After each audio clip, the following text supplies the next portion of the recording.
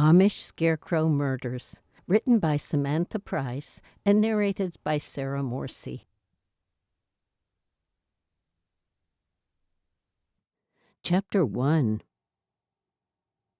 Sunday afternoon dragged slowly for Edie as she rested in bed with Snowy by her side, waiting for Elsa May to come home from the bi-monthly meeting.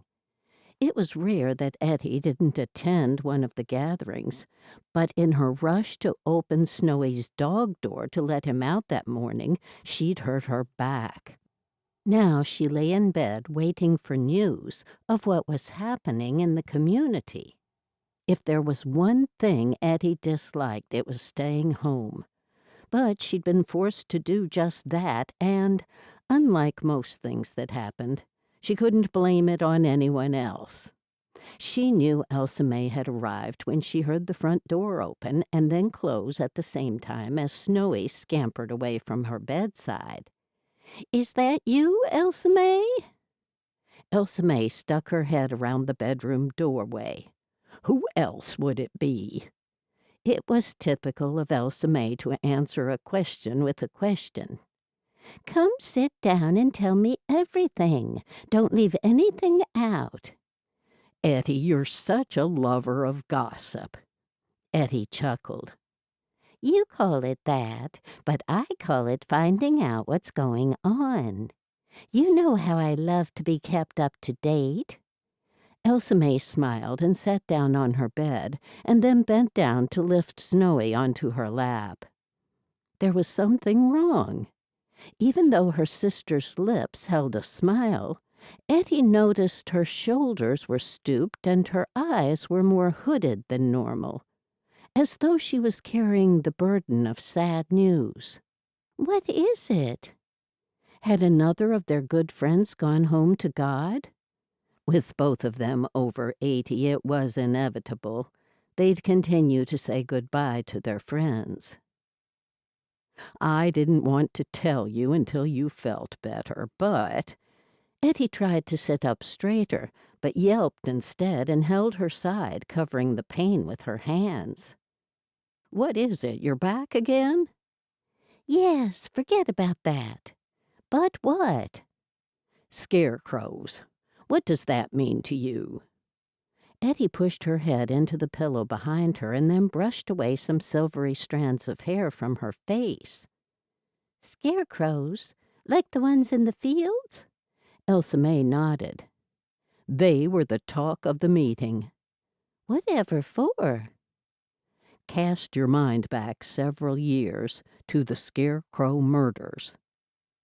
"The so-called Scarecrow Murders were a spate of murders, 5 of them. The victims were stabbed and stolen scarecrows were placed in their front yards." "Exactly," Elsa May said as she stroked Snowy's white ears. "All the victims had left the Amish, too." "It was never solved. They never found who done it." "Who did it?" Elsa May frowned at her. Edie was used to her sister correcting her in an exacting and superior manner. Of course she knew the proper words, but her way sounded better. Sitting there in pain, she didn't have the energy to argue. Besides that, she was aching for Elsa May to get to the point. "That was decades ago. Why are they talking about it now?" Edie held her breath, hoping someone hadn't been killed. Surely not. "What's happened?" Elsa May's thin lips turned down at the corners. "They thought it was someone with a grudge." "Tell me what you know. Why are you nattering on about it?" Edie tried to push herself higher in the bed again, but the pain shot through her like a knife. Elsa May frowned at her. "You'll have to go to the hospital." "Nay, I won't. But you might have to if you don't tell me what's happened." Elsa May stared at her with her big blue eyes and blinked a couple of times. "Eli Schaefer has been killed, and a scarecrow was left in his yard." Edie gasped and held her throat while an image of Eli formed in her mind. He left us right after he married Kate. I know, Elsa May nodded. Another man who left the Amish was also killed 2 weeks ago. What? You mean to say there are two who've been killed? That's right. That's awful.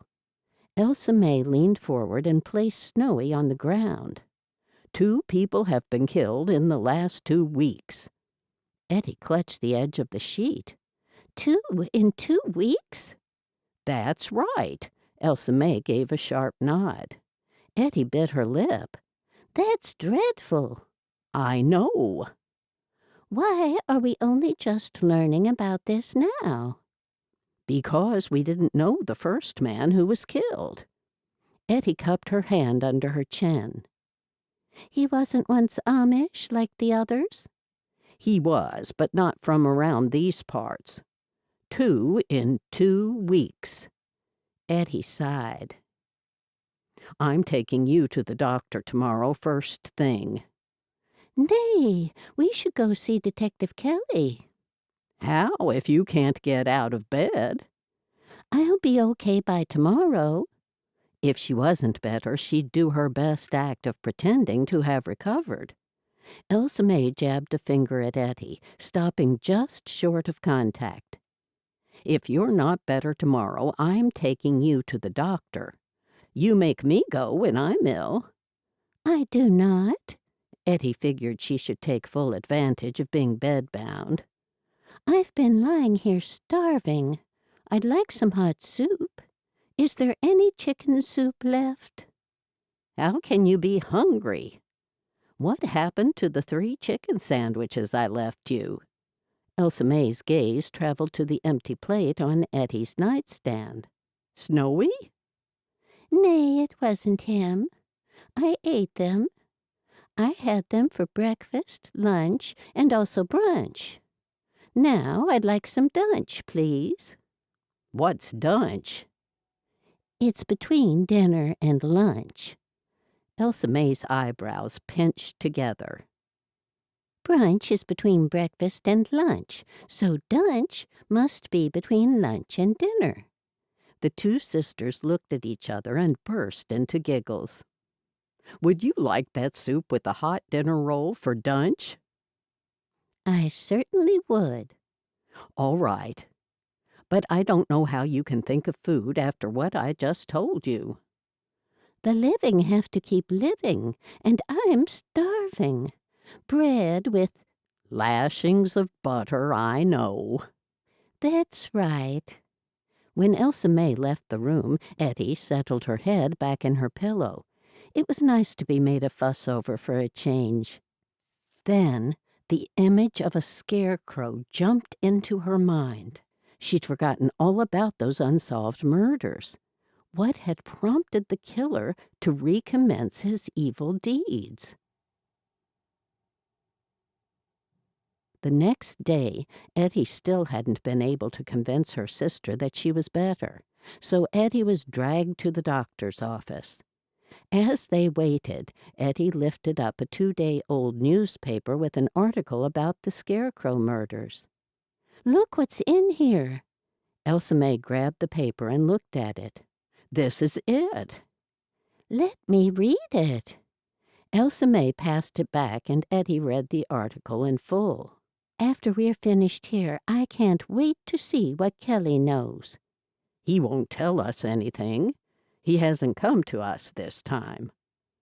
I don't know why, since it involves our community. Edie smiled. Let's save him the trip.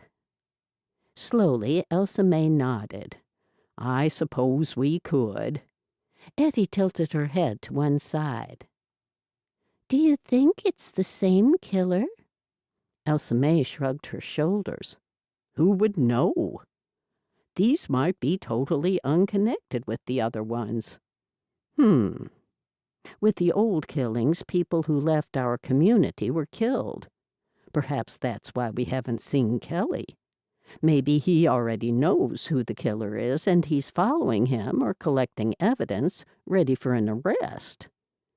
Anything is possible. Edie placed the newspaper back on the table with all the others.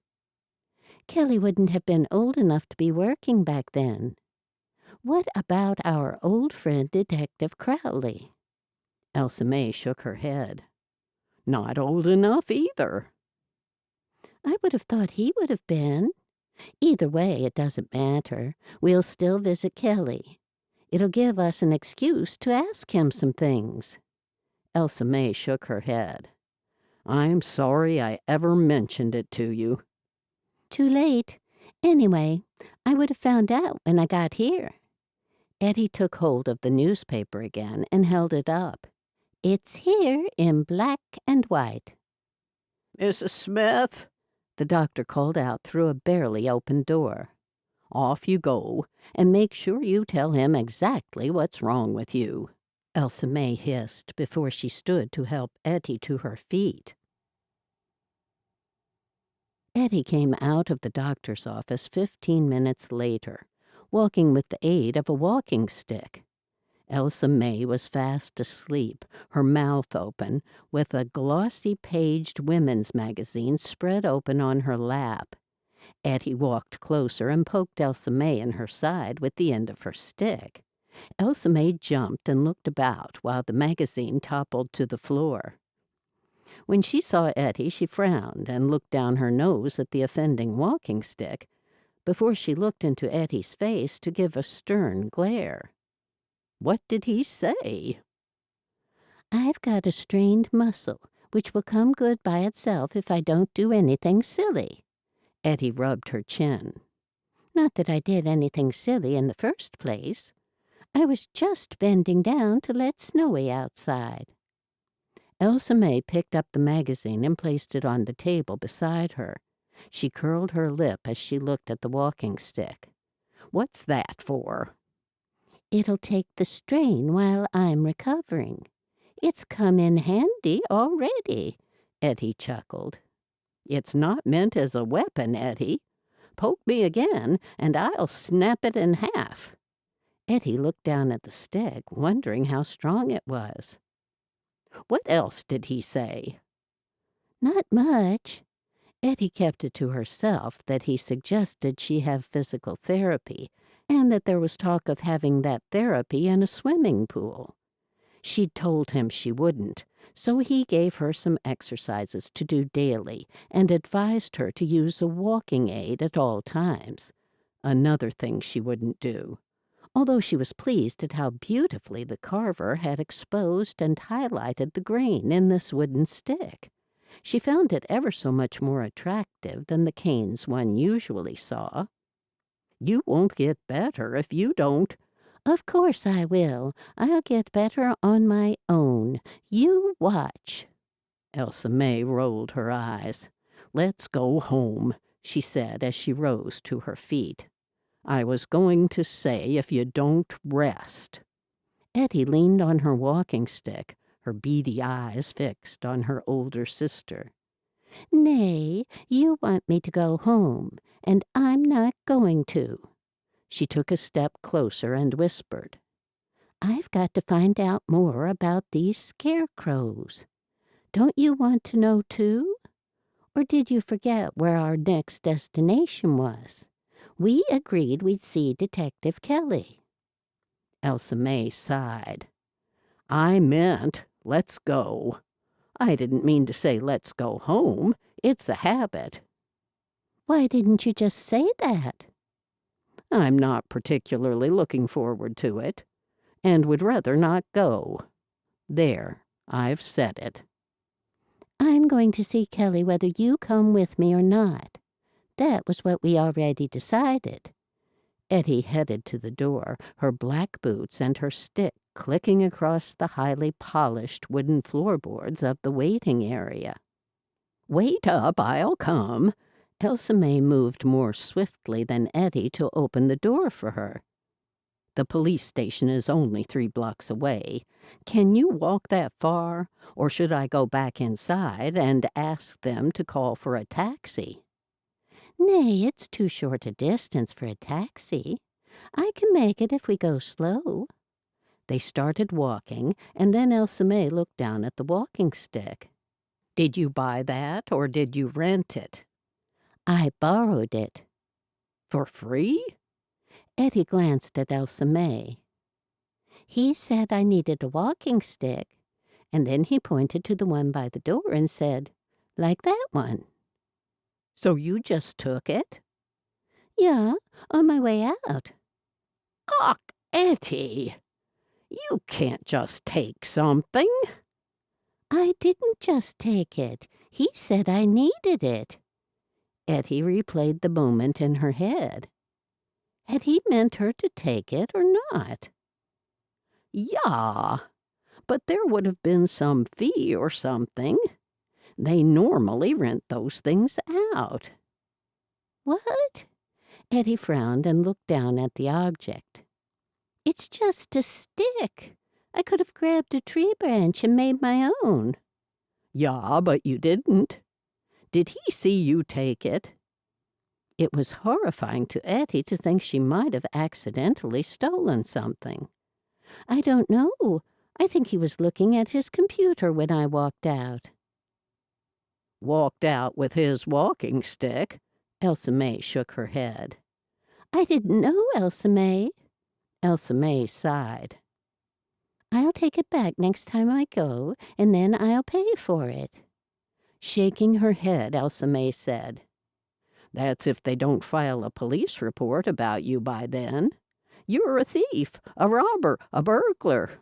I only hope it wasn't the doctor's own personal property." "He's never used one before, but he did stay seated the whole time." Yeah, and he didn't walk out the door to call your name like he usually does. It wonders me how you just took it like that. That makes you a thief." Ettie sighed. "It made sense at the time. Shall I—" "Nay," Elsa May shook her head once more. "But—" "Let's just put the incident behind us for now and continue on our way as we hope and pray the doctor has a spare." Edie was happy to do just that for now, if it was possible for Elsa May to stop talking about it and calling her accusatory names. Chapter 2. Selena Lehman pressed a button to roll down her car window, and then she sat looking longingly at the house where her Amish grandfather once lived. Now it belonged to her, thanks to the efforts of her ex-fiancé, who had petitioned the court on her behalf. Her grandfather left it to Selena in his will. It was to be looked after by a caretaker until Selena was either 30 years of age or married. She was neither of those things just yet, but the house was legally hers, thanks to that bit of legal wrangling. She'd only been through the house once since her grandfather died. Right after he died, and without her knowledge, the caretaker had taken the liberty to lease the house to the Kings. They were a nice Amish couple with a multitude of children. Knowing Selena wanted to move in, the Kings had tried hard to find alternate accommodation. They thought they'd been successful, but the prospective landlord had refused them when he'd learned about the one additional child that was soon to arrive. Selena shook her head in dismay, figuring they'd never move out and she'd never get to live in her grandfather's house. She'd never ask them to move out, knowing they had nowhere to go. The rental amount the Kings paid was modest, a mere token, but they looked after the place well, and the expenses were covered. Thinking the house would be vacated by the time she arrived, Selena had sublet her city apartment. That left her homeless until Gabriel Yoder, the caretaker of her house, had come to her rescue with a place to stay. His place. He informed her it would be empty because he was moving to a house he'd bought next to Edie and Elsa May, the two elderly ladies she'd met on her last visit.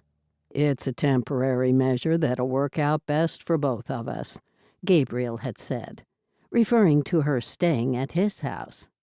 "When the Kings move out, you can move in there." He made it sound like she'd be doing him a favor by living in his house. She was grateful, but doubted he had a good reason to move out.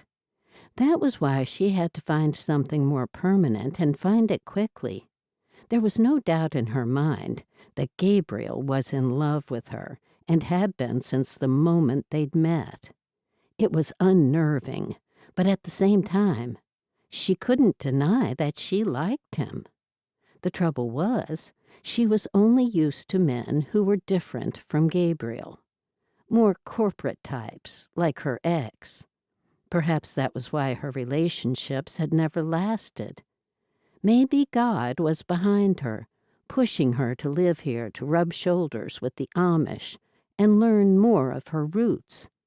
She'd asked herself more than once if she might one day join the community. Often, she wondered what her life would have been like if her mother had stayed in the community rather than leaving as a young mother when she, Selena, was a toddler. Still parked out in front of her house, movement caught her eye. The front door was opening. Her heart rate quickened as she shifted the car into gear and sped away, hoping the occupants hadn't seen her. The last thing she wanted was for the Kings to think she was spying on them. As she drove through the countryside, she calmed down and was able to breathe in the tranquil surrounds. She was going to love living in the country. Gone was the smog and the skyscrapers, the hectic traffic, and the blank faces of strangers as they passed by in the street. A strange sense of peace crept into her heart. She'd finally come home.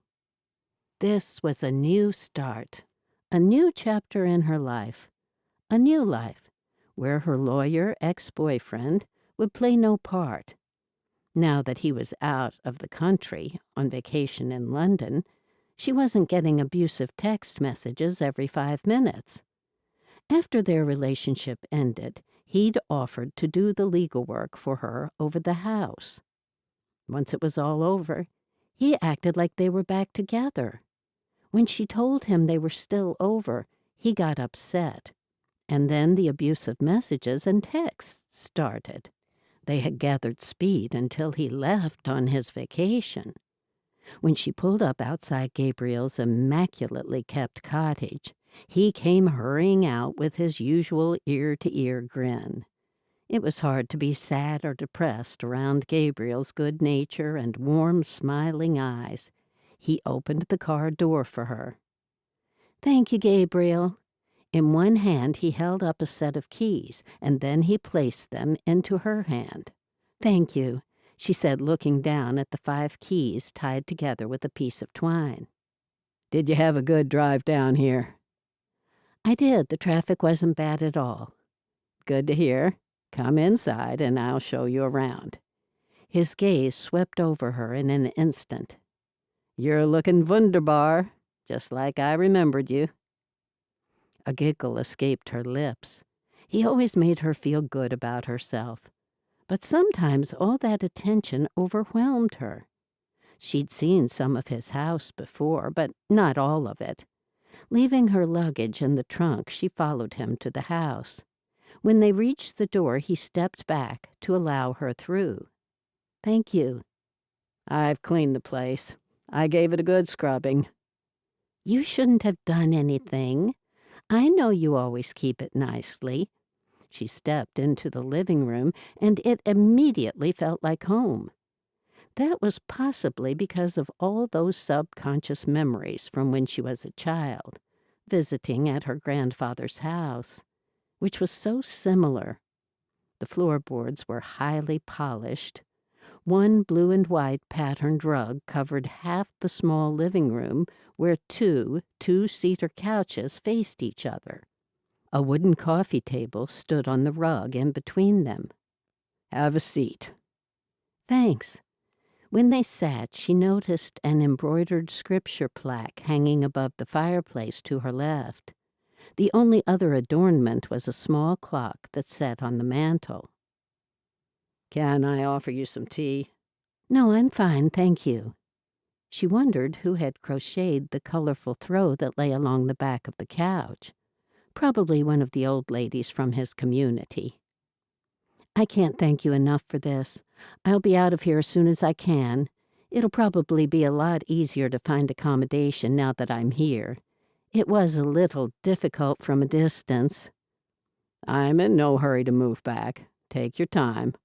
I'm making the other house just as comfortable as this one. It needs work.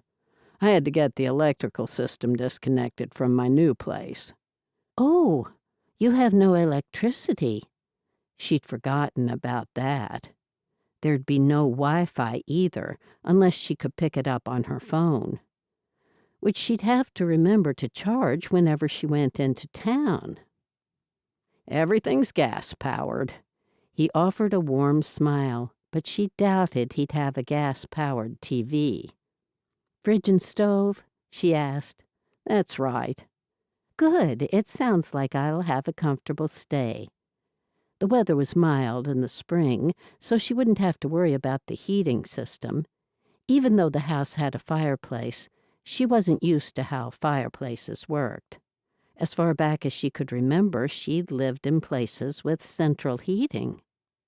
Treat the place like your own, and who knows what the future might bring. She knew he had liked her from the very first time they'd met. He'd made no secret about it. Now she wondered if she'd done the right thing by accepting his kind offer. He was a nice man, handsome even, but she couldn't see herself joining his community, if that was what he was thinking. I've got a pretty good idea what the future would bring, and I hope you don't think that you and I— Let's take it day by day. I can do that.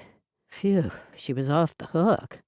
At times she daydreamed about life as a married and contented Amish woman. But since she had no hard and fast plans, she didn't want to lead him on. I'll always be indebted to you for how good you were to my grandfather. We were good friends. There was no one like him. I wish I had gotten to know him better. I'll tell you all about him. I've got so many stories. Selena smiled. I'd love to hear every one of them. Chapter 3. When Edie and Elsa May walked into Kelly's office, he made no mention of Eddie's walking stick, even though he looked straight at it. He was a detective. Wasn't he curious at all? Edie thought he knew them well enough that he should have inquired about it, if only to be polite. However, observing etiquette wasn't one of Kelly's strong points. She sat down on one of the 2 chairs in front of his desk and then leaned her stick against the wall beside her. Once Elsa May was seated on the other chair, Kelly moved behind his desk and sat with a long, drawn-out sigh. What can I do for you two today?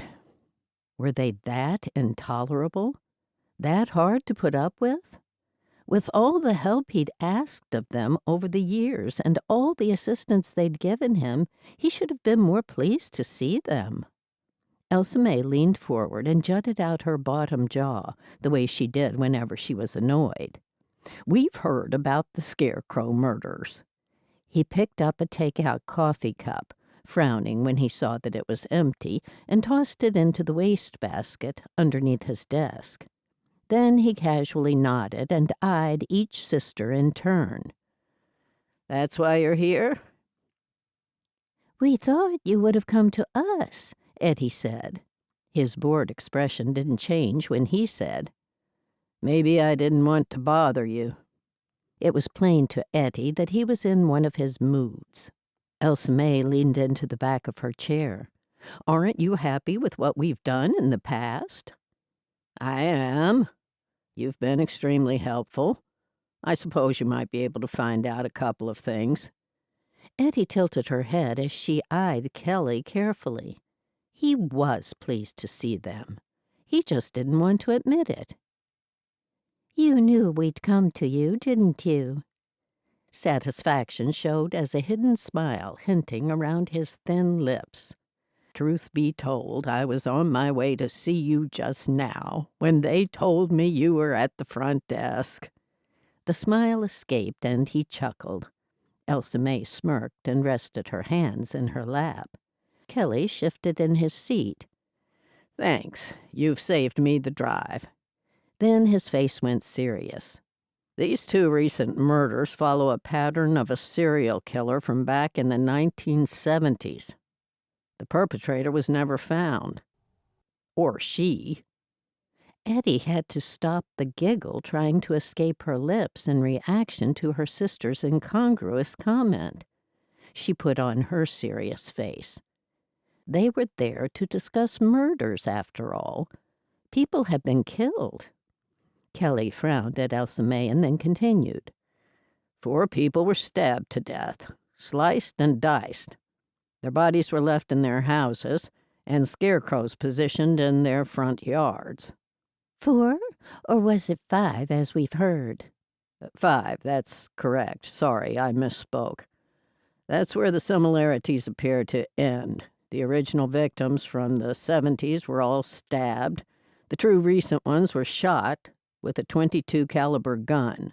Resting his arms on his desk, he leaned forward. "So, is the same person responsible, or is it a copycat murderer?" Edie tapped on her chin, wondering if Kelly meant that as a hypothetical question. "Let's say the killer was 20 back then. That would make him "Around 70 or so?" Elsa May asked. And if he was older than that back then, he'd be very old by now and not likely capable of doing this." Ettie raised a finger in the air. "But it's still possible, especially with the change of murder weapon." Kelly nodded. "We're no closer. Take a look at this." He stood and pointed to a map on his wall. "The blue pushpins are at the scenes of each of the old murders, and the red ones represent the new ones." They were all in the same general vicinity. Edie asked, "What do you want us to find out for you? We've heard talk that the 2 recent victims had left the Amish community." "I'm finding out what they had in common. More importantly, who they had in common."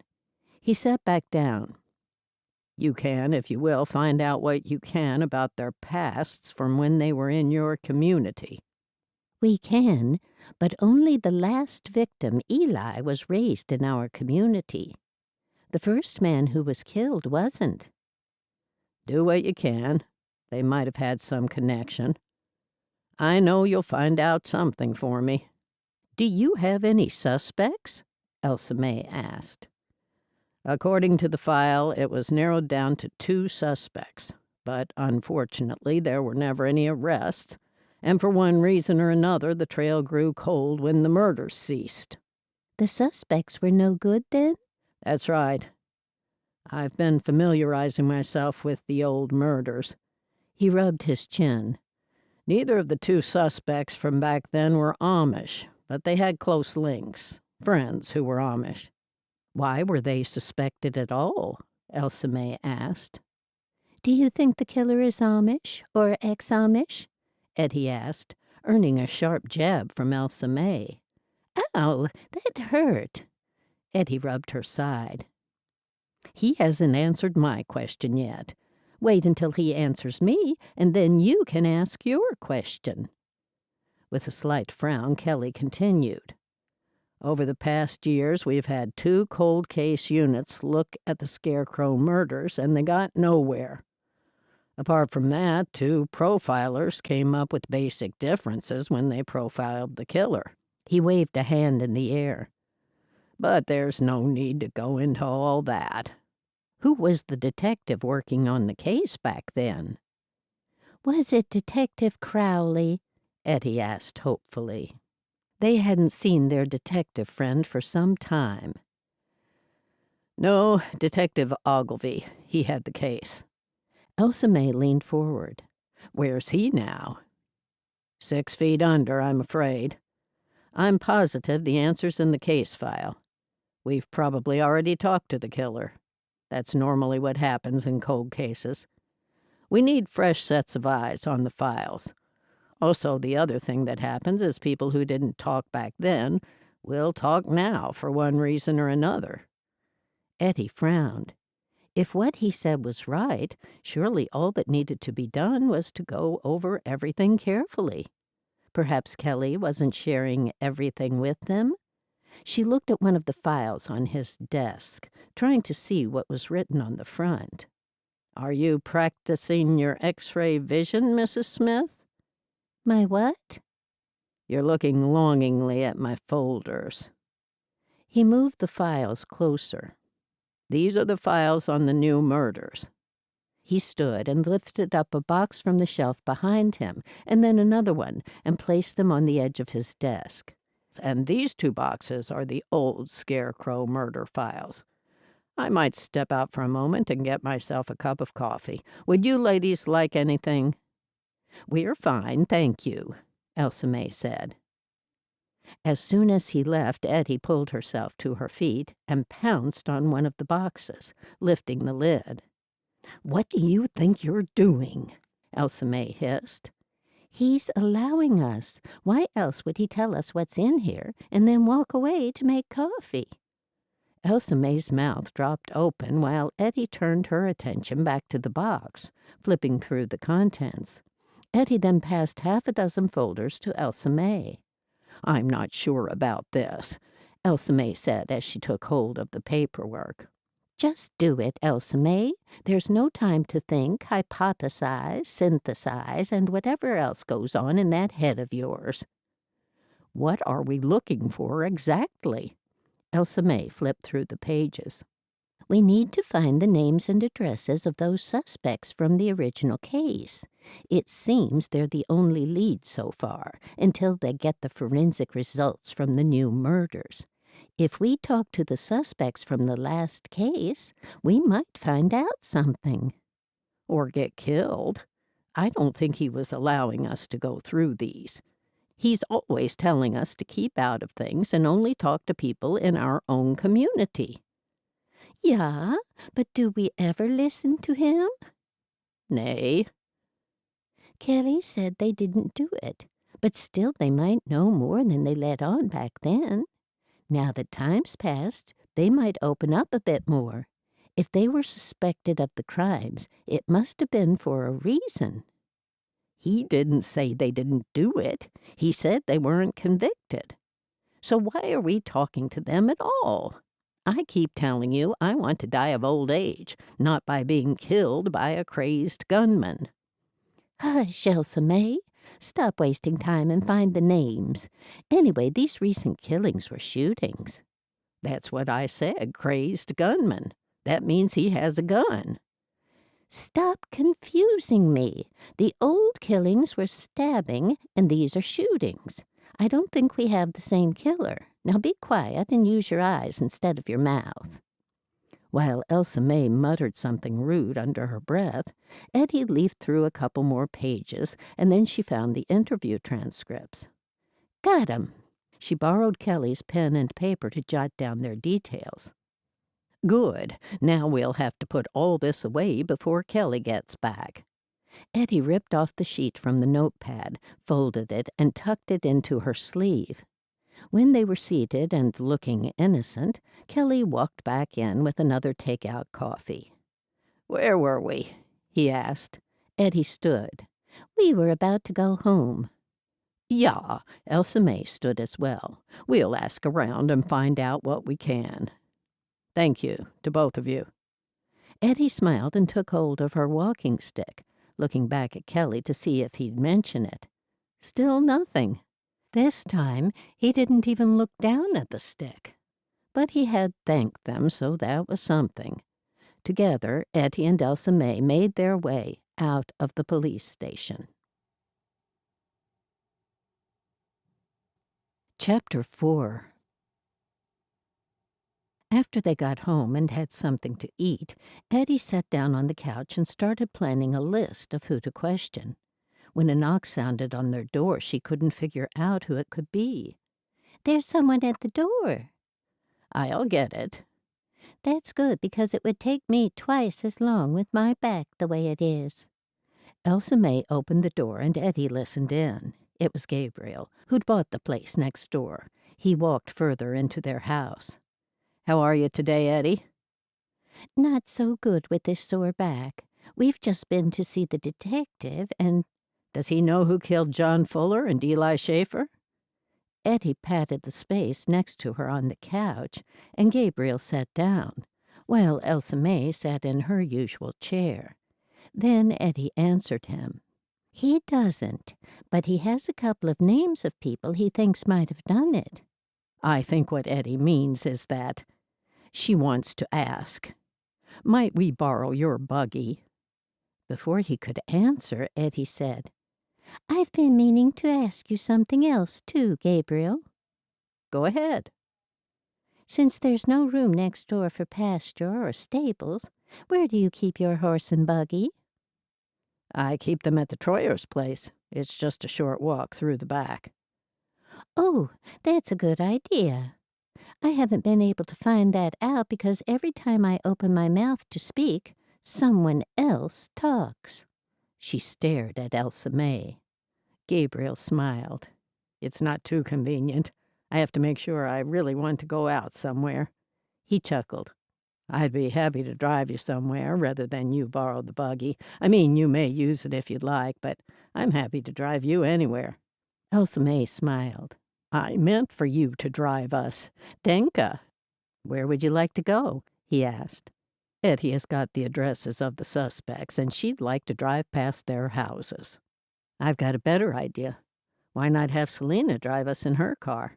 It'd be quicker, and I'm sure she wouldn't mind." "All of us?" Ettie asked. Elsa May's eyebrows rose. Would she do that?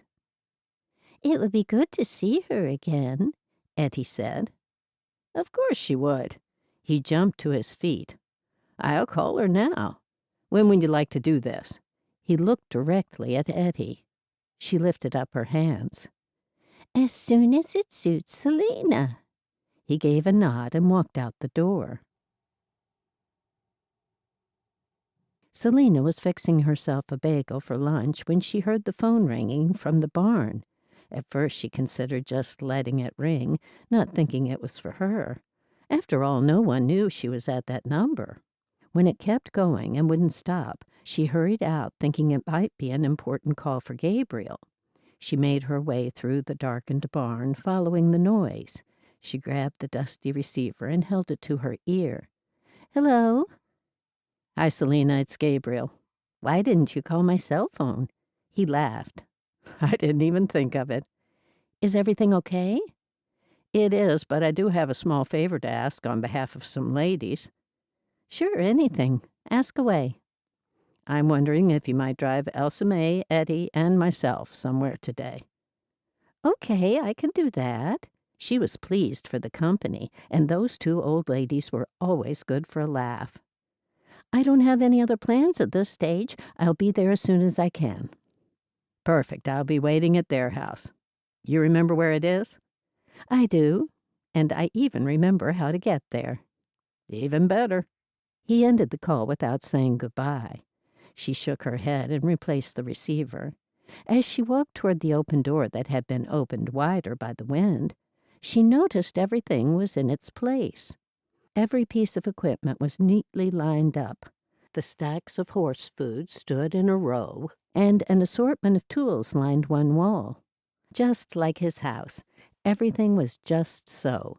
She brushed the dust off her hands, figuring it must have gathered since he'd been gone. When she arrived at Ettie and Elsa May's house, Gabriel was there as he'd said. After they greeted her, they didn't seem in a hurry. She was a little surprised when they asked her inside. "Where am I taking you?"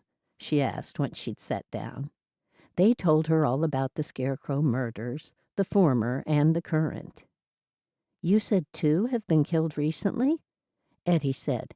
"Yes, and we knew that because we all knew the second person who was killed." Elsa May further explained. "We didn't know the first because his parents left the Amish when he was a teenager, and he wasn't from our community, was he?" Ettie shook her head. "He wasn't." "We must go to Eli's funeral, Elsa May." We'll find out when it's being held. I can find out, Gabriel said. Elsa May gave a sharp nod. Good. And are we going somewhere today in connection with the murders? Selena asked. Elsa May nodded. While Ettie and I were in the detective's office, we happened to see who the suspects were for the old murders, and we have their names and addresses. Her eyes widened. And you're going to what? Question them, Ettie said. Selena shook her head. I don't think that's a good idea. Ettie just wants to get a look at them and a feel for what they're like and such, Elsa May answered while Ettie stared into the distance, lightly tapping her walking stick on the floor. Don't worry, we do this kind of thing all the time. We're used to it.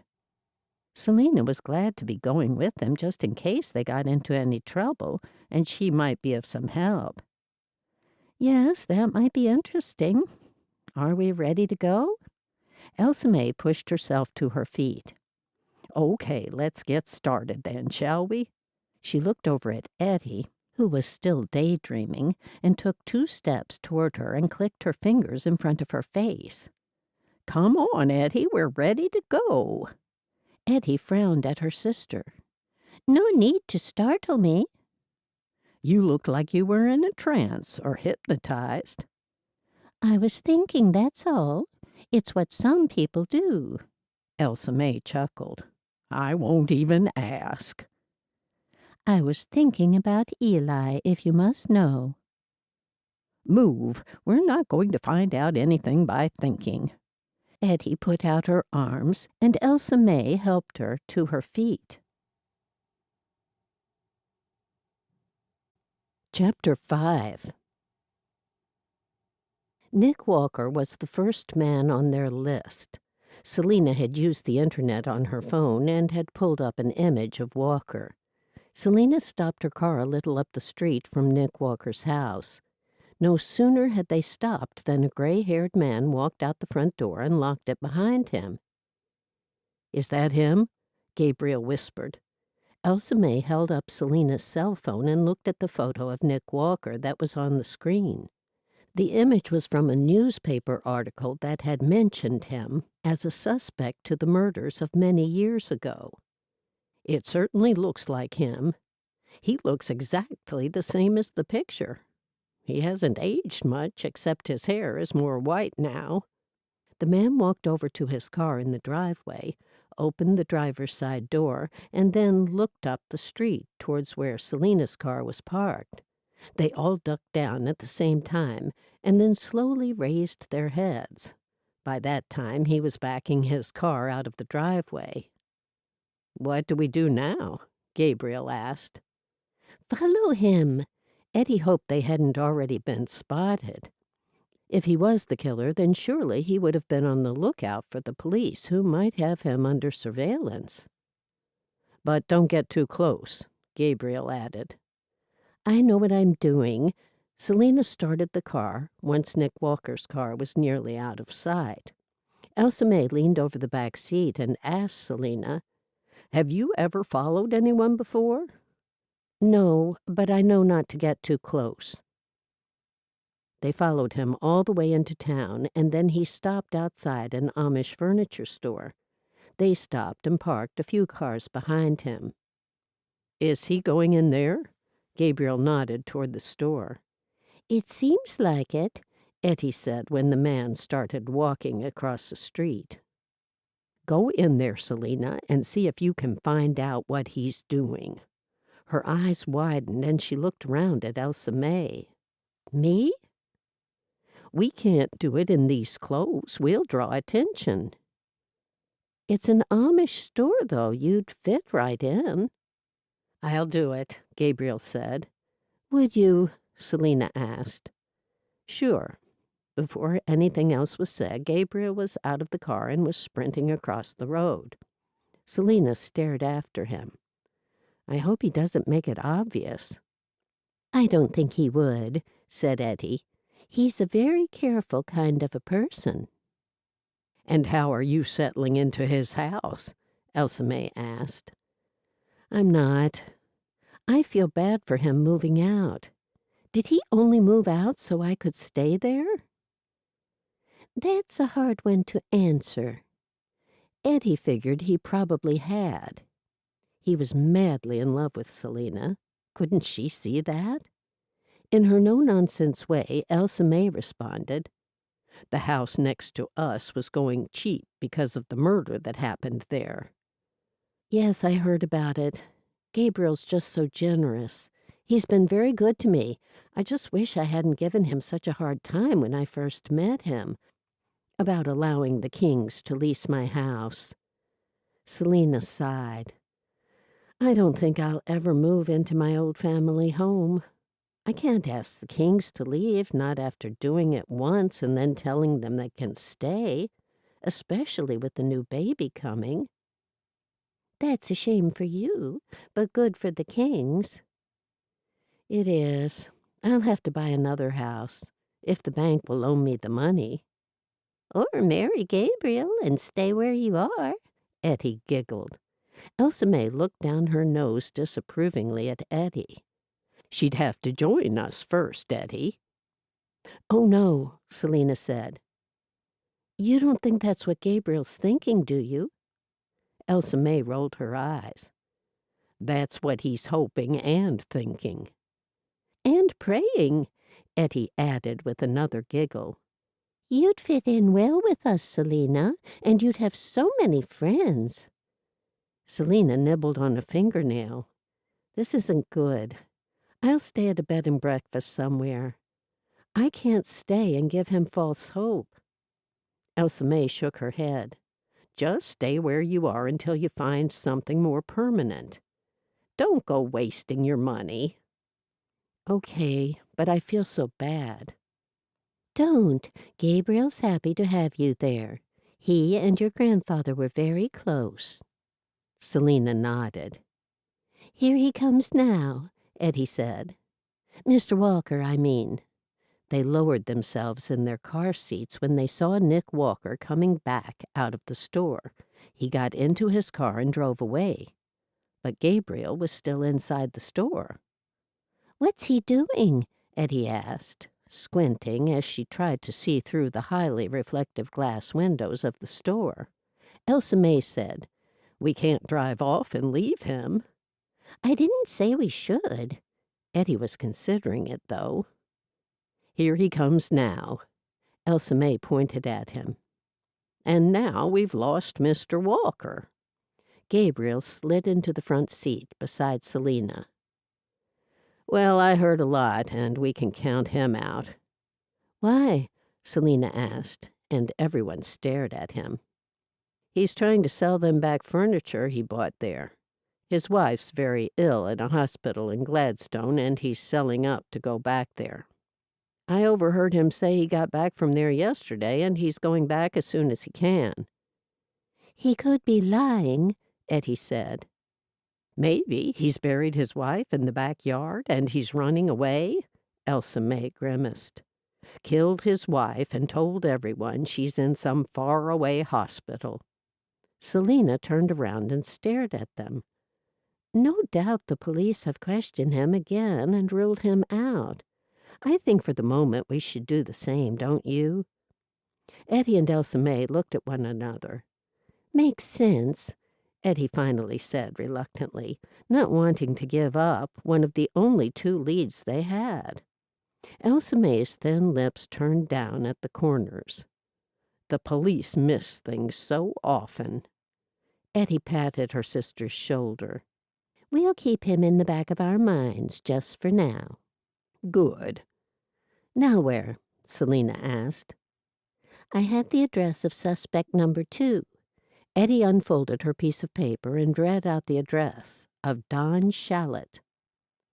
Selena tapped the address into the maps on her phone. That's not far from here. What's the plan? Gabriel suggested.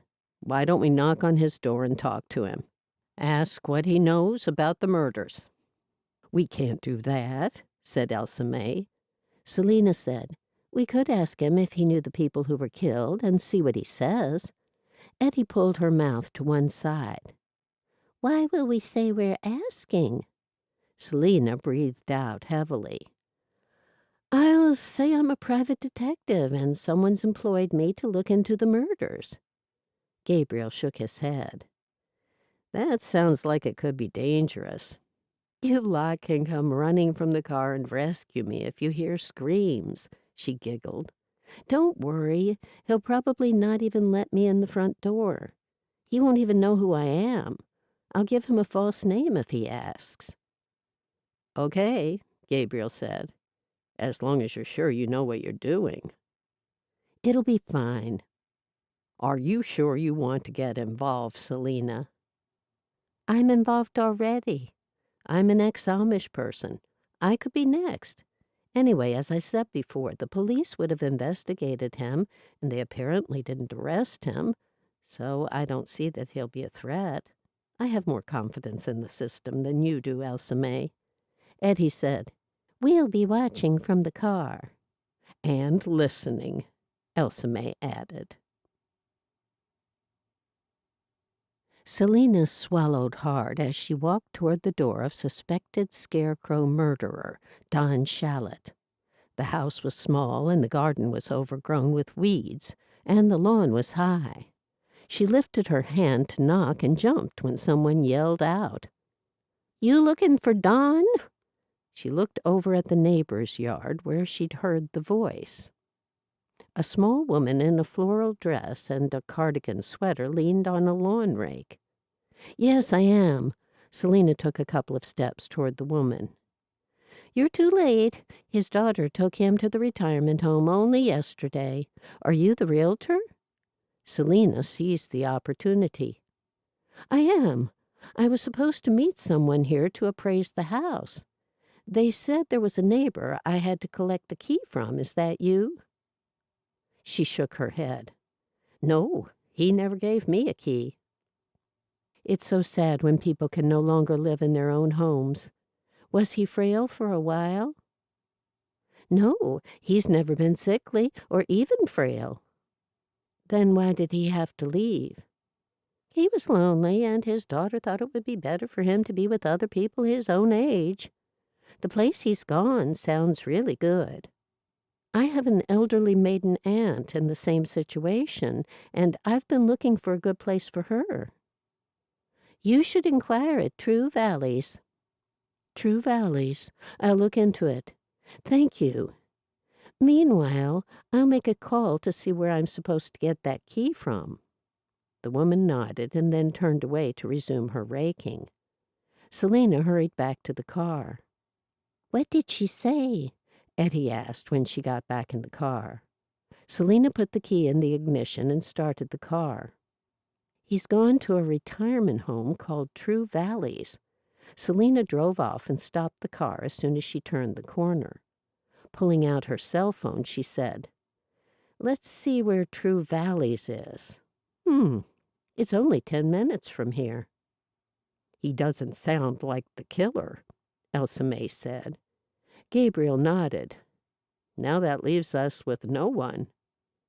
Ettie put her head in her hands. What's the matter, Ettie? We have 0 leads. You can't be that upset over no leads. You're probably upset because of your back. Ettie sniffed in disagreement. Then she said, Let's think this through. I asked Kelly if he thought the 2 different scarecrow murders were linked, and he seems to think they aren't. There are differences. So we might be dealing with a copycat, in which case we've just wasted all morning? Elsa May asked. Nothing like that is ever wasted if it allows us to rule things out, said Selena. No one ever solved the mystery of who did those 5 murders all those years ago, Elsa May said. Let's put those aside for a minute, Edie said. Let's hear what Selena has to say. Go on, Elsa May urged. Firstly, why were those 2 men suspects in the first round of killings? Selena asked. Elsa May said, because there was an eyewitness to one of the killings, and those two men were brought in because back then they both drove red pickup trucks, and their physical descriptions matched as well. Eddie's jaw had dropped, staring at Elsa May. You know all that? I read it when you handed me those pages in Kelly's office. Why didn't you tell me? Elsa May shrugged her shoulders. That was pretty important information to keep to yourself. Sorry. She fixed her innocent blue eyes on Ettie and blinked rapidly. Ettie groaned. Sometimes I wonder. I didn't keep it from you on purpose. I thought you knew. How could I? It was in the file. Yeah, the part I handed to you. Ettie shook her head. Sometimes it wonders me. Selena cut across the two of them. Who was the eyewitness? They are dead now. There was a note in the file about that. Ettie shook her head. How did he or she die? It was a man, and he died in a plane crash a couple of years after the last murder. Ettie said, At least we know now, and it's obvious that they didn't have sufficient proof to charge either man. We came into this knowing that. Gabriel nodded. Sorry, Selena. What were you going to say? I had asked why these two men were suspects. Just because of the pickup trucks? And there seemed nothing remarkable about their appearances. They were average-looking. Anyway, let's forget about those first murders and concentrate on the recent two.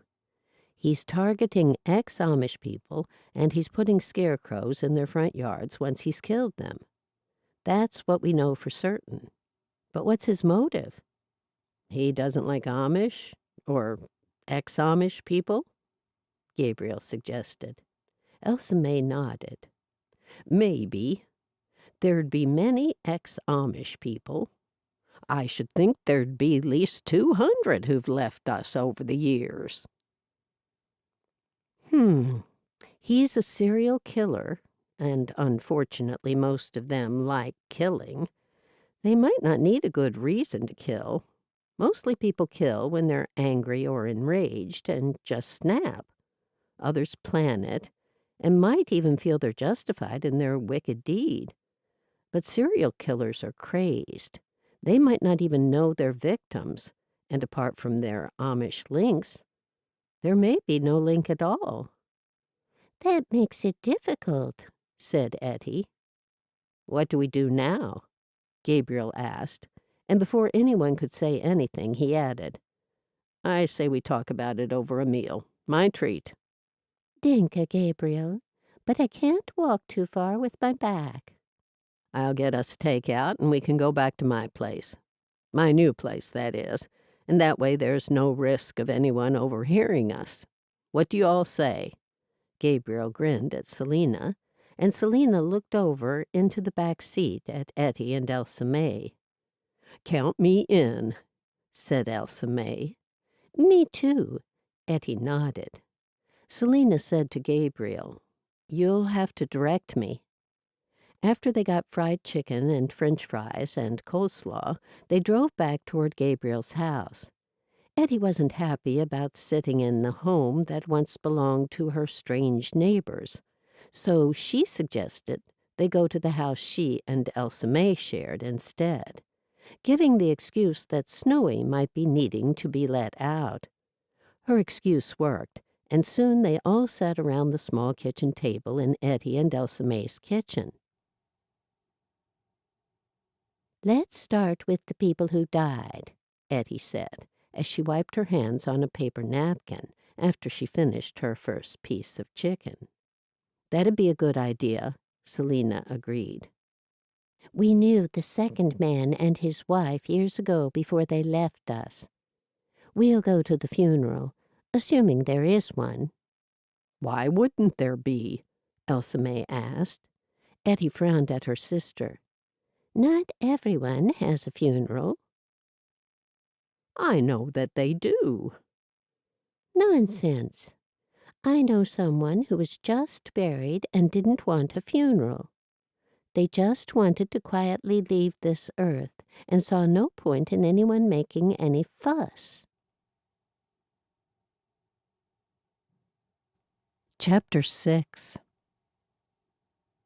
In the late afternoon, Selena was glad to get away by herself and look around the local stores. Since she had gotten here, all she had done was drive around looking for suspected killers and participate in the talk about murders. She'd moved here to get away from all the bad memories of her ex-fiancé and to learn more about her roots and her ancestors. Singing along to the song on the radio, she drove down the main road, looking at the stores she'd browse through when she had more time. Then someone who walked into the post office caught her eye. She kept driving with one eye on the road and one eye on the man. The height, the broad shoulders, the shape of the head. It can't be. Selena stared at the figure for a moment and then looked back at the road before she slammed on the brakes as the car in front of her slowed. The brakes screeched and she came to a halt as the car in front of her drove on. Looking around, she saw people staring at her car. She took the opportunity to have a quick look around for the man before she continued on her way. He must still be in the post office. As soon as she could, she pulled her car off the road, taking the nearest legal spot. She locked the car, hurried to the post office, and walked inside. He was gone. Immediately, she felt sick to her stomach. Was it possible that her crazy ex-fiancé had followed her? She made her way back to the car, dazed and confused. There was no point looking further. He could have gone in any direction. She opened her car door and slid into the driver's seat, immediately poking the automatic lock. With her hands clutching the steering wheel, she lowered her forehead onto it.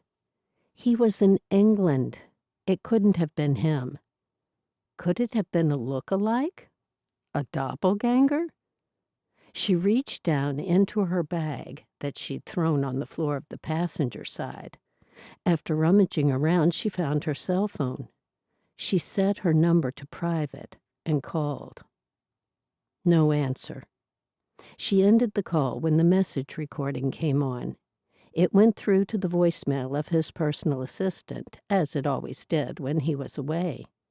He was on vacation staying with an old school friend in London. It can't have been him. Now her day was ruined.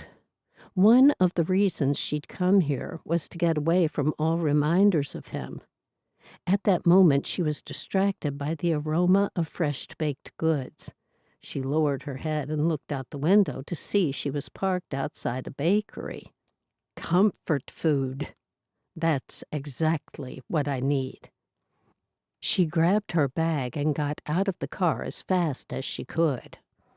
After she stood staring for several moments at the array of iced donuts and cakes and cupcakes, she finally made her selection of 12 assorted cupcakes. The clerk put them in a sturdy white cardboard box for her and tied it with string. When she got back to the car, she placed the box on the passenger seat and fastened the seatbelt around it. She wasn't taking any chances with the one thing that'd make her feel better.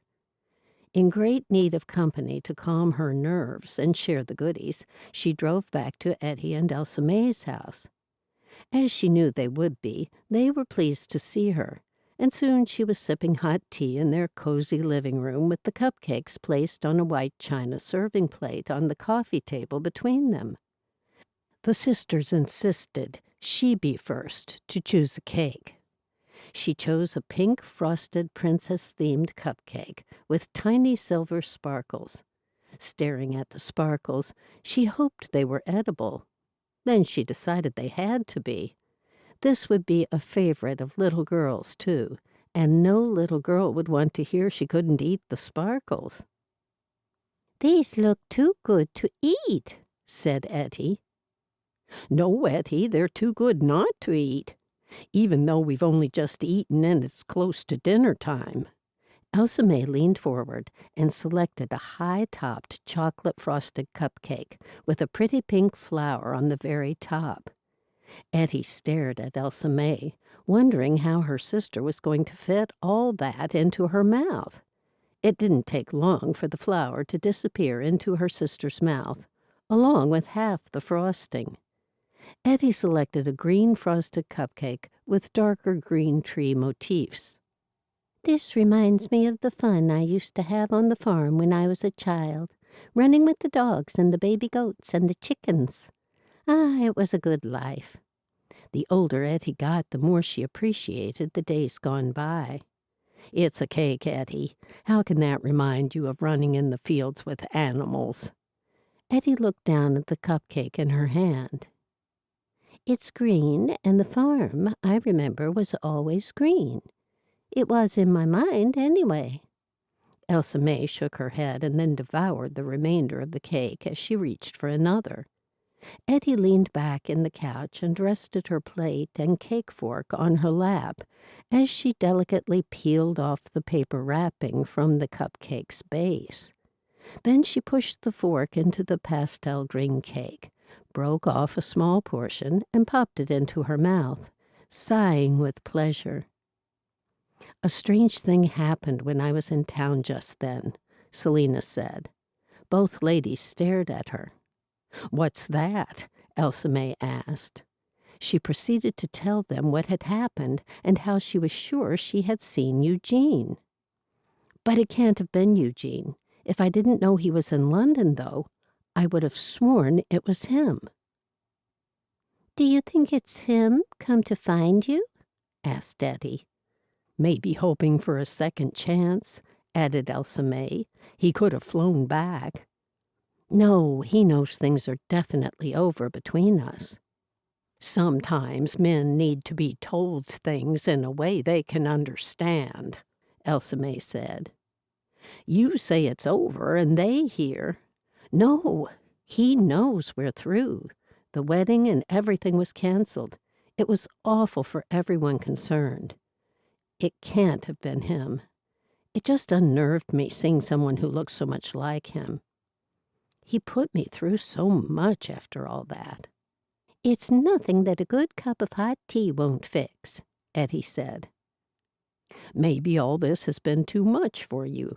We got you to drive us to too many places, and you should be relaxing and enjoying yourself, settling in." "I've enjoyed it, I have. It reminded me of when I used to be on the force. I never got out of the office, but I always wanted to be a detective. That was my dream." "Was your old fiancé a lawyer?" Edie asked. "Do I remember correctly?" "Yes, he felt obliged to follow in his family tradition. They're all lawyers." Selena shrugged. Edie frowned as a feeling of uneasiness settled over her.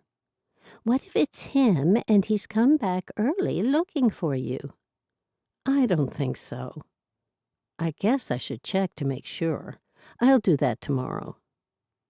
"Has he ever been violent?" Selena looked over at Elsa May. "I'll be fine. I'm sure he has no idea where I am." "Still, we'd feel better if you stayed here tonight," Elsa May said with a smile as she dotted her finger along her mouth to collect stray cake crumbs. "I'll be fine, truly. I think it was just my mind playing tricks on me, that's all." Ettie loaded her fork with more green cake as her mind wrestled with the idea of it really being Eugene that Selena had seen. Chapter 7. The next day, when Elsa May was finishing up washing the breakfast dishes, Edie said, "Elsa May, why don't we go to the Happy Valleys retirement home and see if we can talk with Don Shallot?" Elsa May shot her a look. "That's True Valleys, Ettie." "Is it?" "Yeah, that's what Selena told us." "I like the sound of Happy Valleys better. It makes me feel good inside." Elsa May pulled out the plug, shook her hands dry, and then picked up a tea towel. Ettie couldn't help, not with her ailments.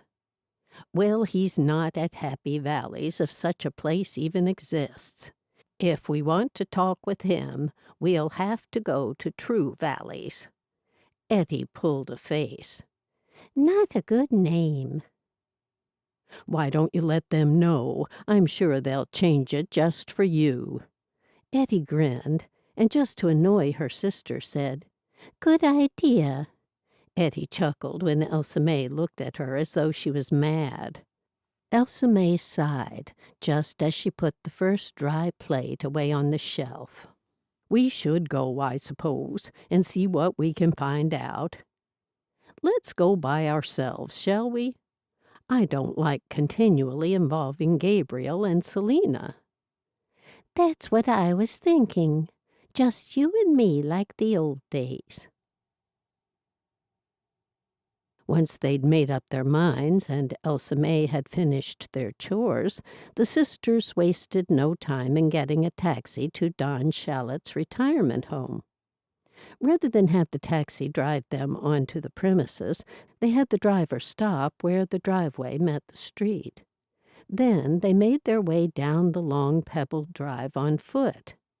Elsa May giggled. Every time I go into one of these places, I hope that they let me out again.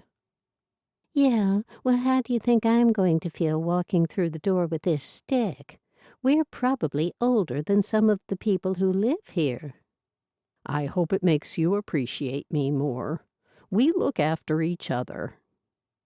Well, how about you appreciating me? Edie looked over at her sister, who was striding ahead of her. Edie was too busy looking at Elsa May, thinking up something else to say, rather than watching where she was going.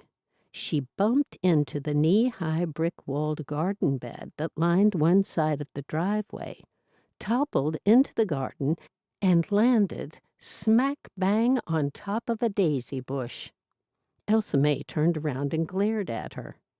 We've got no time to take a break, Ettie. Shall I go in by myself? A bee buzzed around Ettie's head, and instinctively she swiped at it before she realized she shouldn't. She'd learned a long time ago, if she left such creatures alone, they'd leave her alone. When she saw the bee was gone, her attention turned back to Elsa May, who was now standing, staring, with hands on hips.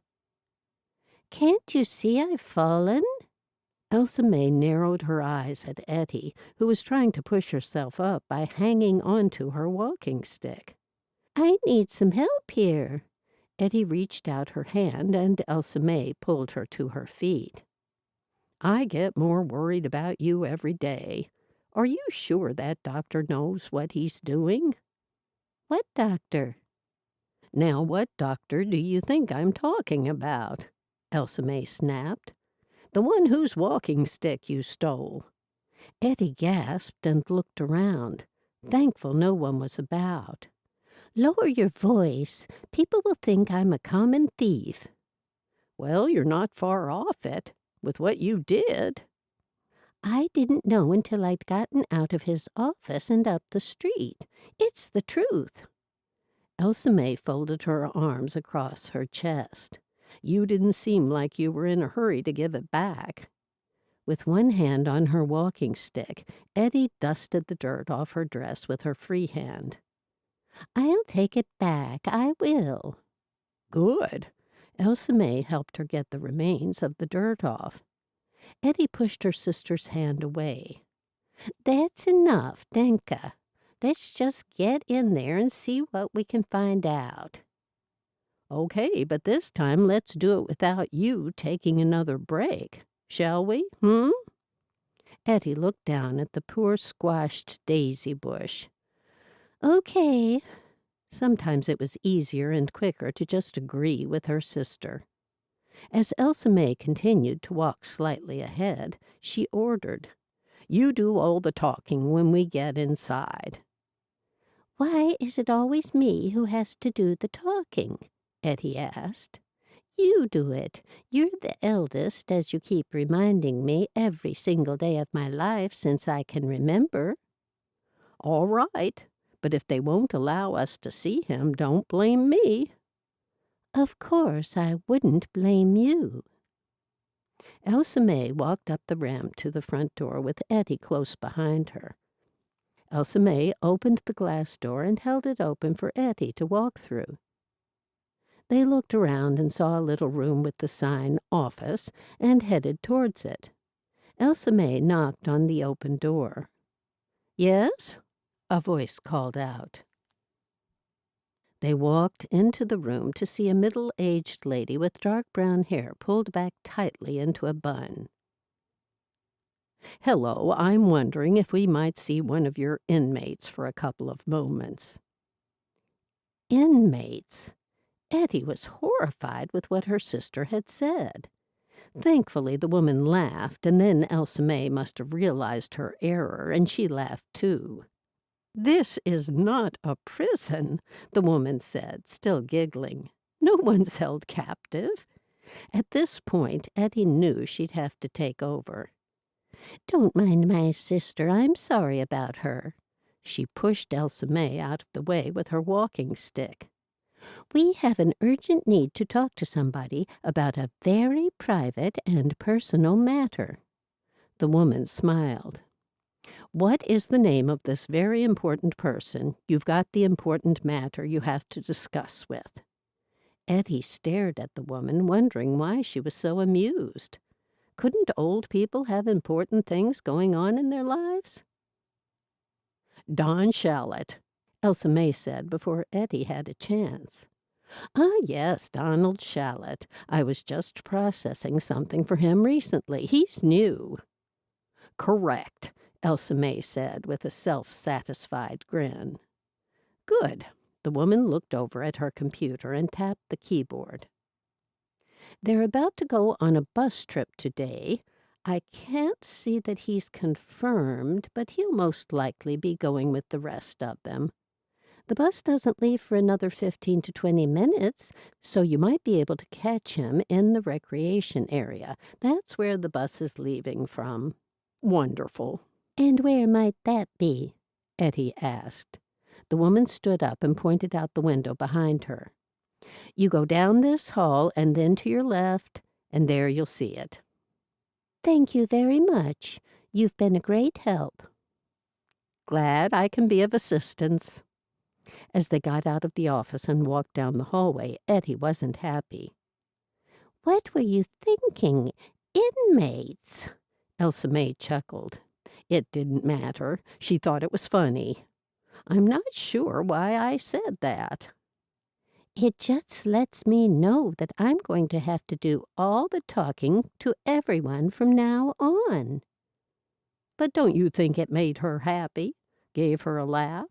And then she was more inclined to help us?" I don't think that's the case. I think she thought you were clearly batty, and she wanted to get rid of you, get rid of us, since I was guilty by association. "My, you're grumpy today." I'm never grumpy. "What are we going to say to this man?" Elsa May stopped still. "Wait, we don't even know what he looks like." He's old. "So is everyone in here."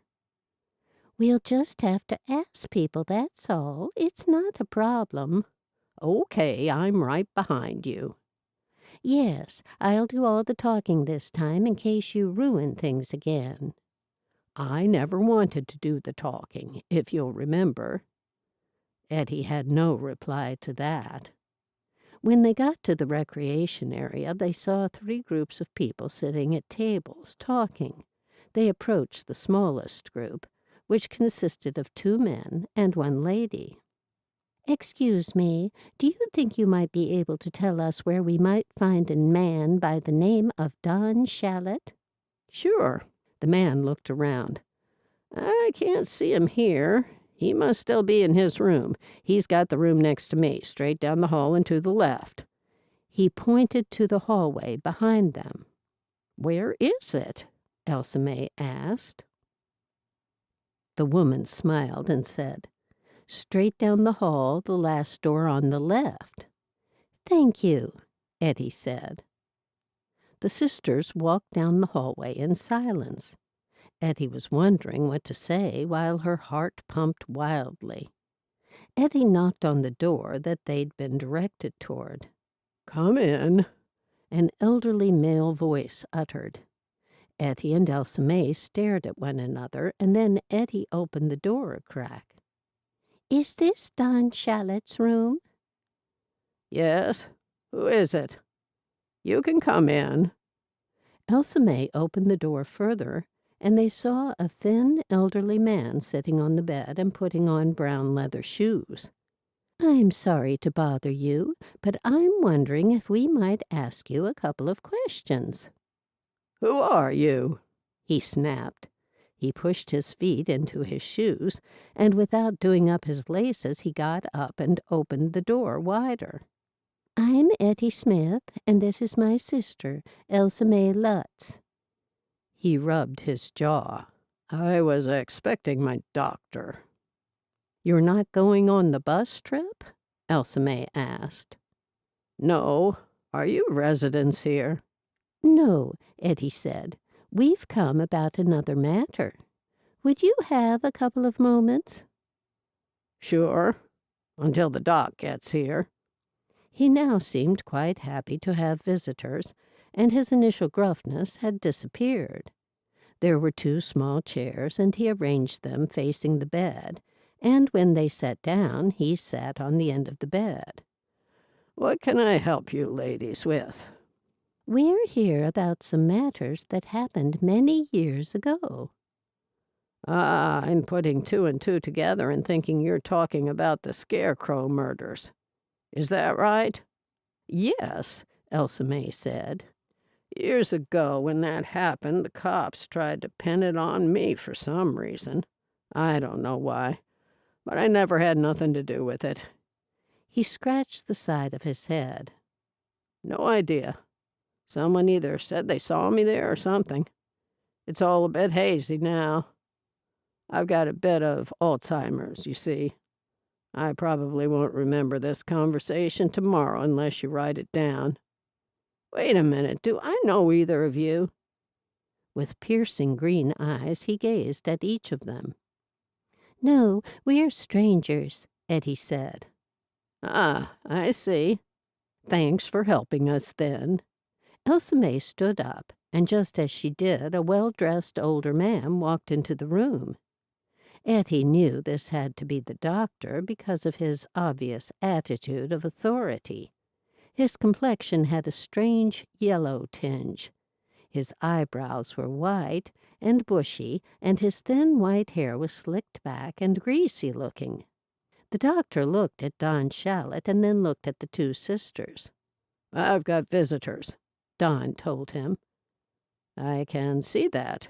"It's all right. We were just leaving," Ettie said. "This is my doctor," Don said. "I'm Dr. Grifford. I've done studies in the past on the Amish." "You have?" Elsa May asked. "I have. That was many years ago. Studying your DNA and the diseases that are prevalent amongst your people." "Since you're a doctor, you might be able to help my sister. You see, she has a bad back, but she also has a sore leg along with it. Why's that?" Ettie's face flushed hot with embarrassment. "Elsa May, we can't get free advice. It's rude. I'm sure the doctor's got better things to do with his time." "I do have a private practice. I'm happy to see you ladies at no charge." "Why would you do that?" Elsa May narrowed her eyes. "We don't want you to do that. We're quite happy to pay," Ettie said. "Please don't be offended by my sister." He laughed. "I'm not offended. It takes me back to a time when I was doing the bulk of my research." "When was that?" Elsa May inquired. "A long time ago." He reached into his jacket pocket and pulled out a white business card and handed it to them. "Make an appointment with Louise, my secretary." Elsa May stared at the card while the doctor continued looking at Edie. A misdiagnosis at your age could be fatal. It could be more going on than a bad back, like your sister suspects." "Thank you, Dr. Grifford," Elsa May said, handing the card to Ettie. "We'll make an appointment. Come along, Ettie. And thanks for your time, Mr. Shallot." Ettie didn't want to leave because she hadn't finished talking to Don Shallot. But they had to, because the doctor was there. As they walked back down the hallway, Elsa May said, "What do you think of that, Ettie? We just got a free medical appointment." As our Vater used to say, there is nothing that is truly free except advice. Dot never said anything like that. What are you gabbing on about now? It was something like that. Didn't he say something? Never. Well, he said loads of things, but nothing like what you just said. It doesn't matter. I'm not going. And what does he mean by at my age? Does he think I'm 100 or something? They walked past the people who were getting on the bus. Edie wondered where they were going, and might they be able to catch a ride home. "Don't be offended all the time by what people say, Ettie. They don't know how fit and well we are. I want you to have a second opinion." Edie thought better of the bus idea and decided to get a taxi. "You're just too embarrassed to go back to our original doctor." Elsa May shook her head. "Nay, I'm not. You have to go back there to give him his walking stick back." Looking down at the walking stick, Edie felt bad for accidentally stealing it. If she really had. Chapter 8. Selena had found out when and where the service for Eli's funeral was being held, and she'd offered to drive the elderly sisters and Gabriel. On the way to the chapel, Gabriel turned around from the front seat and asked Ettie and her sister, "What do you hope to find out here?" "We need to find out what, if anything, this man had in common with the first man who was killed." "That's right," Elsa May said. "And we need to find out if there was any connection between the newer and the old Scarecrow murders." "I wish I could do more to help," Selena said. "We'll spread out and ask questions of people and see what we can find out," Ettie said. "I'll talk to Kate." "Is that the wife?" Selena asked. "That's right." When they walked into the white wooden chapel, they noticed they were the only Amish people there, aside from Kate's sister, Molly. They sat down in the back row. Then someone handed them a leaflet about Eli Schaefer with his photograph on the front. Ettie held it and showed it to Elsa May. "What's this thing called? We always get one at English funerals." "I'm not sure. I don't think it's called anything." "It should have a name." Elsa May nodded. "Maybe it does, but I don't know what it is." "I think it's called a memorial program," Selena whispered. Ettie nodded and kept looking at it. I would have named it something different, but nothing comes to mind." Selena asked, "Was Eli raised Amish and then all his family left when he was just a boy?" "No," Elsa May said, leaning across Ettie to talk to Selena. "He married Kate within the community, and then they moved away a little later." "Ah, I think I was getting him mixed up with someone else." Ettie looked around the room. There wasn't a spare seat anywhere. She'd never been to an English funeral that was so crowded.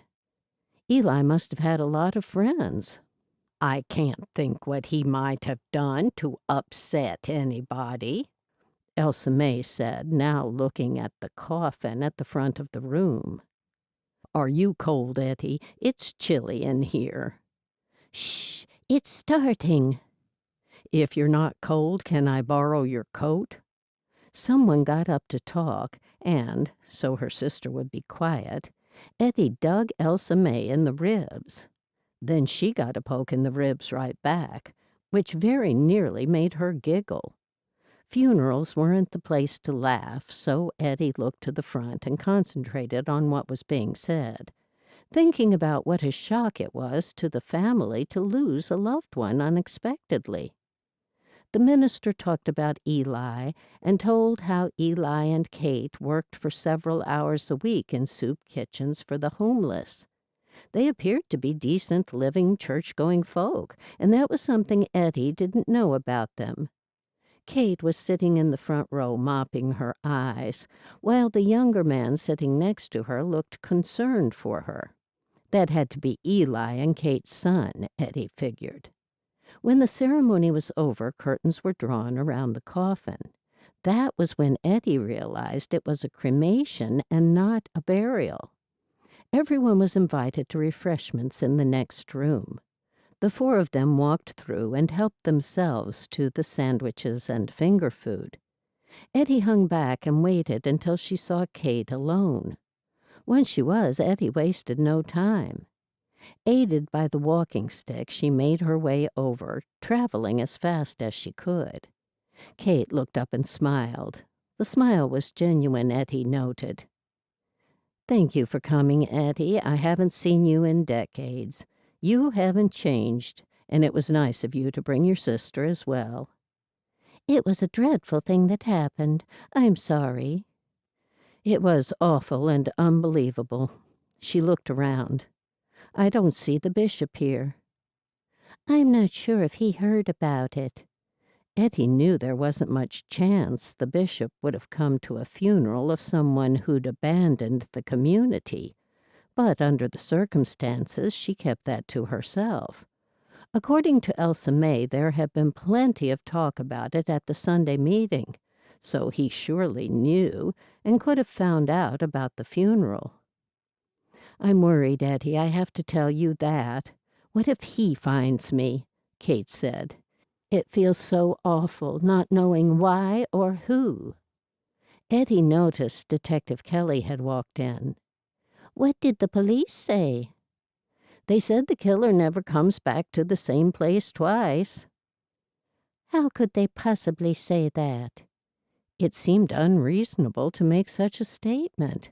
When Edie saw Kate's eyes now wide with fear, she said, "I'm sure there's nothing to worry about, but it wouldn't hurt to take precautions." "They said they'd give me protection, but so far I've seen none of it. He doesn't even know if this is the same killer as last time. Who knows when and where it will end?" Edie nodded.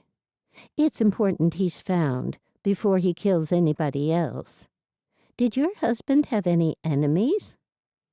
"Like I told the cops, he only had one person he was arguing with, and that's the man who lives next door." "And what was that all about?" "He was continually arguing about property boundaries. We live on a modest plot of land, not like the farm we had before we left the community. The neighbor said our fence should have come in on our land another foot, but Eli said it had been that way when he bought it, and it could jolly well stay that way. That's not exactly what he told him, but I'm sure you don't want to hear the curse words." "No, I don't. Yes, I get the idea. The two were at loggerheads then." Kate nodded vehemently. "Our garage was built right on the fence line, and if we moved the fence, we would have had to pull down our garage and the slab upon which it was built. That's not an easy thing to do, and it would have cost us so much. At one point, Eli offered him money just to help him forget about the whole thing, but he wouldn't hear of it. I mean, what difference would a foot make to him?" "Not much." The neighbor said it was the principle of the matter. But he wasn't going to use it for anything at all, and for us it would have cost us thousands. "Apart from him, was there anybody else that you can think of? Anybody who would have had something against Eli or you?" No, I can't think of a single soul who would have been upset with us. She shook her head and cast her gaze downward. It was dreadful, Edie. There was a knock on the door in the middle of the night. Eli got out of bed to answer it. I stayed in bed half asleep, nodded off for a bit, and when I woke up, I remembered someone had knocked on the door, and Eli still hadn't come back to bed. I went out there and saw him dead on the floor, lying in a pool of blood. I screamed and called 911. I didn't see the scarecrow outside until I looked out, hoping the ambulance would hurry. A chill pierced through my body when I saw the scarecrow standing there staring back at me. Staring at you? Facing me. It was just a pole with a black hat on its head and straw stuffed into the clothing. It was the evilest thing I'd seen. It was mocking Eli as he lay there dead. Edie shook her head. I'm so sorry to hear it.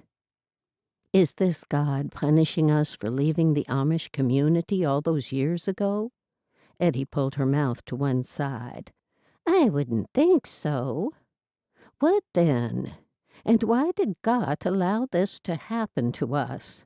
We kept our faith in our own way. We didn't leave him, we only left the community. Sometimes things happen and we don't have the answers. There are no answers to things like this. She looked up and saw Kelly glaring at her, but she ignored him and concentrated on Kate. Can I do anything for you? No, David, our son, is staying with me for a few days, and then I'm moving back up north with him and his wife. Ettie nodded. That sounds like a good idea. You shouldn't be alone. It's nice that they want me. I really had no one here. We didn't fit anywhere after we left the community. David managed to make a life for himself, and then he married Tamika. When other people came up to talk with Kate, Edie backed away. She found Elsa May at the food table, still eating, and headed over to her. Elsa May looked up at her and swallowed her mouthful. Did you learn anything useful? Not really. He had an argument with the man who lives next door about a property line between their two properties. It seems it was an ongoing argument and nothing to do with his murder. She can't think of anybody who would have had any grudges against her or him or anyone in their family. Anyway, she's moving away to live with her son and his wife. Good idea. Elsa May reached for more food. We're supposed to be finding things out, not stuffing our mouths with food. Elsa May stopped still and stared at Edie. You have your way of doing things and I have mine. I'll have you know I found out something interesting by staying by the food. And what's that? It seems that David didn't get along with his father. I don't just mean they disagreed on things. They had dreadful rows, and that's the reason David moved so far away. At one time, David even told Eli he wished he were dead. Really? Yeah, so I've heard. Who from? Kate's sister Molly. Kate often confided in her. Interesting. Edie looked around for Molly and saw her now talking with Kate. She had remained a member of their community and wasn't the kind of woman to make things up. I'm going to talk with David. Good idea. I'll stay here and see what I can find out. Edie rolled her eyes and then headed off when she saw David walking out of the men's bathroom. She cut him off before anyone else approached him. It was often hard to speak with family members at funerals, with so many people wanting to offer their condolences. Hello, David. You don't remember me, but I knew your father, and I know your mother. He nodded, and there was no spark of recognition on his face. I'm a friend of your parents. I'm not sure that we've met. If we have, it would have been a long time ago indeed. I'm very sorry for what happened. Thanks, it can't be helped. Your mother tells me she's moving away with you. That's right. If you'll excuse me, I see someone I need to talk with. He walked away, leaving her standing there. Molly hurried over to join her. What do you think of David? Ettie was surprised by the question. Nice? Molly huffed. I'm not sure that she'll be happy if she moves away with him. He never bothered with his folks for years. He moved away and only came back here a few weeks ago. Never even wrote to them. A few weeks ago, did you say? Molly nodded. And why is he here on vacation without his wife? She's not here? No. I didn't know. Was David staying with his parents while he was here? Molly shook her head. No, he wouldn't even do that. He's staying with her now to help her pack up the house. That's right. She's selling up to move away. She'll regret it, but she won't listen to me. I suppose he's all she's got now except for you, and she's not in the community now. That's probably how she sees it. Can you say something to her, Edie? Tell her she shouldn't make decisions when she's upset. She should leave it a few months. 6 months at least to be sure she's making the right decision. She wouldn't listen to me. I think she would. Ettie shook her head. Please, Ettie. Ettie looked around at Kate. Okay, I'll try. Dinka, Ettie. I won't be far away. Let me know what she says. The last thing Ettie wanted to do was alter a decision that someone had already made. She would come across as interfering and meddling. She swallowed hard and walked over to Kate. Ettie stood there until Kate finished talking to someone else. Kate turned around and smiled. There you are. I thought you were going home. I was, but I just couldn't go without asking you if you think you're making the right decision. About what? About moving in with your son. Kate looked so upset that Ettie wished she had kept her mouth shut. She often fell victim to getting riled up about things and being the mouthpiece for someone else. It's all done. We've got the place up for sale already. I know, but David's been gone for years. And do you really know him anymore? She'd already started, so she figured she'd follow through. He's my son, Edie. Of course I know him.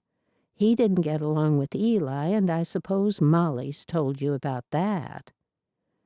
Oh, well, she's just concerned about you. You'll be so far from her. I'll be with my son. I'll be fine. I'll write to Molly, and she can visit if she wants. Edie could see Kate had her mind made up. Can I stop by and see you before you go? I'd like to sit down with you quietly. That would be nice, Edie. Why don't you stop by in a day or two with Elsa May? We can have a nice pot of tea together and talk about old times. Edie nodded. I'd like that. Me too. The two women hugged, and then Edie walked over to tell Molly that she'd failed in her mission of talking Kate out of moving away. Chapter 9.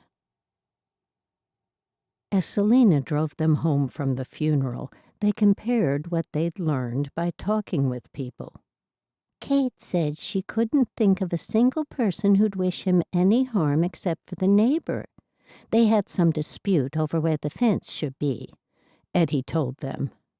I came up with nothing except for finding out Eli's son hated him and wished him dead, Elsa May said. Apart from Kate's sister Molly, I didn't talk with anyone. Edie rolled her eyes at Elsa May, who was sitting in the back seat with her. You were too busy eating.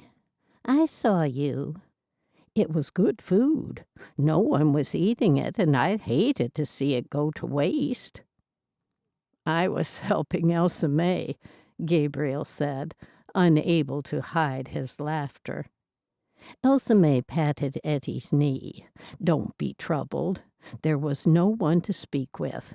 Selena talked to Detective Kelly and you talked to Kate. The only other people there were ones I didn't know."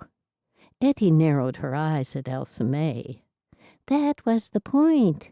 You were supposed to mingle and ask questions of people you didn't know. That's how we find things out."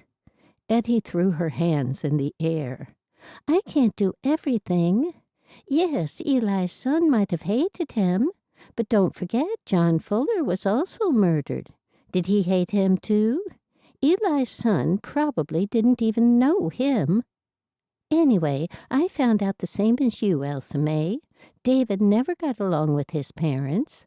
All of a sudden, he arrived here a couple of weeks ago, and he wasn't even staying at their house. Now his father is dead, and he's talked his mother into moving away with him back to Canada or somewhere far away." "I had an interesting talk with Detective Kelly," Selena said. "It seems the man killed a week ago and Eli were second cousins." Gabriel laughed again. "That's not unusual. Everyone's a second, third, or fourth cousin of someone in our community." Elsa May agreed. "Yeah, and if you go back far enough, everyone's related to someone in various ways." "Maybe Eli's son did know John Fuller. Is that all he said, Selena?" asked Edie. "Pretty much. The rest was just small talk about me moving here." "Did he offer you a job, Selena?" Elsa May's blue eyes twinkled with mischief. Selena smiled at the question and glanced at Elsa May in the rearview mirror. "No, it doesn't work like that. Besides, I've given up hopes of becoming a detective. There's no point to it anymore. I'm going to take some time off to figure out exactly what I want to do with my life. My mother had that lottery win, as you know, and she gave me quite a bit, so I figured I'd take the opportunity to have a good think." "Good idea," said Ettie. As they drove on, Ettie decided they shouldn't waste time. Tomorrow they'd talk to Eli and Kate's neighbor. Ettie knew they'd need Selena's car once more, so she took the opportunity to mention it in a roundabout way. "You know what we have to do with what we've learned at the funeral today?" "What's that?" Selena asked. "We have to talk to the neighbor." From the front seat, Gabriel turned around to face them. "Who does?" "She means me. She always means me when she says we," Elsa May stated flatly. "We should. We have to follow up every lead. He was the only enemy the man had, according to Kate." Gabriel looked at Edie. "But he didn't have any connection to the first man who was killed, John Fuller. Did he?" "That's something Selena can find out for us." "Me?" "Yes, posing as a journalist. You can ask him some questions." Selena grimaced. "And," Edie added, "neither Elsa May or I can go because we're Amish, and it's a good guess the murderer hates Amish people. And then, more than likely, he won't tell us anything." "And he might kill us, too," Elsa May added. "We don't want that," Gabriel said. "There have been enough killings." "I suppose I could," Edie said. Elsa May stared at Edie. "Could what?" "I could ask him things if Selena doesn't want to." "That's a bad idea. I don't want you to do that, Edie," Selena said. "Not if he doesn't like Amish people." Edie chuckled. "Good. "If I agree to it, when would I have to do it?" "Today?" Gabriel asked, smiling. Ettie knew he was motivated by wanting to spend more time with Selena. "Best to do it as soon as possible," Elsa May added. Selena nodded. "We can do it now if you want." Edie was surprised. She was a little tired, but if everyone else was happy to do it now, she'd go along with them. "Okay, we'll wait in the car while you do it," said Edie. "I only hope he's home." He certainly wasn't at the funeral. She can't go by herself. It's far too dangerous, Gabriel said. I'll go with her. No, Edie said. He won't talk if you're there. Selena looks non-threatening, and that's how it should be. Selena smiled at Gabriel. I can do it. It's broad daylight. He shook his head. I don't like it. It's far too dangerous. You don't even know the man. I'll be fine. You can wait in the car and watch me in case there's any trouble. I don't like it, but if you're determined, I can't stop you. Selena asked, Do we have an address? I know where Kate lives, Gabriel said. I'll direct you. They only have one neighbor because their house was the last one on the street. Am I going the right way? Yes, you'll need to take a left, 2 miles ahead. When they found the place, Selena stopped the car slightly up the road and looked back at Eli's neighbor's house. It was the same as every other house in the street. The gardens were neat and tidy, the lawns were carefully edge-trimmed and without a weed in sight, and low fences separated the houses from one another. Gabriel said, If you have any trouble, I'm right here. I'll be watching everything. Thanks, I should be fine. I won't go into the house. Selena placed her hand over her stomach. I'm a little nervous. Just breathe through it, Edie told her. Elsa May grumbled. She's not having a baby, Ettie. I didn't say she was. Selena got out of the car as quickly as she could. When she was away from the squabbling sisters and the overprotective Gabriel, she mentally rehearsed her story as she ambled toward the house. I'm Selena Rose, journalist. I'm asking about the recently deceased neighbor, Eli. Secretly hoping there was no one home, she lifted her hand and knocked on the white front door. When she heard footsteps inside the home, her heart pounded so hard she felt it in her head. Breathe, just breathe. The door opened, and in front of her stood a middle-aged man. He wouldn't have been more than 60.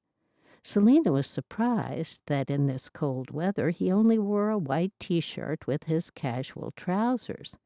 When she noticed his frown and the large tattoos sprawled up and down his arms, she wanted to run.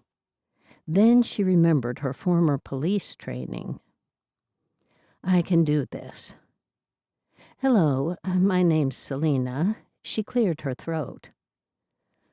I'm Selena Rose, a journalist, and I would just like to ask you a few questions about what happened next door, if I might. I'll tell you what I told every other nuisance who's knocked on my door today. Get lost. He went to shut the door, and Selena couldn't let the opportunity go by. Wait, she yelled, pushing against the door. He stopped, startled, and opened the door further to look at her. Are you frightened of being a suspect? She shot back. The man opened the door wider, frowned deeper, and stepped forward, looming over her. What do you mean? She wanted to run, but stood her ground. I thought you might have heard. You're a suspect. I don't think so.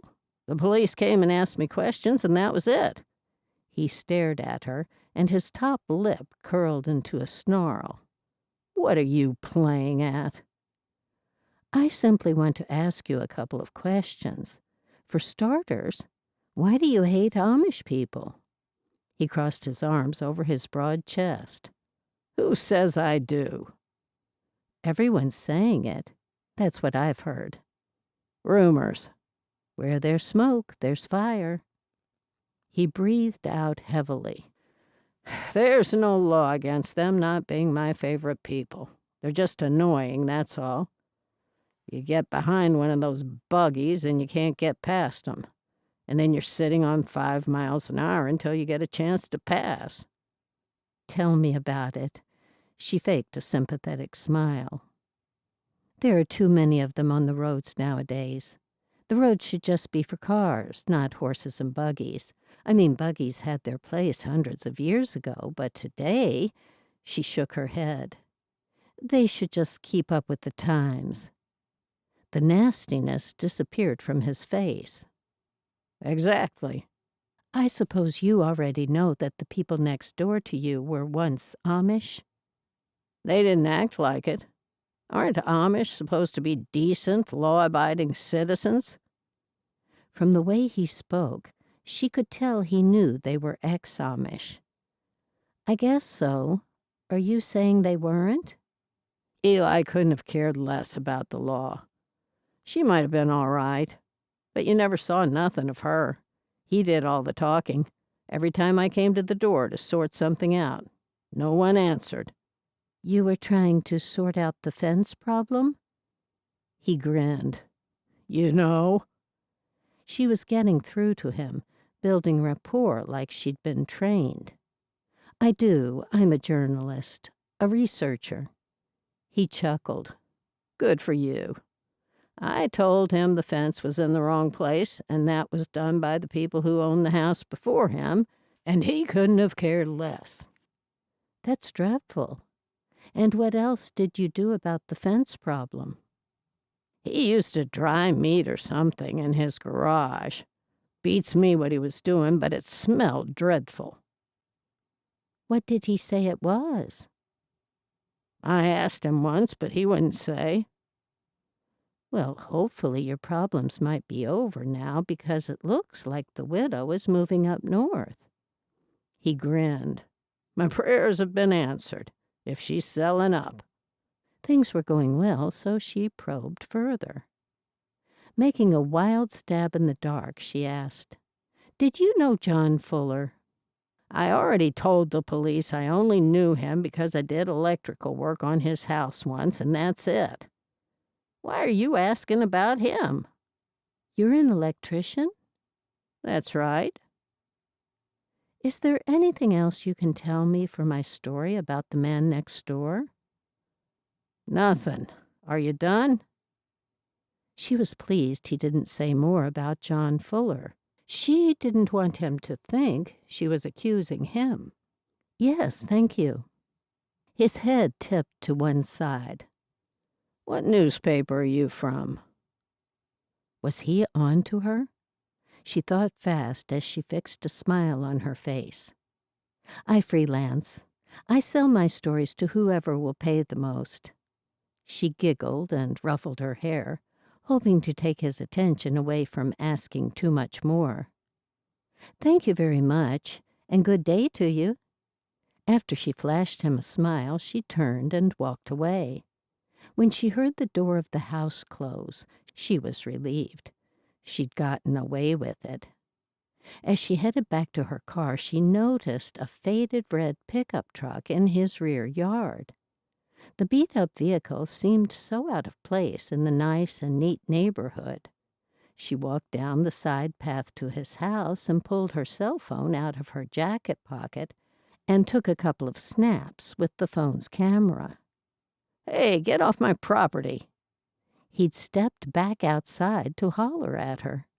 Sorry, I'm going.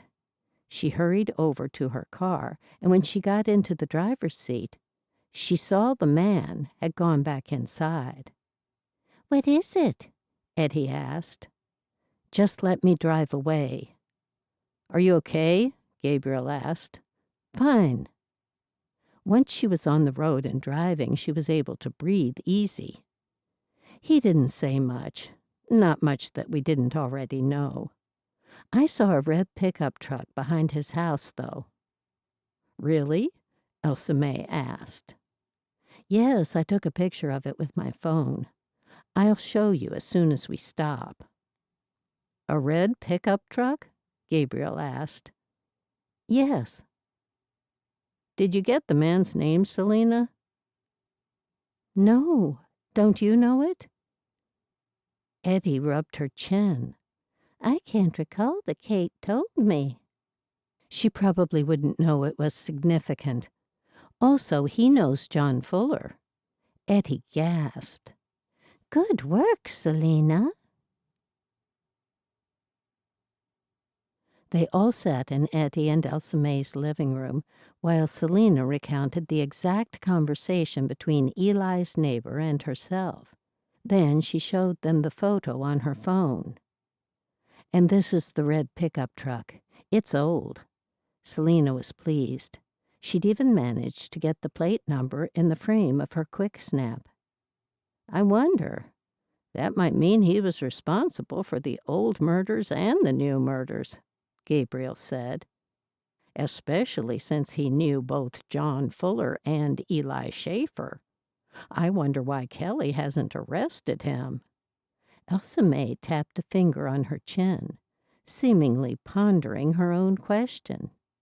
"He'd have to be older than he looks if so." "What do you think we should do?" Selena asked. "I don't think Detective Kelly will be too happy to find out I was posing as a journalist." Then she realized she'd stepped over the line. He could take it that I was impeding his investigation.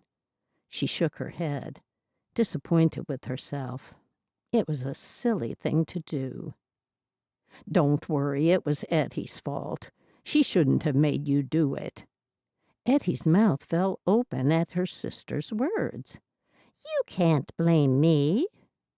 "Is there any other way we can let him know what we've learned without me telling him I talked to Eli's neighbor?" "First thing tomorrow, Elsa May and I will pay him a visit, and we'll tell him what we found out. He'll just assume we were talking to him." "Yes, he's used to us," Elsa May said. Selena nodded. "Okay, good. But how will you explain the picture? He'll know you don't have a cell phone."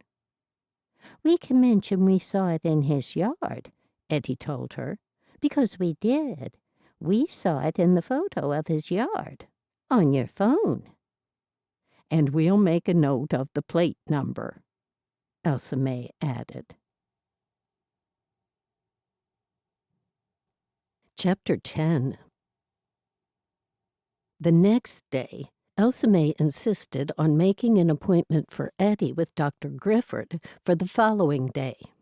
When Edie flatly refused to see him, Elsa May, not wanting to pass up a free doctor's visit, made the appointment for herself instead. With the appointment to see the doctor booked, they headed to the police station to talk with Detective Kelly. Edie and Elsa May were pretty excited to tell Kelly their news. They were shown to his office, sat in front of him, and told him what they'd learned about Eli's neighbor. He shook his head. "Kevin Quinn couldn't have done it because he spent the night in prison for drunk and disorderly behavior on the night Eli was killed. We had him in custody." "Oh," Elsa May said. That was the first time Edie had heard the neighbor's name. "He has a red pickup truck right there in his backyard." Kelly nodded his head. "I know, I saw it when I questioned him recently. He bought it 3 months ago to restore it. I've seen receipts and checked it all through the DMV. It's legit." Edie sighed, knowing that they'd wasted Selena's time and effort on Kevin Quinn. All for nothing. Kelly glared at the two of them. "Anything else?" "No," Elsa May shook her head. "Well, a few things have come to light," he said. Ettie and Elsa May looked at one another, and then Elsa May leaned forward. "What?" "How much do you know about Eli Schaefer's wife, Kate?" Ettie and Elsa May looked at one another again. Kelly continued. "And about Mr. and Mrs. Schaefer's son?" "Not much." Edie didn't want to reveal what they'd found out about Eli's son just yet. Not until she found out if Kelly knew. Edie tried to read Kelly's face, but it was as deadpan as ever, telling her nothing at all. "Kate and Eli left our community not long after they married." "Yes, and that's going back many years," Elsa May said. Edie put her hands in her lap to stop them fidgeting. "What is it?" She didn't really expect an answer. He only shared things with them on a need-to-know basis. His version of need-to-know, not hers. And even then, the information was given sparingly and begrudgingly. Turns out Eli had a sizable life insurance policy. But, so you're saying you don't think it's related to the other Scarecrow murder? Ettie didn't like the sound of that. Kate would have been the beneficiary, and the son had talked her into moving to Canada with him and his wife. If the son was the killer, was Kate the next victim? Elsa May clarified her sister's question. So Eli's death is not the same as John Fuller?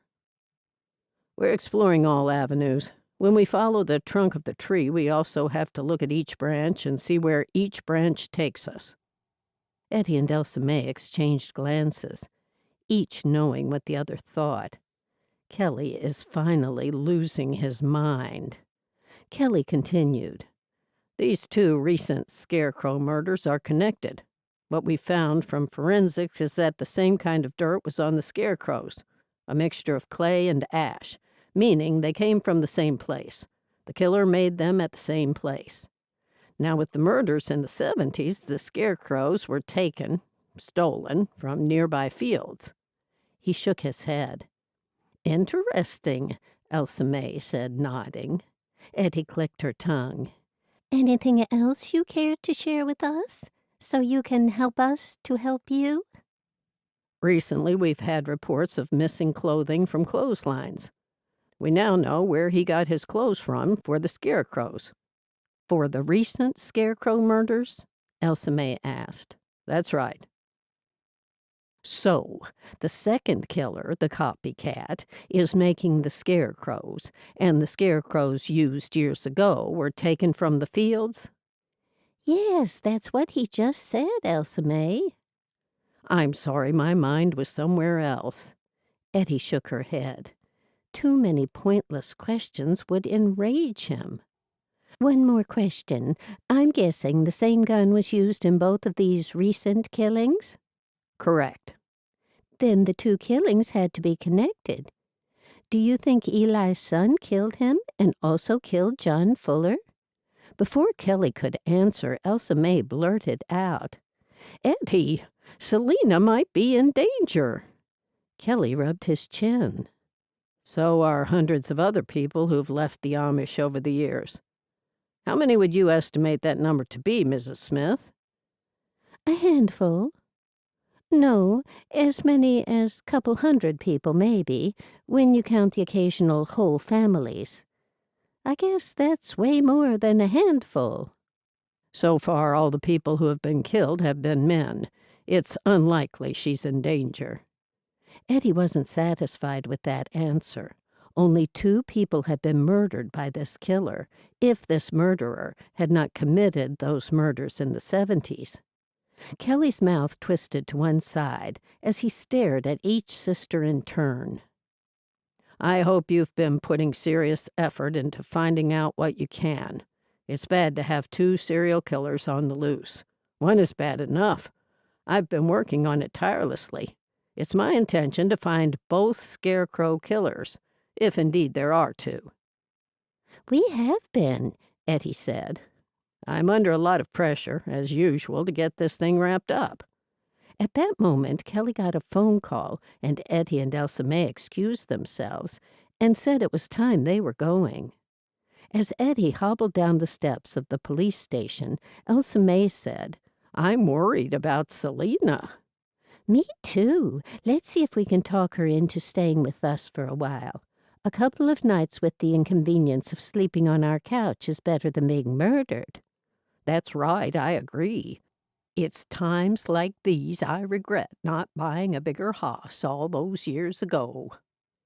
It's been fine for us. Elsa May reached out for her sister's arm when Ettie overbalanced. Stupid stick, Ettie grumbled. You're just not used to it yet. Anyway, let's visit her and see if she'll stay with us for a few days. Okay, I'll get us a taxi. When the taxi pulled up at Gabriel's cottage where Selena was staying, they were pleased to see her car parked outside. "At least she's here," Elsa May said. "That's half the battle to talking to her about this." Edie leaned over to pay the driver and then stepped out of the car. As the taxi zoomed away, they walked up the porch steps. "This place looks so nice, doesn't it?" "Yes, he keeps things lovely." Before they reached the front door, it swung open and they saw Selena smiling. "Have you been to see Detective Kelly?" "We have." "Come in out of the cold." She ushered them inside and they sat huddled around the open fireplace. "What did he say?" "Nothing much, except—" Edie couldn't wait for Elsa May. Her sister spoke so slowly sometimes. "It was the same gun used on both. The red pickup truck was not the one we're looking for, and," Elsa May continued with a disapproving glance at Edie. Selena looked quickly at one sister and then the other as each talked over the top of the other. "And," Edie added, "Eli's neighbor was in jail the night of the murder." Selena nodded. "I see. She'd wasted her time pretending to be a journalist. All that angst for nothing." "Edie, why did you bother mentioning it was the same gun? That part was obvious. We already know it was the same person who did it, and the same gun was used." Edie huffed. "We don't know anything until we have proof. We didn't know it was the same gun until Kelly confirmed it. The two shootings are connected." Elsa May shook her head. "I knew that already." "That's interesting," Selena remarked. Elsa May looked at her. "What is?" Selena rubbed her head. Not sure why she'd said that. She hoped the sisters wouldn't start arguing with her, too. "All of it." "Elsa May and I are here because we're worried about you, and we'd really like you to stay at our place for a couple of nights." Elsa May added. "A couple of nights at least." "Thank you for the kind offer, but I won't hear of it. I can't put you out like that." "You won't be putting us out. You'll be sleeping on the couch. If you say yes, it could save you from being killed. You used to be in the community, and that could make you a target." "That's very kind of you, but I assure you I'll be all right. The victims have all been male, and I have a gun, and I know how to use it. Besides, I'm pretty sure that the killer knew those two people and probably had arguments with them. I haven't had arguments with anyone. I'm new here. No one knows me, and for all those reasons, I'm sure I'll be safe." "I'm not so sure," Ettie said. "I'm in no danger." "You really do have a gun?" "I do." "You'll stop a couple of old ladies from worrying if you stay with us." Elsa May grinned. Ettie wondered who the two old ladies were. Then she realized her sister was talking about the two of them. "I'll think about it," Selena said. "Perhaps there won't be any more murders. It might stop at those two." "There were more than two in the first spate of Scarecrow Murders," Elsa May told her. Edie said, "Yes, but the person isn't copying everything the last killer did. So doesn't that make you think there are two different killers?" "My brain hurts from thinking about it all," Elsa May said. "Mine too, Elsa May. Let's think about something else for a while. I came here to have a quieter life and to relax and to recover from what I've been through." "Oh, dear, I'm so sorry for involving you too much, Selena." "That's perfectly fine. I'm happy to help in any way I can. Perhaps, then, you wouldn't mind driving us to a doctor's appointment tomorrow?" Ettie was horrified. "Elsa May, she just said she wants to relax. That doesn't include being a taxi service." "It's all right. I'd be happy to do that. I'm still finding my way around. It'll help me get to know the area. What time shall I collect you tomorrow? If I'm still alive." Selena giggled as she spoke the last few words. "At 10, Elsa May said. Please." "I'll be there." She stood up. "Now, can I interest either of you in many cupcakes? I was out early this morning and got a supply. Ettie leaned forward. Many, you said? Yes, they're not as big as the ones I got last time. Elsa May grinned from ear to ear. I might be able to fit one in. Good, I'll put the kettle on and get us some. When she was out of the room, Edie whispered, We could have gotten a taxi. No need. Edie rolled her eyes. We should only ask her to drive us places in an emergency. You're right, Ettie. Ettie stared at her sister, who never agreed with anything she said. Now she knew, if she wanted her in a good mood, all she had to do was offer her cupcakes. Chapter 11. The next day, Selena collected Ettie and Elsa May and drove them to Elsa May's doctor's appointment. Rather than wait in the car, Ettie decided to wait inside, and Selena thought it best she go with them. Because she was a new patient, Elsa May was given an information sheet to fill out. When the three of them were seated, Elsa May said to Selena, Do you mind writing it out for me? I can knit, but my fingers don't like to hold a pen. Sure, Selena took it from her. When it came to the section for phone, she said, I'll just put my cell phone down, shall I? Yes, thank you. Do you suffer from? Just tick no for all those, Elsa May told her. Once it was all filled out, she gave it back to her to sign. Elsa May looked it over. Next of kin. That would be you, Ettie. It's asking for a phone number with an address. How about I just put my name down? Selena suggested. I can deliver messages.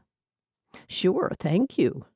Selena took the form back from Elsa May and jotted down her details. That's it. To save Elsa May getting up, Selena handed the form back to the receptionist.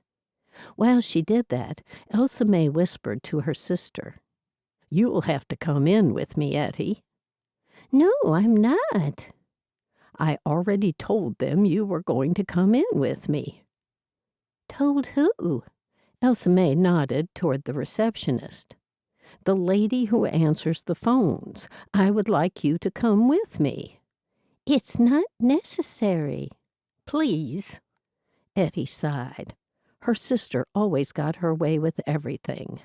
Very well, then, if that's what you want.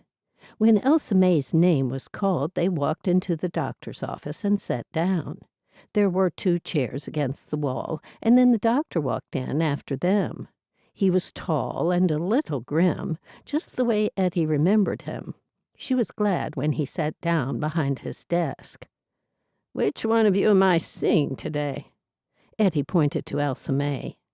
I would prefer you see my sister about her back. I'm okay. Ettie glared at Elsa May. This had all been just a ruse to get her there. No, my back's fine. You were yelling and complaining about it only this morning. That's right. It's getting better, though. Which one of you is? He looked down at the file in front of him. Mrs. Lutz. He looked up at the 2 of them. That's me, Elsa May said. I've got it down as your appointment. If you want me to see your sister, then... So you remember us from the other day? Elsa May asked. Yes, I remember you at the retirement home. I gave you my card. What do you know about Don Shallot? Ettie didn't want to let an opportunity pass by. He frowned at them. I'm usually the one asking the questions, and it's only about medical issues. Why are you asking me about him? How long have you known him? Ettie hoped to get some information out of him before they were thrown out onto the street. We've known each other for many years. He's been a patient of mine for many years. Then Elsa May caught on. And what research have you done on the Amish community? If it interests you, I've got my research papers online.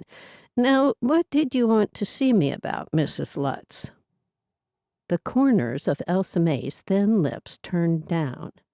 I was hoping Ettie would relent and see some sense about you looking at her back. No one's looking at my back. Least of all the strange doctor in front of her. Did you want to see the doctor about anything? Ettie asked Elsa May. Otherwise, we'll need to go and stop wasting the good doctor's time. I'm sorry. We'll pay you for the appointment, of course, Elsa May told him. He bounded to his feet. It's perfectly all right. I can't charge you for something I didn't do. But she wasted your time, Ettie said. He sat back down. You ladies might be able to help with my research by donating some blood. The very thought of that made Ettie sick to her stomach. She was keeping all of her blood. Are you still researching? Elsa May asked. Once a researcher, always a researcher. I won't stop until the day I die. Is that young lady you arrived with one of your granddaughters? He looked from one sister to the other. She's a friend. Her grandfather was a friend. I'd be able to use her blood, too. Ettie winced and wished he'd stop saying the B word. Elsa May didn't seem to notice and talked about something else entirely. Have you heard about the Scarecrow Murders? Elsa May asked. They involve Amish folk. I have. He shook his head. A dreadful business. It surely is. And the same thing happened back in the 70s, Ettie added, staring into his face. Is that so? Yes. Were you around this area when they were happening? Elsa May asked. I worked between here and another location in the 70s, but I'm afraid I don't recall them. There were about 5 murders. He glanced at his watch. I shouldn't keep you ladies any longer. He rose to his feet. Good day. He took 2 steps away from the desk and opened his office door. Elsa May helped Ettie to her feet, and they both walked out. The door was quickly closed behind them. Ettie could feel her cheeks were burning red hot with embarrassment. What happened? Selena stood up when she saw them walking out. We'll tell you outside. Once they were outside, Ettie told Selena. She tried to trick me into seeing the doctor. It wasn't her appointment. She made it for me. Elsa May's bottom jaw jutted out. I was trying to help. Anyway, he acted kind of weird when we mentioned the murders, don't you think? Elsa May nodded. Yes, I don't believe a word of what he said. He is the right age. He would have remembered the Scarecrow Murders, and he had an interest in Amish people. So what do you think about that?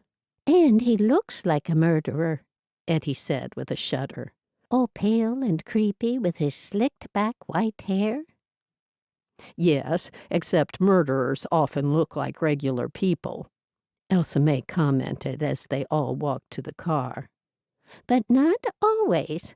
As Ettie looked back at the building, she noticed the doctor peering out the window at them. It sent a chill through her body. She turned around without mentioning a thing. You can't say he looks like a murderer. That's just what I'm saying, Elsa May said. Who looks like a murderer? Selena asked. The doctor. Selena looked confused. What we should have told you was that we met this doctor at the retirement home, Happy Valleys. True Valleys, Ettie. You went to the retirement home to see Don Shallot? We did, and that's where we met Dr. Grifford. Ettie was still thinking about what Elsa May had said. What I meant to say was that he looks how a murderer would look like in my mind. Well, why didn't you just say that? I thought I did. But you're right. Surely he would have heard about the Scarecrow Murders, and he's pretending he didn't, Elsa May said. Especially because he's been involved with the community. How's he been involved? Selena asked as they all walked to her car. He does research on Amish people. He asked us for blood. Ettie noticed that Selena grimaced. so she didn't tell her that he was interested in her blood as well. Once they got to the car, Elsa May allowed Ettie to sit in the front, where there was more room, since she had a sore back. Elsa May sat in the back seat. Ettie said, "I don't like the way you tried to trick me into seeing another doctor." "I'm sorry. I thought you'd relent when you got in there. Now how about the walking stick? Selena might be kind enough to drive us to the other doctor." Ettie looked over at Selena. "Would you mind? It's not far." "That's fine. I'll take you wherever you want." "Thank you. I'll go back now to the other doctor and give his walking stick back." "And it's about time." When they arrived at the original doctor's office, Selena decided to wait in the car. Elsa May stayed by the front door, while Ettie walked up to the receptionist. "Excuse me, can I see the doctor?" "Do you have an appointment?" "No, I don't. I just want to see him about—" "I do have an opening at 2:00. "I just want to give him back this." Ettie held the walking stick in the air.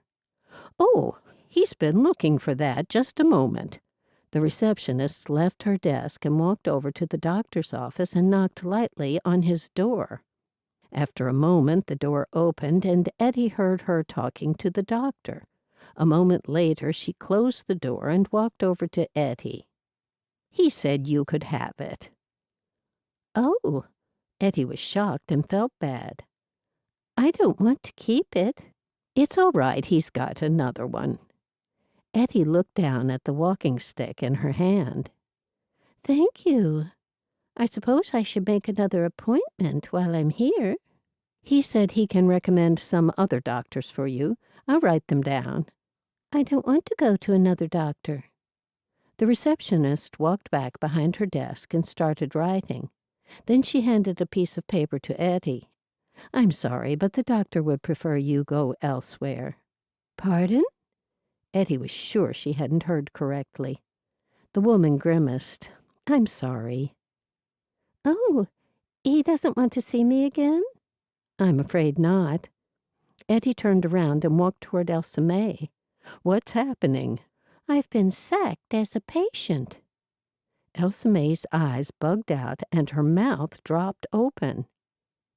"It's true, and don't say another thing about it." On the way back to Selena's car, Ettie grumbled. "I feel so bad." "Don't let it upset you." Embarrassed, Ettie had to tell Selena what had happened. Selena just grinned, and then she laughed about it until tears rolled down her cheeks, which made Ettie laugh too, and feel better about the whole thing. Elsa May looked at them like they'd gone mad. Over breakfast the next morning, Ettie remembered Kate was moving away. Even though Kate was no longer in their community, Ettie wanted to see her before she left. Besides, she had told Kate she would. "You know what we have to do today, Elsa May?" "Nay, what?" "Visit Kate." "We just saw her at the funeral." Ettie nodded. "I know, but I said we'd stop over and say goodbye before she left." "Okay, we can do that." Chapter 12. Ettie's head swirled and she closed her eyes. She was transported to Kelly's office and he towered over both her and her sister. "I've got my eye on the two of you." He turned away from them and then spun back around with a newspaper in one hand. "All the victims were ex-Amish or had a link to the Amish. Someone has a grudge, and we have to figure out who." "We?" "Mrs. Smith, all you need to do is ask around." "We've been doing that." Ettie looked over at Elsa May, who huffed. "We're getting a bit old for this kind of thing. All we want to do is enjoy our last days here. Is that too much to ask, Detective?" Elsa May said irritably. He sighed and pulled one of his gruff faces. Ettie was ready to go. Solving mysteries was what she thrived on, but she'd given her word. "Mrs. Smith," Detective Kelly leaned in toward her. Licking her lips, Edie looked over at her sister once more. "What do you think, Elsa May?" "You know what I think." Edie nodded. "Yeah, I do. And I'm sorry, Detective Kelly, but I've given my word." He opened the newspaper and flung it down on his desk. "How will you feel if you open the paper tomorrow and see another murder like this and you might have done something to prevent it?" He stabbed his finger hard on the picture of the crime scene. Edie looked down.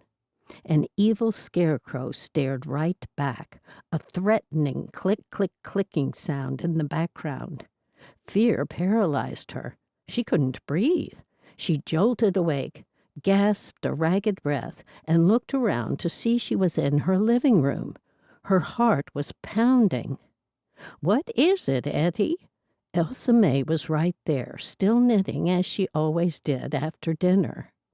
"I had the most awful dream. I'd given my word to you that we'd no longer help Kelly." "That doesn't sound too horrible. Haven't you given your word to me before?" "Nay, not as a binding promise, and it truly was a horrible dream. Kelly was urging us to find the person responsible for the killings, the one who has a grudge against the Amish. Then he pointed to the newspaper, and there was an awful photograph of a menacing scarecrow. I sensed great evil. What a relief to wake up, sitting here with you and your knitting. I even heard your needles clicking, except it seemed to come from that horrible scarecrow." Elsa May sighed and put her knitting in the bag by her feet. "It's nearly bedtime. Would you like a cup of hot tea?" "Don't you care? Where's your empathy for what I've just been through?" She pulled up her sleeves and looked at her wrists. "Look, I've broken out into a cold sweat." It was just a dream. Eddie's shoulders slumped. It felt more powerful than that. Almost like it was a warning something bad was going to happen, like one of those stories in the Bible. Elsa May pushed herself to her feet. "I'll check that we've locked all the doors and windows. That should make you feel safe, and we'll say an extra prayer for God to watch over us and our loved ones." "Yes, you do that. And yes, I'll have a cup of hot tea, please, when you're ready. And yes, let's say those extra prayers." While Elsa May checked the windows and doors, Edie wondered what more they could do. Once they each had a cup of tea in hand, Edie said, "I wonder if we've met the killer or know of him." Elsa May took a sip and then placed the cup back down on the saucer balanced on her lap. "Let's say it's the same killer." "Wait, are you talking about the old murders or the new ones?" If it's the same man, we know he's got to be a certain age. We'd have to think that he would have been 20 at least when he committed those murders. So by now he'd be what, 70 or so?" "Who are our suspects?" Ettie sighed. "Don Shallot, Eli's neighbor Kevin, David, Eli and Kate's son." "He's only in his 30s. "I know, but he had a big falling out with his father, as we heard." It would be easier to find out if we knew whether we're looking for one killer or two." "The differences are significant, aren't they?" "Over the years, he might have decided to do things differently." Ettie shook her head. "I wouldn't think so. The person who kills with a gun might not like stabbing someone. It's too close for comfort. Like how I like to eat my cake with a fork so I don't get my fingers dirty." Elsa May scowled at Edie. "It's hardly the same thing." "I know, but it's a preference." Edie put her hands in the air. "Fork or fingers? Gun or knife?" "There's no point even talking about this with you." Edie took another sip of tea while Elsa May stared at her. "I think we need to tell Kelly that Selena saw her ex-fiancé. I think he's dangerous. We don't know it was him for sure, and Kelly's got so many other things on his mind. I know, but I believe that man's been abusive in the past, despite her remaining quiet about that. He might wish her harm. Say we mention it. What can the police do anyway? Ettie sighed. Nothing was ever done unless someone got hurt. Nothing, I suppose. That's right. They can't do anything until after he does something. It wouldn't hurt to mention it. Elsa May jutted out her bottom jaw. Selena should tell Kelly, not us. Why don't you suggest that to her? I will. Good.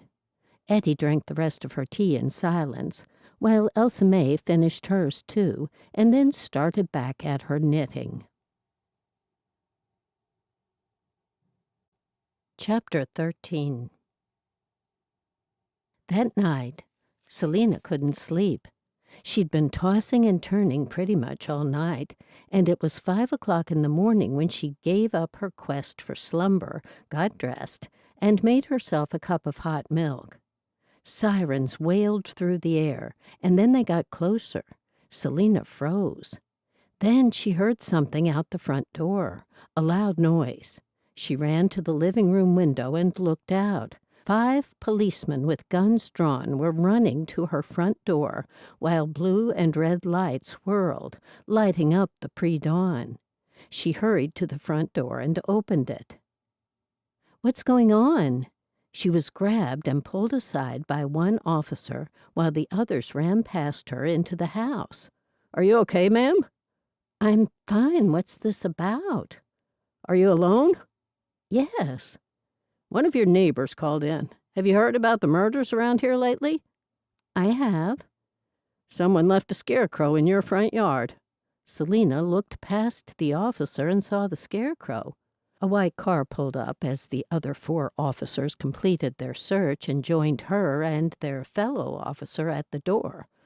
"Nothing," one of them said. They all stared at the man getting out of the white car, and Selena recognized him as Detective Kelly.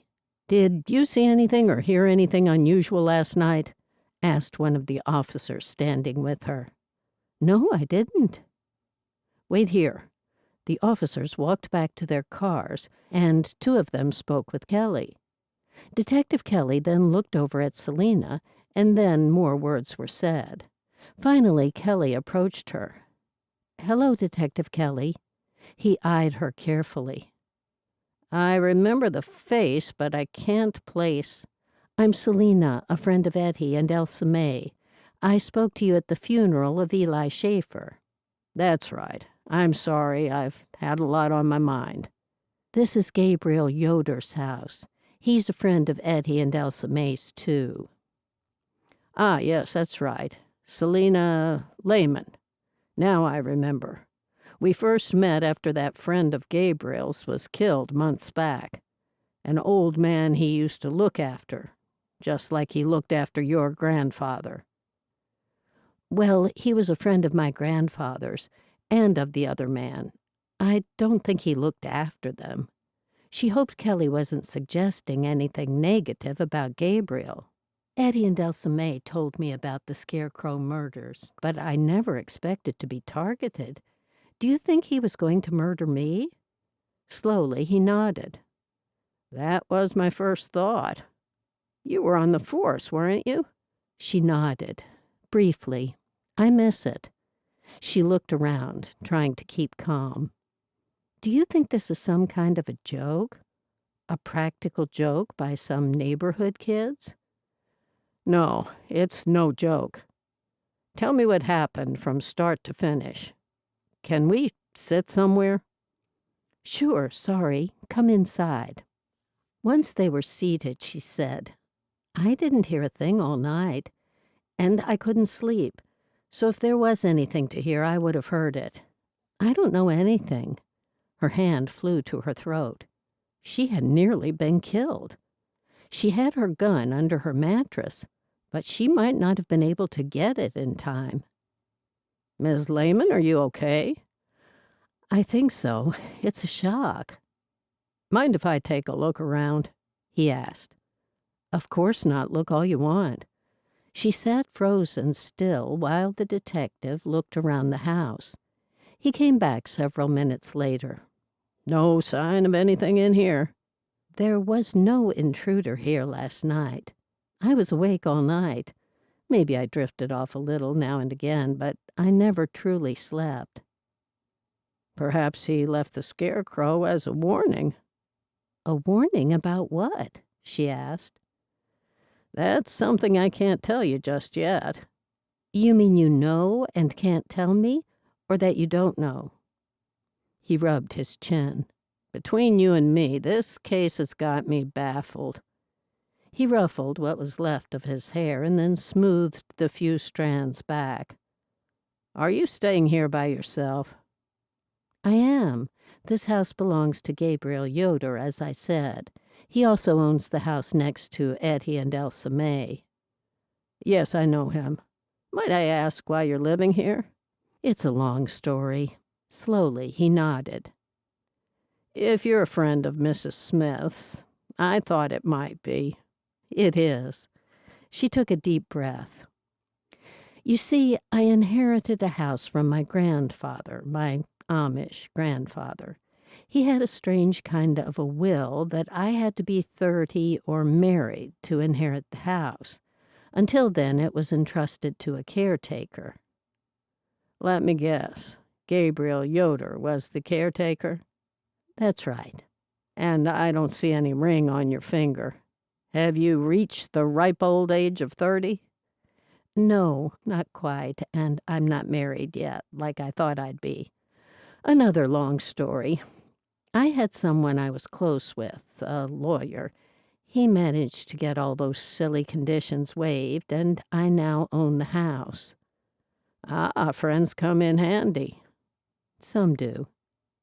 Why did you move here? Was it just the lure of the inherited dwelling? I was in a relationship with the lawyer I just mentioned.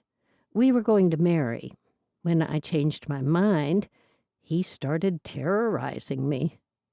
Kelly's eyebrows shot up nearly to where his hairline would have been if it had not receded. Is that so? He pulled out a notepad and pen from his pocket.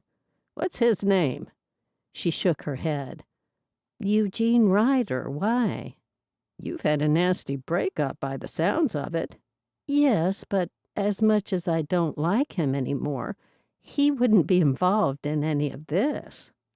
I'd like to speak with him anyway. She grimaced. If the police contacted him, she knew his abusive messages would start up again. She'd been enjoying the quiet. He's in England. He left a couple of weeks ago, and he's still there. Nevertheless, give me all the details, starting with his name. I just said his name, Eugene Ryder. She held her head. This is all so overwhelming.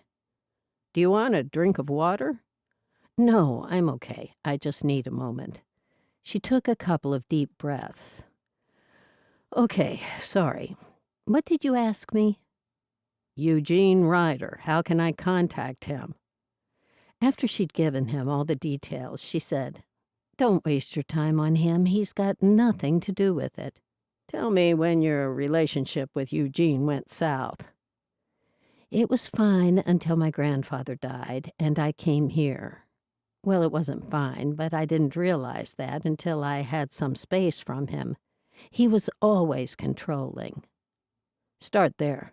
What happened when your grandfather died? I drove down here and visited the house because my fiancé wanted to know how much it was worth. I wanted to keep it, of course, but if selling it gave us more of a head start to our future, I was willing to do it. That was what Eugene wanted me to do. There were so many memories, you know. That was why I didn't want to sell. They were vague memories, but there was still a warm familiarity about the house, and that includes this whole area. That's why I came back here now. Detective Kelly nodded. That answers my next question about why you moved back. Selena nodded. I had to contact Gabriel because he's been the caretaker of the house since my grandfather died. I asked him if he'd find me somewhere to live since the occupants of my house hadn't moved out yet. Go on. Gabriel told me he had a lovely house for me to stay in until they move out. So with that news, I sublet my apartment. I had no idea he was giving up his own house for me. He insisted that he wanted to buy another house anyway. She shook her head. You don't believe him? I'm not sure. He didn't really have a need for another house. Investment? Shrugging her shoulders, she said, Probably. But he's not making money out of it at the moment. He's renovating it. He's not accepting money from me to stay here either. I think I'll have to have a talk with Gabriel Yoder. Oh, no, don't suspect him. He's completely harmless, believe me. The detective chuckled. I'd be a rich man if I had $1 for every time someone told me that. It's part of the job to question everyone.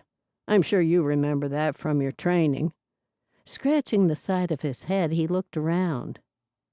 You'll have to find somewhere else to stay. She nodded. I know, I don't feel safe here now. I'll book into a bed and breakfast. Good idea. I'll have a couple of my people stay here with you until you pack your things. Thanks. It won't take me long. I'll just throw a few things in the car. Very good. I'll have one of the officers give your car a careful looking over, too. He stood up. You haven't been in town long, have you? Only a couple of days. And have you talked to many people? She swallowed hard.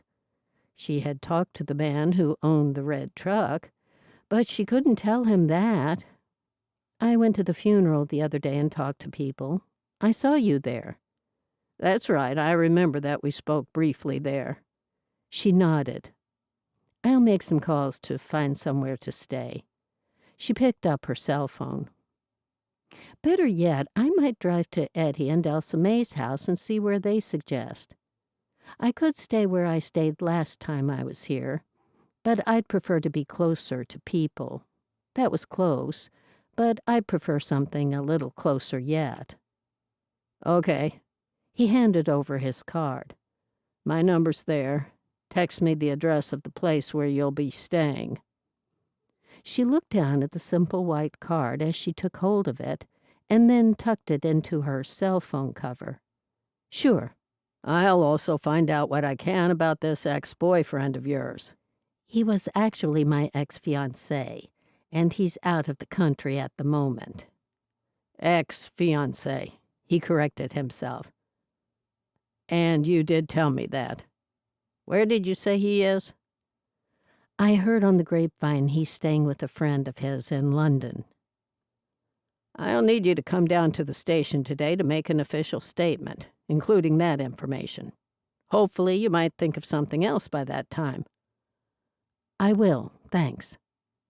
As he walked to the door, he called out over his shoulder, Goodbye, Ms. Lehman. Wait. Yes? He stepped back inside. I thought I saw Eugene in town the other day. I was driving down the main road and thought I saw him. I was in traffic and pulled up as soon as I could. I went to look for him, but couldn't find him anywhere. She opened her mouth to tell him not to bother checking into him, but then closed it again. There was no point telling him anyway. Bye, Detective Kelly. That's something you should have told me sooner. I'll look into it. He's in London, staying with a friend. He walked back over to her and pulled out his notepad once more. What friend? She opened her phone and gave him the details. Then Kelly left after giving her an irritated glare.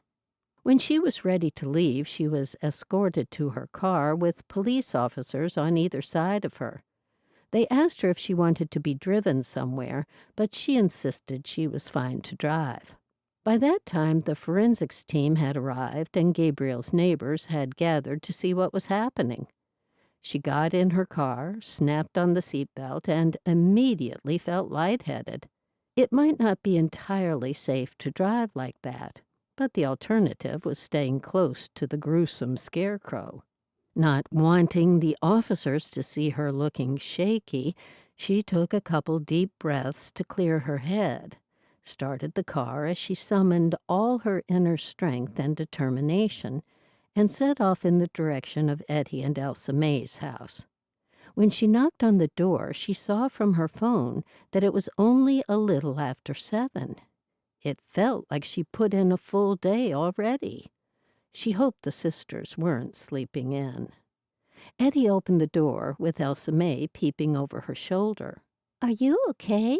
She shook her head, and then the tears flowed. She covered her face with both hands in embarrassment at her outburst. Trained police officers don't cry. It was a good thing she'd left the force. "Come inside." Ettie took hold of her arm and brought her inside, while a concerned Elsa May handed her a handkerchief. "Thanks," she sputtered as she took the handkerchief. By the time she'd wiped both eyes, they'd reached the couch. She sat down, feeling a little better for having cried out some of the stress. "What's going on?" Elsa May asked as she sat down on her usual chair. Ettie sat down beside Selena and said to Elsa May, "Give her a moment to catch her breath." Selena sighed. "There was a scarecrow on my lawn this morning." "What?" they both shrieked. "Yes, I couldn't sleep all night, and then when I finally gave up trying and decided to get up, I found out that there was a scarecrow on my front lawn." "Like the ones in the fields?" "Yeah, Elsa May, that's why she's so upset."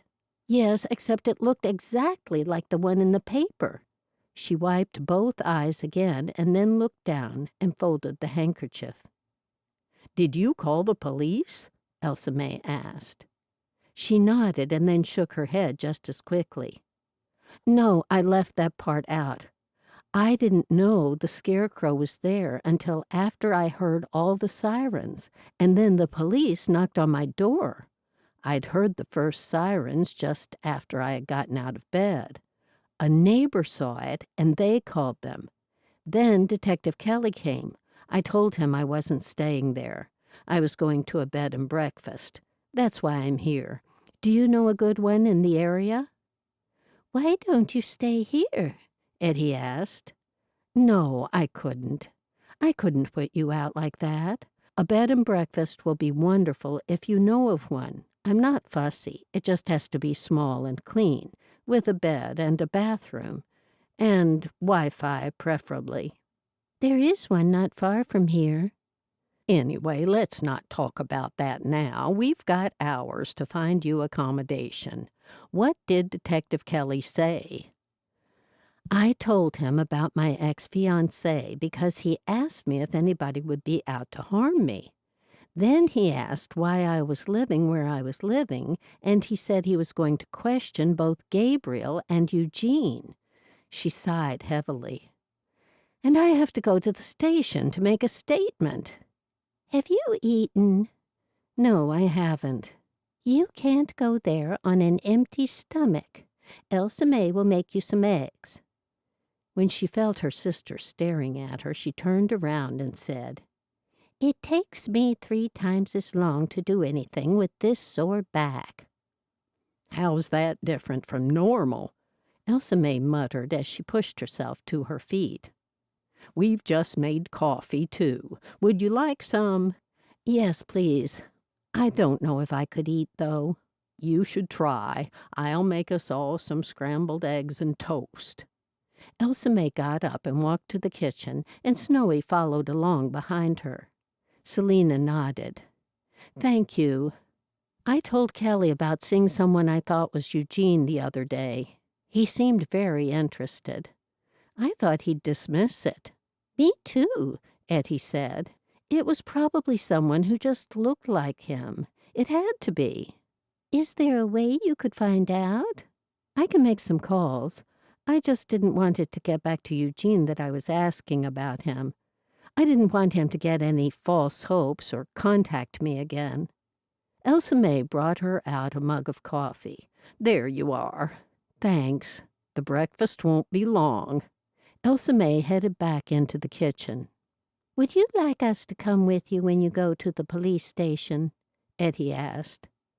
"No, I should be okay after a rest." "We don't mind," said Ettie. "I'll be okay." Selena took a mouthful of coffee. "Can you make it to the kitchen?"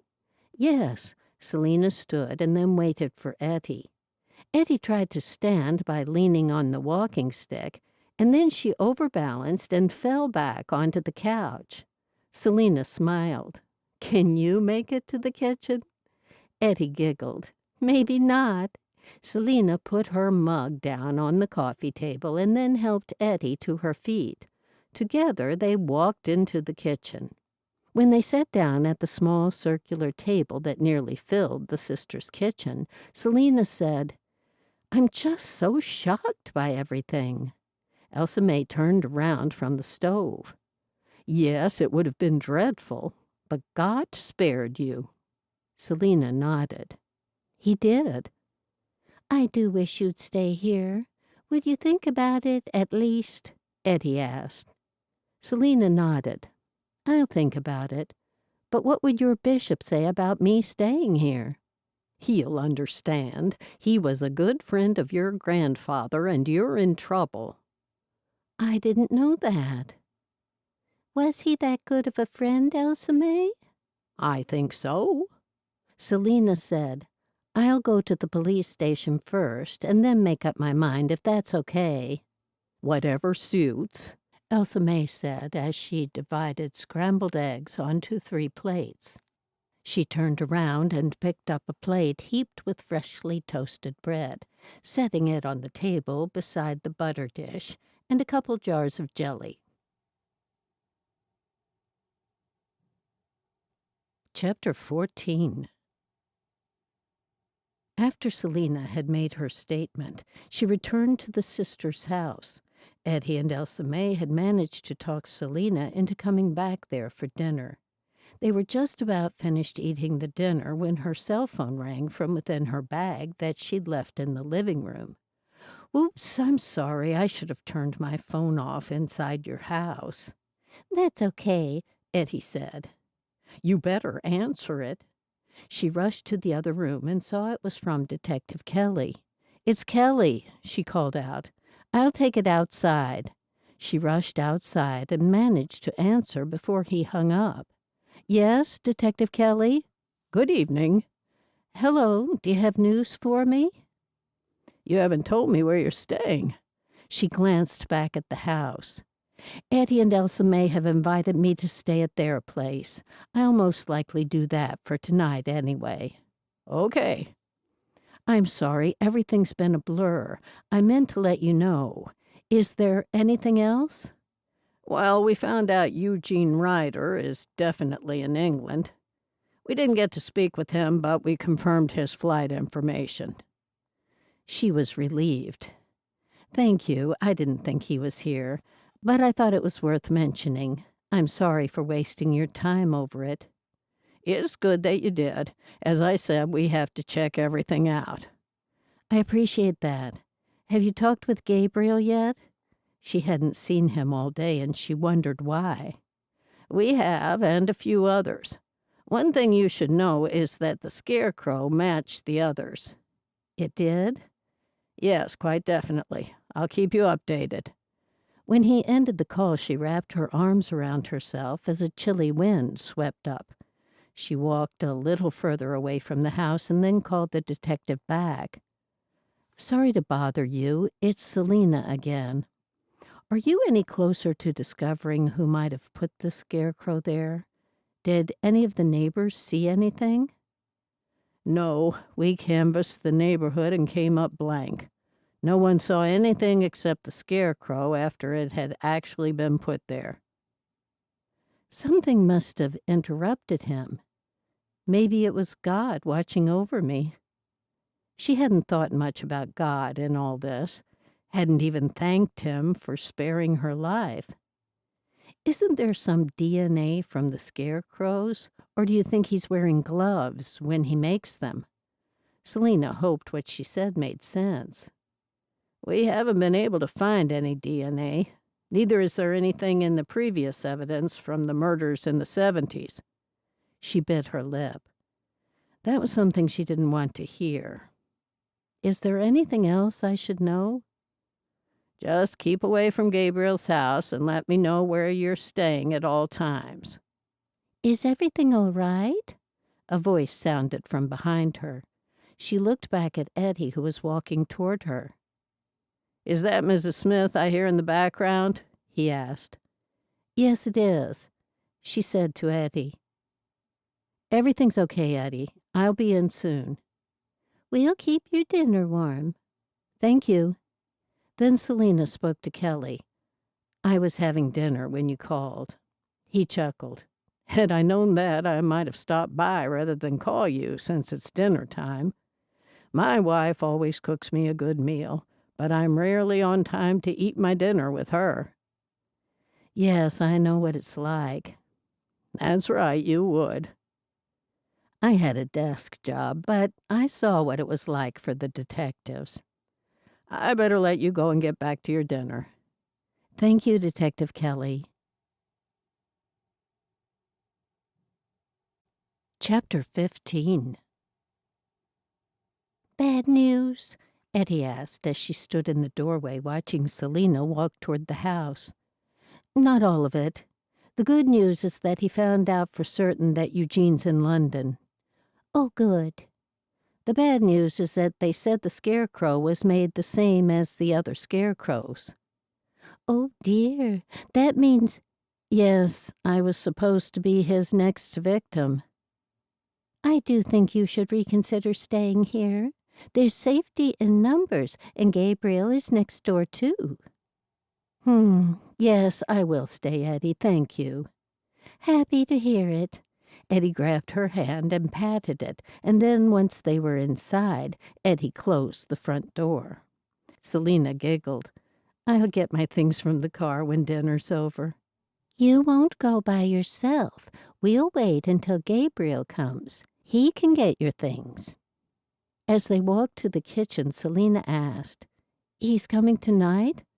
Somehow the thought of Gabriel being there made her feel safe. I haven't seen him for a long time, and I think he'll come to check on you. He doesn't know what happened yet, does he? I'm not sure, Edie said. Selena sat back down, and Elsa May pulled on 2 oven mitts, got Selena's dinner out of the oven, and placed it in front of her. "Thanks for keeping it warm. It was the least I could do." Elsa May and Edie kept her company while she ate. Just as they finished their dessert of apple pie and cream, there was a knock on the door. Selena was immediately filled with fear and remembered she'd left her gun under the mattress at Gabriel's house. It should have been the first thing she packed.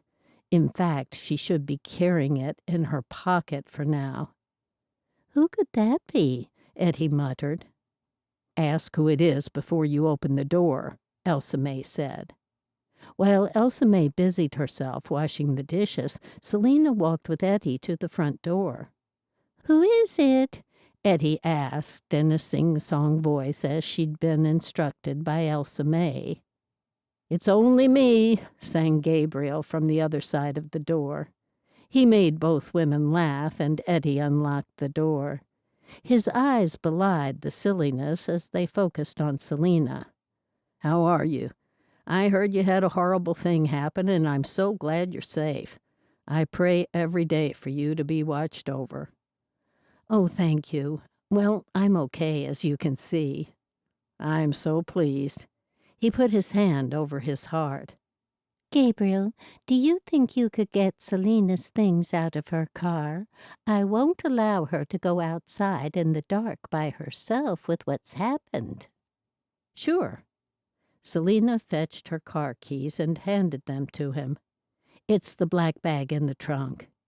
He took the keys from her, and Edie and Selena watched him retrieve her bag.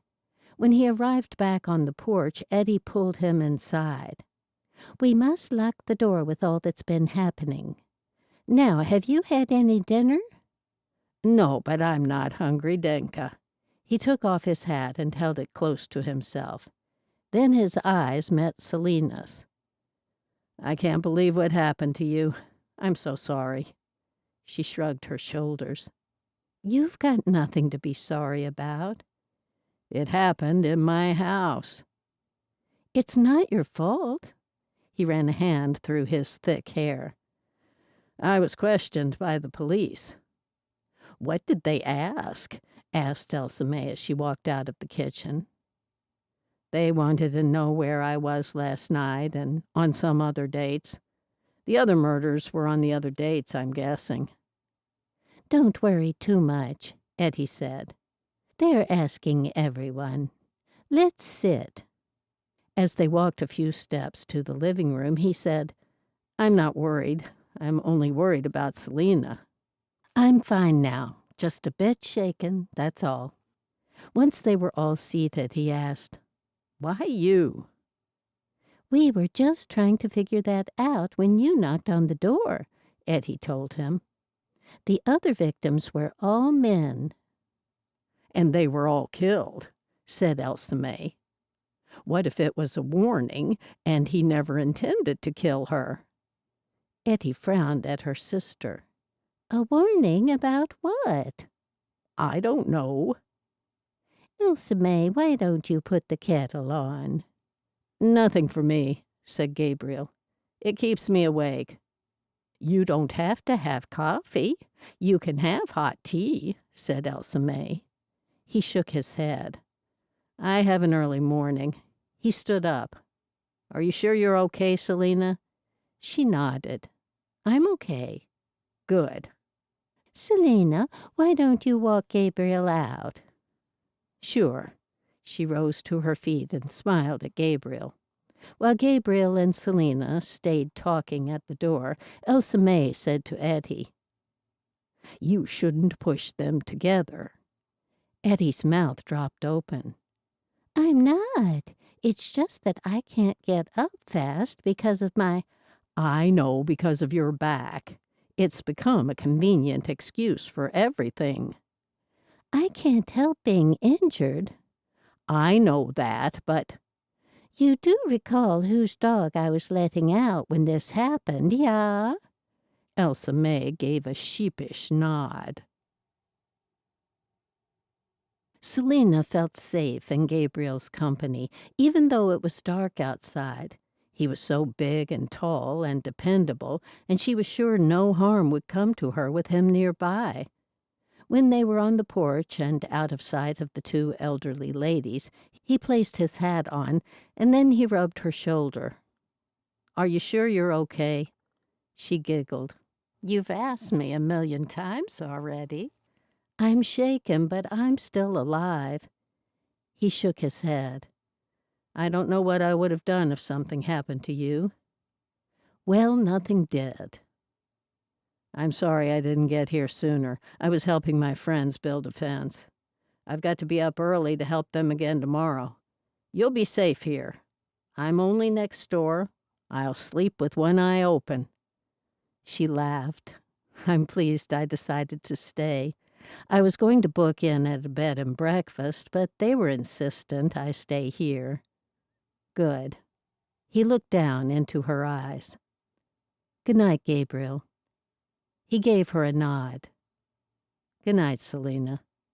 He turned around and walked down the porch steps. When she walked back to the door, she looked at him again to see that he was just outside the picket fence and had just latched the gate behind him. She closed the front door and made sure to lock it. He's gone? Ettie asked. He has. She walked over to the couch and saw 2 pillows, sheets, and a quilt piled on a chair in front of the couch where Ettie sat. Are these for me? Yes. Would you like me to make the couch up for you? Ettie asked. When she says me, she means me, Elsa May said from over the top of her knitting. Selena smiled. It's okay. I can do that. Thank you. Now come and sit by me, Selena, and tell me something happy. Let's not think about scarecrows any more tonight. Okay. She sat down beside Ettie and told her about happy memories of her childhood when they vacationed by the seaside. Ettie and Elsa May then entertained her with stories of what they used to get up to on their farm when they were growing up. Their light-hearted conversation worked a treat, and Selena felt much better after the sisters had gone to bed, leaving her alone. With Snowy staring at her from his dog bed, she made up the couch. As soon as she finished the job by spreading out the quilt, Snowy jumped up and lay down on one end. Selena smiled. "You can be my watchdog, Snowy." She didn't know if he was any good at that kind of thing, but she certainly felt better staying at the house with the sisters for company and Gabriel next door. Chapter 16. Selena couldn't sleep that night. But it wasn't because the couch was uncomfortable, and it wasn't that she could barely move her legs because of Snowy spreading himself out. She couldn't stop wondering and worrying about who could have wanted her dead. She'd only just drifted off to sleep when she heard a loud banging sound. In the groggy land of half asleep and trying to wake, she heard footsteps and clattering along the floor, and then voices. She sat up to see Gabriel walking into the house and noticed the clattering was Eddie's walking stick. "I'm sorry to come here so early," Gabriel said as Edie led him further into the house. Selena pulled the quilt up higher over herself. She was only wearing an oversized T-shirt. Gabriel's hurt something, Edie told her. Selena knew from their grim faces that another person had been killed. "What is it?" Elsa May asked as she walked out of her bedroom. Gabriel took off his hat and said, "It's Lane Schrock. She's dead." Elsa May froze in place. "How?" Gabriel glanced over at Selena as though he didn't want to speak in front of her. "It's another scarecrow killing. I just heard about it when I went to hitch my horse at the Troyers. I'm sorry. That's all I know, and I have to go right away. I've got a job that'll last the whole day. Will you be okay, Selena?" "I'll be fine." "Why don't you come here for dinner tonight, Gabriel? Selena is staying with us for a couple of nights." His face lit up. "I'd be delighted. We'll see you at 6 sharp, Elsa May said. "I'll be on time, shaved and showered." Elsa May frowned at him as he turned and headed to the door. "That's good," Ettie commented as she walked him out. She stood and watched him walk out the gate and was just about to close the door when she saw a car coming their direction. Being situated on a no-through traffic road, they didn't see many cars on their road. It was Detective Kelly's car. She was certain of it. "Here comes Kelly," she called over her shoulder to Elsa May. "He's early." "He's here to tell us about the murder, I guess," Selena said. "I should throw some clothes on. I'll be in the bathroom for a few minutes." "What kind of mood does he look like he's in?" Elsa May was fully dressed already and made her way to her usual chair. Edie watched as he got out of the car. She turned around and said to Elsa May, "He's not looking very happy." "Oh dear, I hope it's not something that we've done." "I'll quickly change into my day clothes." Edie found some sudden speed even though it hurt her back. She didn't want to miss a word of what Kelly had to say. Abandoning her walking stick, she passed Selena, who was heading to the bathroom, and as she walked along the hallway, she was pulling off her nightgown.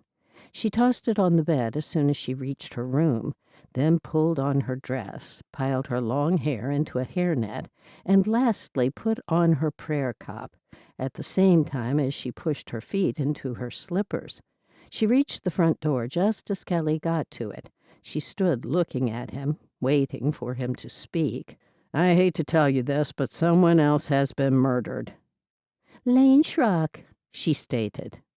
His eyebrows shot up. "How did you know?" "We heard from Gabriel, who heard from—" He raised his hand, telling her to stop. I know news travels fast in your community, but I didn't realize it was quite this fast. Come inside. We've got Selena here, too, as you probably know. Kelly sat down on his usual wooden chair in their living room, and Selena was now fully dressed and sitting on the couch. Elsa May said, We know Lane Schrock, or we knew her, I should say. We knew her as Laney. We're good friends of her family. She left the Amish. Let me see now. Ettie tapped a bony finger on her chin. That would have been about 20 years ago now. Isn't that about right, Elsa May? I think so. Her family members don't talk about her now. I don't even know if they've been in touch with her. They've been informed just now. I've just come from their home. How are they taking the news? Not too good, as you can imagine. They had been hoping, and no doubt praying, that she'd return to the community. Now that possibility has been stripped away from them. Should we visit them, Ettie? Yes. Is it all right if we do that? Ettie looked directly at Detective Kelly. He slowly nodded. They might tell you something they didn't tell me. That's not why we want to see them. They're good friends of ours. Kelly sighed. Do what you can to find out what you can by asking within your group of folk. This is now worldwide news, and you can imagine what pressure that brings on me. 3 murders and Selena's attempted murder.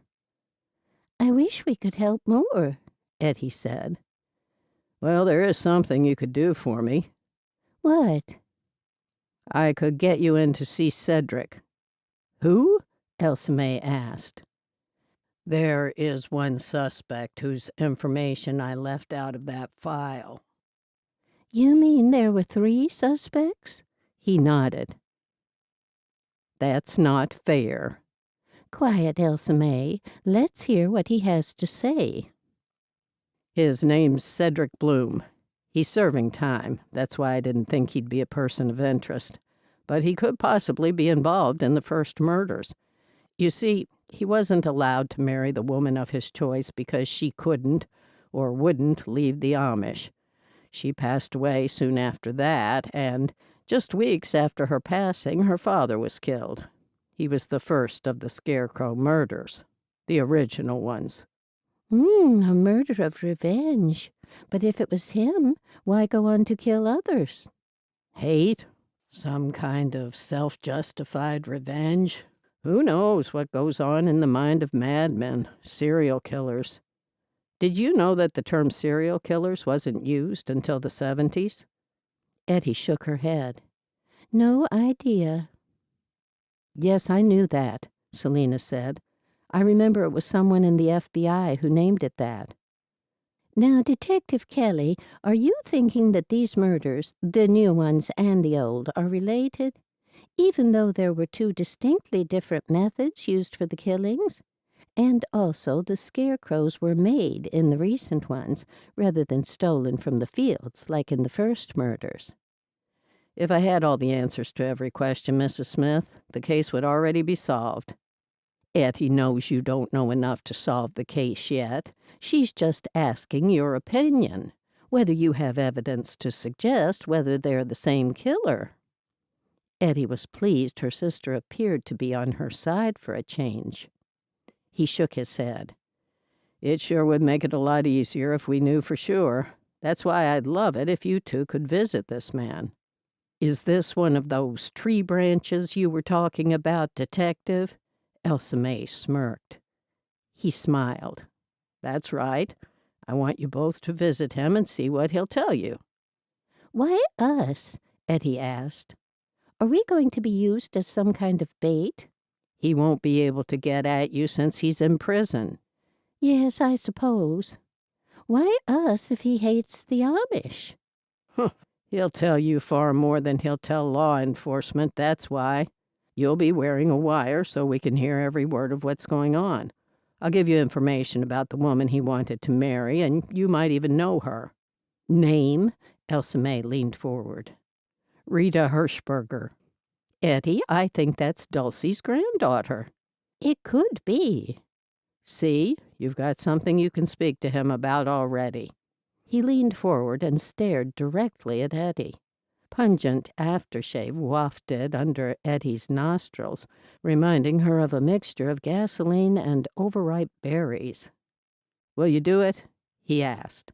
If you think it'll help stop these killings, we will. "Yes, we will," Elsa May agreed. "Good." He clapped his hands together so loud it caused Selena to jump. "I don't know." Ettie and the detective stared at Elsa May as she shook her head.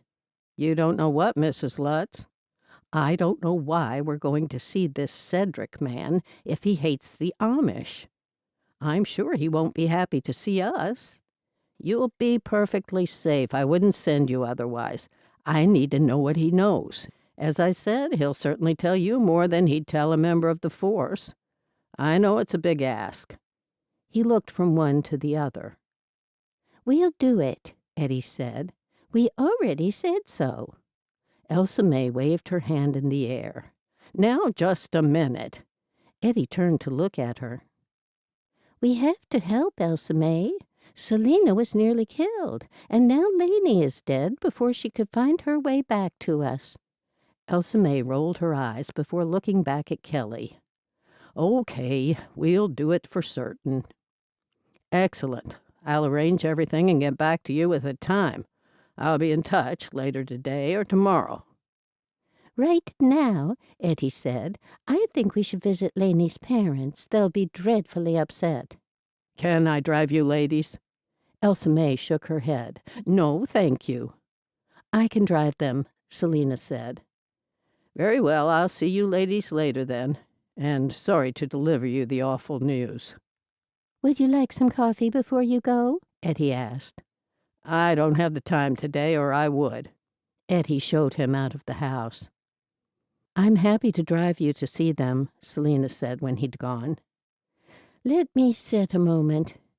Edie walked over to the couch and sat next to Selena. It's such a shock. How did the killer know where to find Lainey? "She'd be 50 or 60 by now, since her parents are about our age." She would have been, you mean? "Yeah, maybe that talk with the fellow in the prison might enlighten us." I hope so, because I certainly don't feel very enlightened right now. She turned to Selena. We will take you up on your offer. First, I need a lie down. "That sounds good to me, too. I haven't slept a wink." "Me either. Let's all have a nap, and then we'll have some breakfast, and then visit Lane's parents." After Ettie had rested for a couple of hours, she felt much better. She wasn't looking forward to seeing her friends right after they found out their daughter was murdered, though. 2 of her own daughters had left the community, so she could only imagine how they'd feel finding out one of theirs had died outside of the faith. When a knock sounded on the front door, Ettie sat and swung her legs over the side of the bed, forgetting about her back. She yelped in pain and rubbed her back. Then she slipped her stockinged feet into her shoes and took hold of her walking stick. Are you getting that, Elsa May? "Yeah." Before Ettie made it to her bedroom door, she heard Gabriel talking to Elsa May. "Hello again, Ettie." Gabriel waved, giving her a big smile. Ettie saw Selena in the kitchen making herself a cup of tea. "Hello," Ettie answered Gabriel as she straightened her cup that she'd forgotten to take off before her nap. "Weren't you working?" "It's raining. It looks like it's set in for the day. I was happy to keep going, but no one else wanted to." "We're off to visit Peter and Denise Schrock if you'd like to join us. Selena is taking us." "I sure will. I'll come for the drive, but I won't go inside. I don't know them that well." Gabriel crouched down to pat Snowy, who was pawing his leg. "I'm sorry, I'll put him out." Elsa May swooped down and picked up her little dog. "Nay, he's fine, truly." "Are you sure?" "Yeah, I love dogs." Elsa May put Snowy back down on the floor. I just don't know what to say to poor Peter and Denise." There'll be nothing we can say to make them feel better. Just paying them a quick visit will let them know we're here supporting them with our prayers. Gabriel nodded. "Let's fix something to eat now," Ettie said. "Come through to the kitchen, Gabriel." Chapter 17. Selena and Gabriel stayed in the car while Ettie and Elsa May knocked on the Schrock's door. Peter answered it. His face was white as a sheet. "I'm sorry, Peter. We just heard the dreadful news." "Danke." "How's Denise?" "Come in and see for yourselves." He brought them through to the kitchen where Denise was sitting at a round table, her hands clasped firmly in her lap. She stood up and hugged them, one at a time. "We're sorry for your loss," Elsa May said. Peter said from behind them, "This wouldn't have happened if she hadn't left us."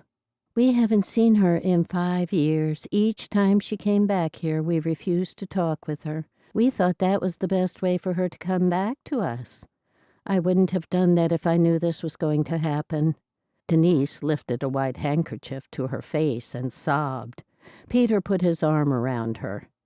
"It was God's will." She sniffed and then looked up at them. "Let's sit. I'll make you a cup of hot tea. Or would you prefer coffee?" "Why don't I make it? Peter, you and Denise sit," Edie offered. "Danke, Ettie. A hot tea would be nice." Peter sat down next to his wife, and just as Elsa May was about to sit, Edie poked her in the ribs with the end of her walking stick. "Since I can't stand very well, you'll have to do it." Elsa May straightened up. "I'm sorry, Ettie. Take a seat." She pulled the chair out for Edie to sit down. "Have you hurt yourself, Ettie?" Denise asked, while Elsa May filled the tea kettle with water. "Nothing too serious. The doctor said I've pulled a muscle. I'll get better, but it seems to be in no hurry."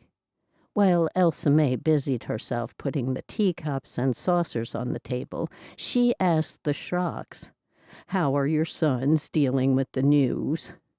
"I've only heard from 2 of them. They're just as upset as we are. They were once close with their big schwester." "Before she left, they were," Peter added. "Did you hear about the way she died, Ettie?" Denise asked. Ettie froze. She hadn't intended to raise that subject. "I heard about the Scarecrow. Is that what you mean?" "Yeah." Ettie stared at the couple who just lost their child. Even though the child was an adult, and a middle-aged one at that, it didn't matter. The pain was just as great.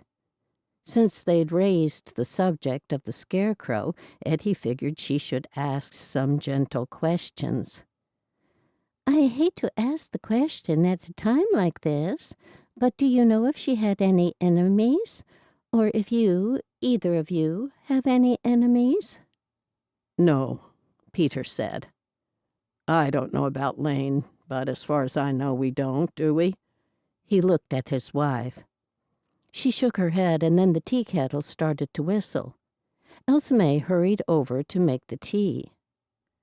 "The police are coming tomorrow to ask us questions, but we don't know anything."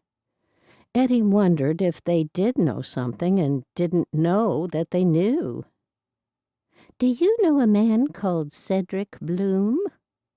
"No." "He once wanted to marry Joel Hirschberger's daughter, Rita. Joel was killed as the very first of these Scarecrow murders in the 1970s. Cedric Bloom was a suspect back then because Rita's father hadn't allowed Rita and Cedric to marry." "Earlier murders?" Peter asked. Edie didn't know if it had been the right time to mention that. She stared disapprovingly at Elsa May, but her sister didn't notice. She was too busy filling teacups and putting them onto saucers, and passing a bowl of sugar and the little pitcher of cream. After a pause in the conversation, Elsa May said, "There were 5 people murdered some years ago, and in each case a scarecrow was left in front of their house. They were stabbed. They never caught the murderer. Now, years later, 3 people have been shot, and the scarecrow left in each place. The detective on the case is trying to work out if the former scarecrow murders and the latter ones are connected." Denise and Peter just stared at each other without saying a word, just as Elsa May set a large teapot in the middle of the table. "I see cookies in a jar." "Please, cookies, Elsa May," Denise said. While everyone at the table was silent, Elsa May shook some cookies out of the jar onto a plate. When she placed the plate in the center of the table, she said, "Can I pour anyone more tea?" "Yeah," Denise said. When everyone had a cup full of tea in front of them, Edie said to Denise and Peter, "Are you sure you don't remember Cedric Bloom?" They looked at one another, then looked at Edie. Nay. She rattled off all the names of the other suspects, and the couple didn't recognize any of them. It had been a long shot that hadn't paid off. "We are here if you need us for anything," Elsa May said. "Are you handling the funeral?" Edie asked. Denise shrugged her shoulders. "I don't know what's happening. She never married. I suppose we will give her a funeral. I don't know how it's all going to work. The bishop's on his way now." "I think she should be buried in an English cemetery because that was the way she chose to live." Peter wiped his eyes. "We can decide later. We don't have to worry about that today." Denise put a comforting hand on her husband's shoulder. The bishop and his wife arrived just as they were finishing their tea. Elsa May cleared the table and put another pot of water on to boil before she and Edie walked out and got into Selena's car. "Thanks for waiting." "You're welcome." "Was that the bishop and his wife who just arrived?" Selena asked as she drove away. "That's right, it was." "How were the parents?" Gabriel asked. "Devastated. They'll never get over it. They say she never married, but she must have had a circle of friends," Elsa May said. "I'm starting to think the killer didn't know the victims. It just mattered that they used to be Amish." Edie shook her head. "I guess we've got another funeral to go to," Elsa May said. "Is there anywhere else you want to go now?" Selena asked them. "Nay, Dinka. I think we have to be home for Kelly this afternoon. He's got a small job which he wants us to do." "Yes, I heard." Later that afternoon, Kelly sent someone to collect Elsa May and Ettie and bring them to the police station. There he told them he'd made the arrangements for them to visit Cedric the next day. Then he ran through all the questions he wanted them to ask. When they arrived home, Selena had the dinner cooked and was sitting in the living room with Gabriel. Chapter 18. The next day at 11:45, Edie and Elsa May were driven to the prison. Then they were ushered into a small room. Edie was nervous about the surroundings. It wasn't the first time they'd visited someone in jail. The sterile gray atmosphere and the despair that always hung in the air saddened her heart. The armed guards and the security measures everywhere only served to make her increasingly nervous. She patted the listening device, strapped under her clothing, to make certain everything was in place. Then she remembered. She'd been told not to touch it because it would possibly alert someone to its presence. At 12:15, a small man in an orange prison jumpsuit was led into the room. Edie had a hard time guessing his age. Maybe he's around 70, she thought, which would put him in the right bracket for the first of the murders. He smiled when he saw them and sat down in front of them, handcuffed. One guard left and the other one stood against the wall. "I don't believe I met you two ladies before. You must have something real good to say." They introduced themselves as Mrs. Smith and Mrs. Lutz, figuring he didn't need to know more than that about them. With an evil grin, he asked, "Are you relatives of that woman killed the day before yesterday?" "No," Ettie answered. "We're not, but we are friends of the family." "Why have you asked for a visit with me? It must be pretty important. They told me your visiting time won't take away from my other visits." Edie recalled having heard that inmates were only allowed a certain number of visitor hours per month. "We're not sure," Elsa May said. "This is where they told us to come." He looked from one to the other. "Why are you here?" There was no point dancing about. Edie blurted out, "We've come about the Scarecrow Murders." "They're happening again, and it's funny you just mentioned them," Elsa May added. "We get news in here. I heard about it. Like I told the cops, I don't know anything about it except for knowing the one man who was killed." "That's too bad. You see, a good friend of ours was nearly killed, and we know two of the others who died. Thanks anyway." Edie got up to go, and she could feel Elsa May staring at her. "Don't go." Edie glared at him. "You want us to stay?" "There's not much else on for the day. I'm not going anywhere." He grinned, and when Edie sat back down, he leaned forward. "I mightn't know about the murders, but I know someone who does." "You do?" Edie didn't really believe him and figured he was just trying to fill in time. He nodded. "Name's Grifford. Dr. Grifford. He's responsible for the killings." Edie gulped and looked over at Elsa May. Then Edie grew suspicious that he was lying. It was a huge leap between knowing someone who knew something and then suddenly naming the murderer. "Why do you say that?" Elsa May asked, calm and collected, not letting on that they knew the doctor. Edie was impressed. She was too rattled by his disclosure to have spoken so calmly just then. "I know it." "The first ones?" Elsa May asked. "You do know there were 5 Scarecrow murders years ago?" The man nodded. "He probably did the lot, each and every one of them." "What makes you say that?" Edie asked. "He admitted it." Still sticking to her original thoughts, Edie asked, "What was his reason for killing all those innocent people?" "How do you know him?" Elsa May asked. Edie stared at her sister. "I asked the question, and he still hasn't answered it. Wait your turn." "I didn't hear you. Sorry, Edie. You'll have to speak up," Elsa May said. "We'll listen next time." He said to Edie, "I'll answer your question first. They weren't innocent, not to him. They were Amish people, infiltrating into society. According to him, Amish people have diseases, and they should stick with their own kind." "What diseases?" Edie asked. "Genetic ones. Diseases that come from inbreeding with your own kind."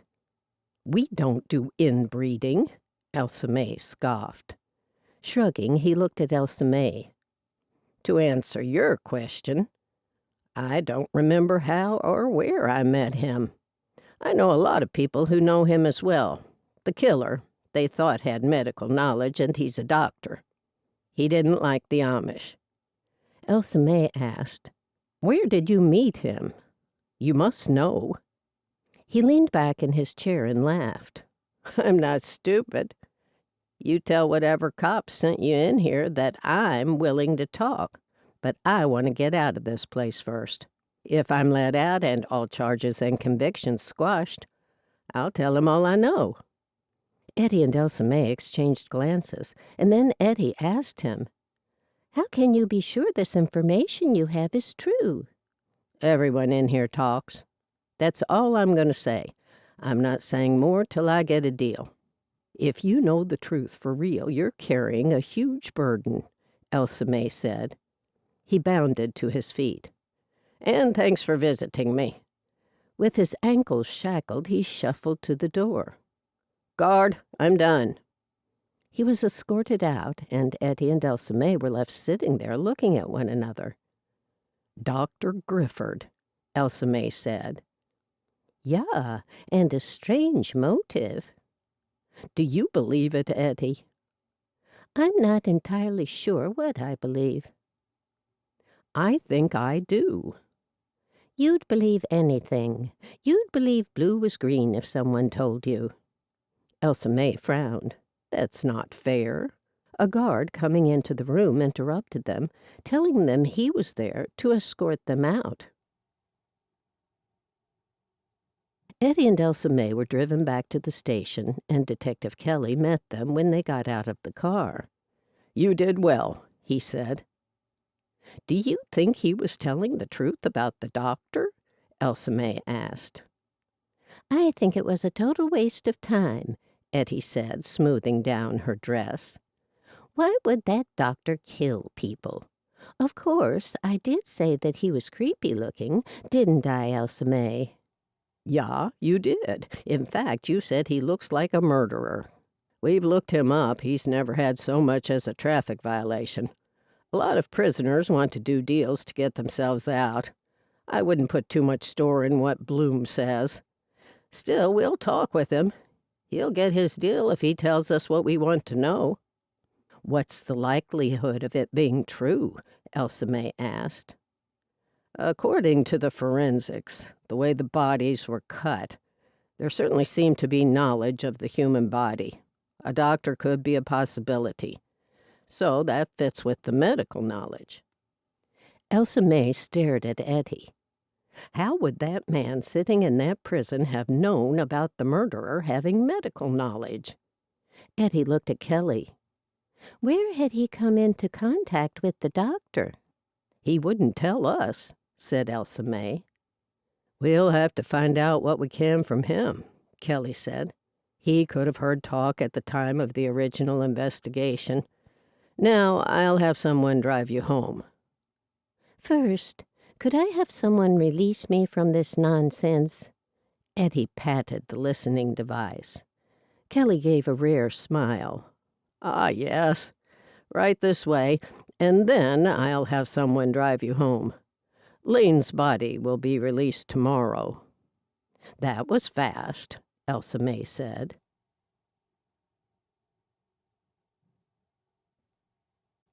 Chapter 19. It was 4 days later before they found out from the local newspaper when Lane's funeral was. Selena drove the sisters, and Gabriel went with them. It seemed the funeral had been arranged by some of Lane's friends and not her family. As soon as Edie walked into the small church, she saw that they were the only representation of the Amish community. There wasn't one member of Lane's family among the small group of people. It was possible, she knew, that they were too upset to attend. The 4 of them sat in a row behind the crowd. There had been nobody at the door to greet them like there had been at other English funerals.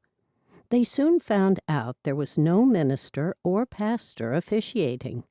A man who introduced himself as a good friend of Lane's stood in front of the coffin and spoke about Lane and her life. As they listened, they found out she was 56 and had recently retired from being a nurse. That piqued Eddie's interest, and she wondered if Lane had known Dr. Grifford. Then Ettie was dug in the ribs, and she looked at Elsa May to tell her to stop doing that, and saw Elsa May's gaze was fixated on something. When Ettie turned to see what her sister was looking at, she saw Dr. Grifford sitting on the opposite side of the room. Grifford looked over at them and raised his hand in a wave. Ettie nodded a little and then looked to the front of the room. "Ettie, I saw. Those people he's sitting with must be staff from the hospital." "Could be." When the service was over, 6 men carried the coffin to the small graveyard behind the church. Once everyone was gathered around the freshly dug grave, the same man who'd spoken in the church said a few words. Rather than listen to what was being said, Ettie looked around at the attendees. They all varied in age. Most likely Lane had met many of them through her work. Once the talking had ceased, 3 women walked forward and each threw a single white rose into the grave. Then everyone started leaving. "Is that it?" whispered Elsa May. "I guess so. Everyone's walking away." Just as they joined the tail end of the crowd heading back to the church, a woman approached them and introduced herself as Barbara Thomas and invited the 4 of them back to her house to continue the farewells. "Thank you. We'd love to." Edie quickly accepted. "I suppose you knew her before she left the Amish?" Barbara asked. "Yes, we weren't sure if anyone knew her history," Elsa May said. "We worked together for nearly 20 years. We were best of friends. I'll miss her dreadfully." Barbara then proceeded to give them her address. When they arrived at Barbara's house some 20 minutes later, Edie was most interested to talk to the man who'd done most of the talking at the funeral. Then she planned to speak with Barbara. "Hello, I'm Ettie Smith. It seems you were a good friend of Lane's." He put out his hand. "Nice to meet you. I'm Raymond Dellings." She shook his hand. "Did you know Lane when she was Amish?" Edie figured he was old enough to have known her from back then. "I didn't. She would have been upset her parents aren't here. She said they never said a word to her after she escaped. Oh, I'm sorry. I mean since she left the Amish." "It's not because they didn't love her. They would have found it very hard to do to be here. They never stopped hoping she'd return, and that was their way." "What's their excuse for not being here today? I personally invited them." "I don't know. I think they thought they were going to hold the funeral. I was with them on the day they found out. They were devastated." Edie studied his face. He seemed pleased to hear they'd shown emotion. "Well, good. But still, it would have been nice if they'd come. I would have thought it wasn't the Amish way. But you and your friends are here." "It depends. There's no hard and fast rule in our community about whether we talk to our children who've left us. I have 2 daughters who've left, and I do talk to them when they stop by, which is very infrequently, sadly." "Sorry to hear it." He looked uncomfortable. "It sounds like everyone will miss Lane." He nodded. "She was a very loving woman. A good woman." "It sounds like it. Everybody has only good things to say about her. Did she have any enemies?" "Certainly none that I knew of." He looked around. "She did see a strange car in her street a couple of days before she died. Was driving up and down the street really slow, and she has a dead-end street, so it made it more noticeable." "I know what you mean. Where I live is a dead-end street, too. Did you tell the police?" "I did at the time it happened. I think they thought I was crazy, but still I had to tell them anything I could think of." "What kind of a car?" Well, she said it was a gray car, gray, silver-tone car. She did take the plate number down. Edie couldn't believe her ears. She did? He nodded. She called me and gave it to me, and then when a detective came around asking questions, I found it and gave it to him. That's interesting. Do you recall if it was Detective Kelly? What was interesting to Edie was that Kelly never told her that there had been a sighting of a car. He was forever holding things back from her. I don't remember. The detective didn't seem very interested, but it must have stuck out to her because she called me and asked me to write it down. Did it strike you that it was odd at the time? It did. She seemed nervous. And she didn't say why? No, and I never saw her again. I had 2 scheduled days off, and then I heard the news on the radio. I hope they catch the psycho who killed her. Me too. I see that Dr. Grifford is here. Yes, most of us are from the hospital. So he has a private practice and he works at the hospital too? He once worked at the hospital. He doesn't anymore. When the conversation came to a natural end, she made her way back to Elsa May and told her what she'd learned about the silver car. On the way home, Edie asked Selena, "Have you ever seen a silver gray car on the street at Gabriel's house?" "Not that I've noticed. Why?" "I found out that Lane saw a silver gray car driving very slow past her house a few times. She thought it strange, so she gave the plate number to a friend. He's since given it to the police." Are you sure you haven't seen any strange cars in the street at all, Selena? Gabriel asked. "I honestly hadn't noticed. Nothing seemed strange. That's why what happened took me so much by surprise." Chapter 20. The next morning, Edie decided they needed to tell Kelly that Dr. Grifford had been at the funeral. Selena was out of the house early doing some shopping, and then she was going to look for a long-term place to stay, since she couldn't stay in Gabriel's house any longer. As Edie walked into the kitchen for breakfast, Elsa May looked her up and down. "Is your back getting any better?" "It's okay. I wouldn't say it was better. It's about the same."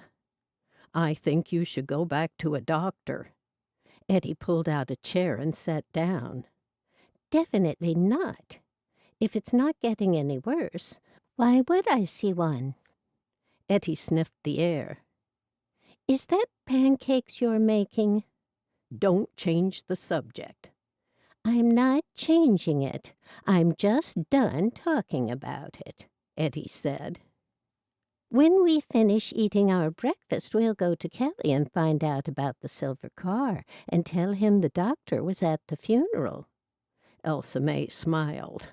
"That's fine by me." She then placed a cup of tea in front of Edie. "If he wants us to help, he must tell us what's going on. Otherwise, we only have half the pieces of the puzzle." "There's no good telling me that. You need to help me tell him that. You could tell him that if he doesn't tell us everything, we're left halfway out on the tree limb. And to stop the limb from breaking, we need information." Elsa May chuckled and then flipped a pancake. Edie sipped on her tea, knowing that neither one of them would be brave enough to use his analogy. She wasn't looking forward to any such conversation with Kelly. "Do you think we should see if Gabriel can drive us in?" "I think we've bothered him and Selena enough for the last few days. Let's just go by taxi, shall we?" "Okay." Edie looked down at Snowy, pawing at her leg for food. "Snowy needs a walk." Elsa May reached down and stroked Snowy. "I know. He's been neglected with all that's been going on. I'll take him for a walk when we get back." "Okay." When Elsa May gave her some pancakes, she broke off a piece and gave it to Snowy. They had to wait for Kelly when they got to the station because he was in a meeting. They sat in the hard seats of the waiting room. 20 minutes had passed, and Edie had to get up and stretch her legs. This seat was awful for her sore back. Elsa May had brought her knitting and was happily engaged in one purl and one plain while she waited on the hard wooden seat. Edie sat down again. I wonder what the meeting is about. He's probably having a meeting with all the police officers to tell them what's going on. Unless he's interviewing someone. They just said he was in a meeting. Edie sucked in a gulp of air. Maybe they found the person who owns that silver car. I hope so, but I doubt it. Do you know how many silver cars would be out there? Edie frowned at her sister. They got the plate number. Oh, that's right. Elsa May put the knitting down in her lap and giggled. The first thing Edie asked when she was sitting across from the detective was about the silver car. She wanted to know why he hadn't told them. I knew you'd ask me about that. He interlaced his fingers together and placed them down on the desk. After a moment of silence, Elsa May leaned forward. And? He drew his eyebrows together and opened his mouth to speak. But Elsa May spoke up again before he had a chance. Ettie's a little annoyed that you expect us to help with various things and you don't give us the full information. She said it's like you're giving us 2 pieces of the puzzle and expecting us to finish it, but we can't. The detective looked at them and drummed his fingers. Then he interlaced his fingers again and placed them lightly on his desk. Is that right, Mrs. Smith? You'll be pleased to know that we located the owner of the silver car. Edie frowned. You're saying that as though it was stolen. Yes, that's right, it was. Now, the reason the owner didn't report it stolen was that he thought one of his teenage children had taken it and forgotten to let him know. It's a second car for the family. Do you believe that? Edie asked. I have no reason not to believe it. Seems it was stolen, and possibly the murderer was using it for a time. Have you located the car? Yes, it was abandoned, and we've got it impounded as a crime scene. Forensics are doing their job now. Initial results show the same traces of mud and straw that match what was on the scarecrows. Who owns the car? Elsa May asked. If you're asking me if you know the man who owns that silver car, I can tell you he runs an antique furniture store downtown. Elsa May's eyes bugged out. The second-hand Amish furniture store? Yes. Is that the same one that also sells the newly made Amish furniture? The very first suspect they'd followed to the Amish furniture store suddenly seemed more interesting. What if the car hadn't been stolen at all? It's the big store downtown, the one with the big windows. Kelly looked at Ettie. What's going on in that head of yours, Mrs. Smith? Oh, nothing. It's just that we drove past there the other day, didn't we, Elsa May? We did. And what about this doctor? We haven't mentioned him yet. There was talk about the Scarecrow Murderer having medical training. Did I tell you that? Ettie put her fingers to her mouth. Someone did. The man from the prison, Cedric. He was talking about a doctor being responsible. Kelly nodded. I heard it all on the recording. That's right. What's happening with his deal to get out of prison? Ettie asked. He seemed pretty adamant that the doctor was the killer. These things take time. It's a slow process, and first off, we need to determine if there's any truth in what he's claiming." "Wouldn't that be hard until you hear what he says?" Ettie asked. "That's right, it is. But I can't tell you the number of times that prisoners offer information to get out or have their sentences lessened. It doesn't mean the information they're offering up is genuine. More often than not, it's a fabrication woven out of something they've overheard." Elsa May screwed up her nose. "So, he won't tell you until you give him the deal, is that right? And you won't give him the deal until you hear what he's got to say, because he could be lying?" Kelly chuckled. "That's right. We have to be fairly certain he has information before we enter into any deals with him." "I see. It all goes around in a circle." When Kelly nodded, Ettie leaned forward. "And what have you learned so far that you can share with us?" "I found out the doctor in question studied Amish genetics. He's more of a scientist. He was based in New York and has done some study of the Amish in this area. He now works locally as a general practitioner." That fit with what Cedric had told them, and it was nothing they didn't know already, except for the New York part. Eddie's mind was elsewhere, however. "If the killer used one stolen car—" "Yes, I know where you're coming from, Mrs. Smith. I've got my team looking into what cars were stolen around the time of each of the murders.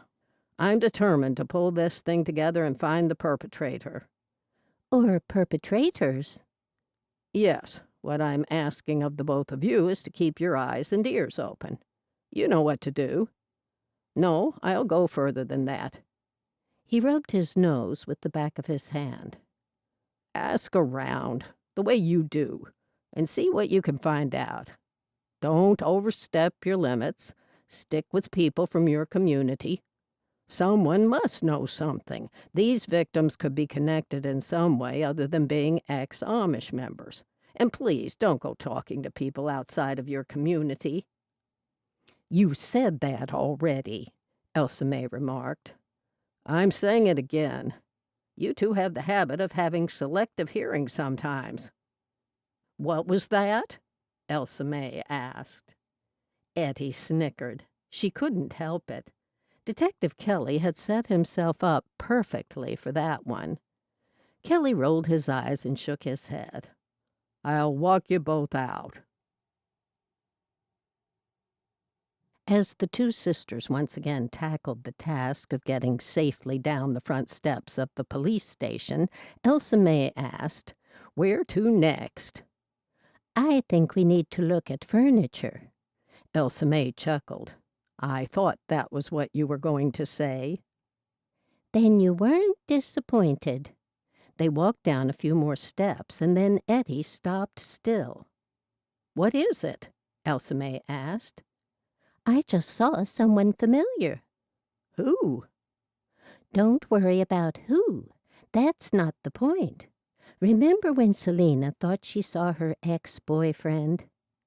"Eugene Ryder, yeah. And he's her ex-fiancé, Ettie." "Yes, the one who's in England. But what if he's not?" Ettie shook her head as dark thoughts sprouted like mushrooms in the dark recesses of her mind. "What if he's out to kill Selena and make it look like she's been killed in a spree of killings? The Scarecrow Murders. It's a perfect cover." "It would be a perfect cover. Kill a few people, then kill the real person you want dead. But Kelly said he checked on Eugene and he's in England." Ettie leaned on her stick. "He might have fooled everyone. Unless someone went over there and saw him with their own eyes, how would they know he was there for certain? He could have been there and then flown back." Elsa May nibbled on a nail. "Okay, I see what you mean." "And he's a lawyer, so he's smart, and maybe he mimicked the old murders to really throw the police off the track." "Come and sit down." Elsa May led Ettie over to a bench. You think he's responsible? I do, for certain now I think about it. Elsa May flopped down next to her. What about the doctor? Elsa May asked. He seems a little weird, and he'd be used to death. He could have done it too. Elsa May rolled her eyes. You've certainly given up on Eugene quickly. You just said you thought he did it. Nay, why don't you ever listen? I said, what if he did it? It would have been the perfect cover. Quite clever. What you said is that you were sure he did it. Elsa May rolled her eyes, and Edie caught her. Don't be mean. I'm not, said Elsa May. Why don't we find out for sure if Eugene's in England, like everyone thinks? Okay, but how do we do that? I mean, Kelly said he was for certain. He's not going to listen to us. Maybe Kelly didn't try too hard. He wasn't thinking Eugene was a serious contender to be the Scarecrow Murderer.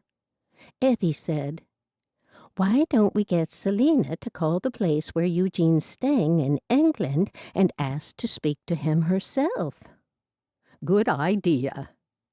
Before that, I'd just like to eliminate someone who's been nagging at the back of my mind. The doctor? Nay. The owner of the Amish furniture store who we're on our way to see? Ettie shook her head. What? Someone else? That's right. Ettie nodded. Who? Eli and Kate's son, David. Let's see if they're still here. That's right. He stands to gain a lot of money by Eli's death. But we still haven't been to the furniture store. The furniture store isn't going anywhere anytime soon. But David and Kate are leaving soon. So, as well as the doctor and Eugene, you suspect David? Edie looked up at the fluffy clouds drifting across the sky while she was thinking about Eli and Kate's son. Could David really have done the same thing as she wondered about Eugene, and killed others as a smokescreen for killing his father? Edie soon got a jab in the ribs. Are you going to answer me? Elsa May asked. Did you ask me something? Forget it. You want to go see Kate and David. That's right. Okay, let's go. You sit there until I get a taxi. When Elsa May walked away, Edie smiled. I was going to do just that. It was fun for Edie to be fussed over for a change. Chapter 21. The taxi brought Ettie and Elsa May to Kate's house. Already there was a for sale sign planted and a big moving van out front. 2 men from the moving company were bringing boxes from the house to the truck.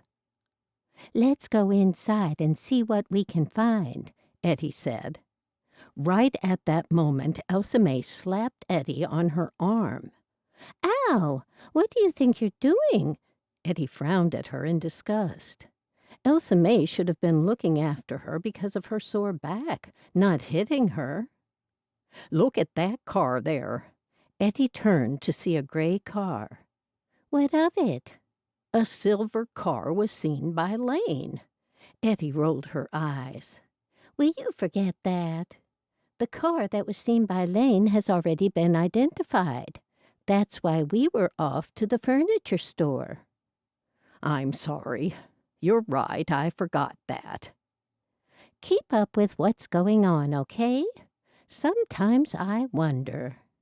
Ettie came close to an eye roll, but managed to stop herself. When Elsa May nodded, Ettie walked ahead and knocked on the door. Kate flung open the door. Oh, it's so nice to see you before I leave. No one else in the community is bothered with me. I was beginning to think you were going to forget me too, Ettie. I wouldn't do that. How are you doing? Ettie asked as she walked past Kate and into the house. Better than I thought I would be. I don't know it's hit me yet. David's been so good. I don't know how I could have managed without him. Where is he? He's asleep inside. I'm not taking much with me. David wanted me to fill up the truck, but I'm just taking a few things that are important to me, and I'll leave the rest. The realtor said it wouldn't matter if I left some of the furniture in here, although it's not worth much. When did David arrive here? Wouldn't it take days to drive from Canada? He was already here on vacation, the first time in ages that we've seen him. He came alone. Alone? Not with his wife? No, she had to work. It was convenient he was here with his car. Now I can drive back with him. Yes, very convenient, Ettie said, giving Elsa May a sideways glance as they followed Kate further into the house. When they walked into the kitchen, Kate turned around to face them. I do hope they can find out who did this, but still, it'll be too late for my Eli. She brought them into the kitchen that overlooked the garden, poured them coffee, and set down a plate of cookies. Will you be okay living with David and his family? I'll stay there for a while and might even buy a place of my own. David suggested I give him Eli's life insurance money so he can buy a big place for us all to live. Eli had life insurance? Ettie acted as though she didn't know. Yes, quite a bit. He sold insurance ever since we left the community, so he had plenty. He wasn't trained for anything else, and sales suited him so well. He loved being around people. I'm now a very rich woman, money-wise, at least. Ettie reached for one of the cookies and nibbled on it. Maybe David was the killer. He never got along with his father, and now he'd be a rich man if he got rid of his mother, too, or got his hands on the money. He could have killed the others, knowing the investigators would be looking for a scarecrow serial killer. When they left there, Elsa May asked, "What do you think of that?" We have to tell the detective what we've just learned. He already knows all about the life insurance, Ettie. Let's just call him. You call him. They got the taxi to stop at the nearest public telephone, and Edie called Detective Kelly's cell phone. Detective Kelly?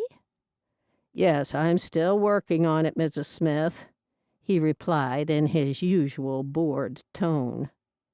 I'm calling regarding David, Eli's son. What about him? He's been here a few weeks and, well, I'm concerned about the life insurance. It was a sizable sum. There was silence. We have talked to him already, but I was thinking of bringing him in for another round of questioning. Ettie was so pleased that she replaced the phone's receiver without saying goodbye. When she realized she'd just hung up on Detective Kelly, she froze in shock. Then she figured it didn't matter because he so often did the same to her. "What did he say?" Elsa May asked when Ettie got back into the taxi. He's going to talk with him again. Okay, now let's go talk to Selena and see if your other theory has any credence to it. It's not my theory. She's the one who thought she saw him. I'm just thinking, what if she did? What if she really did see him? I know, no need to go over it 1,000 times. When Ettie and Elsa May got back to their house, it was around lunchtime. Selena was there in the kitchen making coffee. "Care to join me?" she asked. "Sounds good to me," said Elsa May as she and her sister sat down at the table. Did you find accommodation? I did. I'm leasing a house on the same street as my house. They've had trouble getting a tenant because it's only got one bedroom, but that's perfect for me. Don't be in a hurry. Are you sure it's right for you? I am. I feel bad for Gabriel moving out of his house, and do you think he only bought the one next door because of me needing somewhere to stay, so I could move into his place? Ettie knew it was very likely. If he had, he would have done it for another reason as well. Perhaps he wanted to buy a second place to rent out for extra income, or to fix up and then sell for a higher price. It doesn't matter, Elsa May said. The police said you can't go back to his house. Selena sat down with them after she'd given them their hot drinks. I know, but it doesn't stop me from feeling bad. Ettie began. So, you said Eugene was in London? Yes, he's staying with a college friend of his. She sipped her coffee. Do you know this friend? I've met him a couple of times. Selena poured the coffee into 3 mugs. Could you call him and ask to speak to your ex-fiancé? She looked up at Edie. Why would I want to do that? The last thing I want to do is to speak to him. Selena placed 2 mugs on the table and then sat down with hers. Yes, we quite understand that. But what if he's really here and not there? Ettie wrapped both hands around her mug to warm them. Wouldn't you want to know that? Elsa May asked. Supposing you're right. Wait a minute. You don't think he's a killer or something crazy, do you? Ettie said that you told her he's been very aggressive in the past. That's right, he has, but he wouldn't kill anyone. And he wasn't even born in the 70s. What about if he killed the latest ones, Eli Schaefer, John Fuller, and Lane? Selena's bottom lip quivered. But he didn't even know any of them. I would have known if he had. You've had an attempt on your life. He might be trying to kill you, and that could be his cover, so the police don't look for him. Number 1, he's not even in the country. And number 2, the authorities were looking for the Scarecrow serial killer. They won't be looking for people who had motives to kill each of the individuals. Do you see? Ettie asked. Now you're scaring me. I'm not trying to do that. I'm simply trying to eliminate him from my list of suspects. Elsa May said. You don't have to call him if you don't want to. Ettie frowned at Elsa May. Of course Selena has to call London and make sure he's there if we're to cross him off our list. Wait, he's on a list? Okay, I'll call him. Ettie heaved a sigh. Thank you, Selena.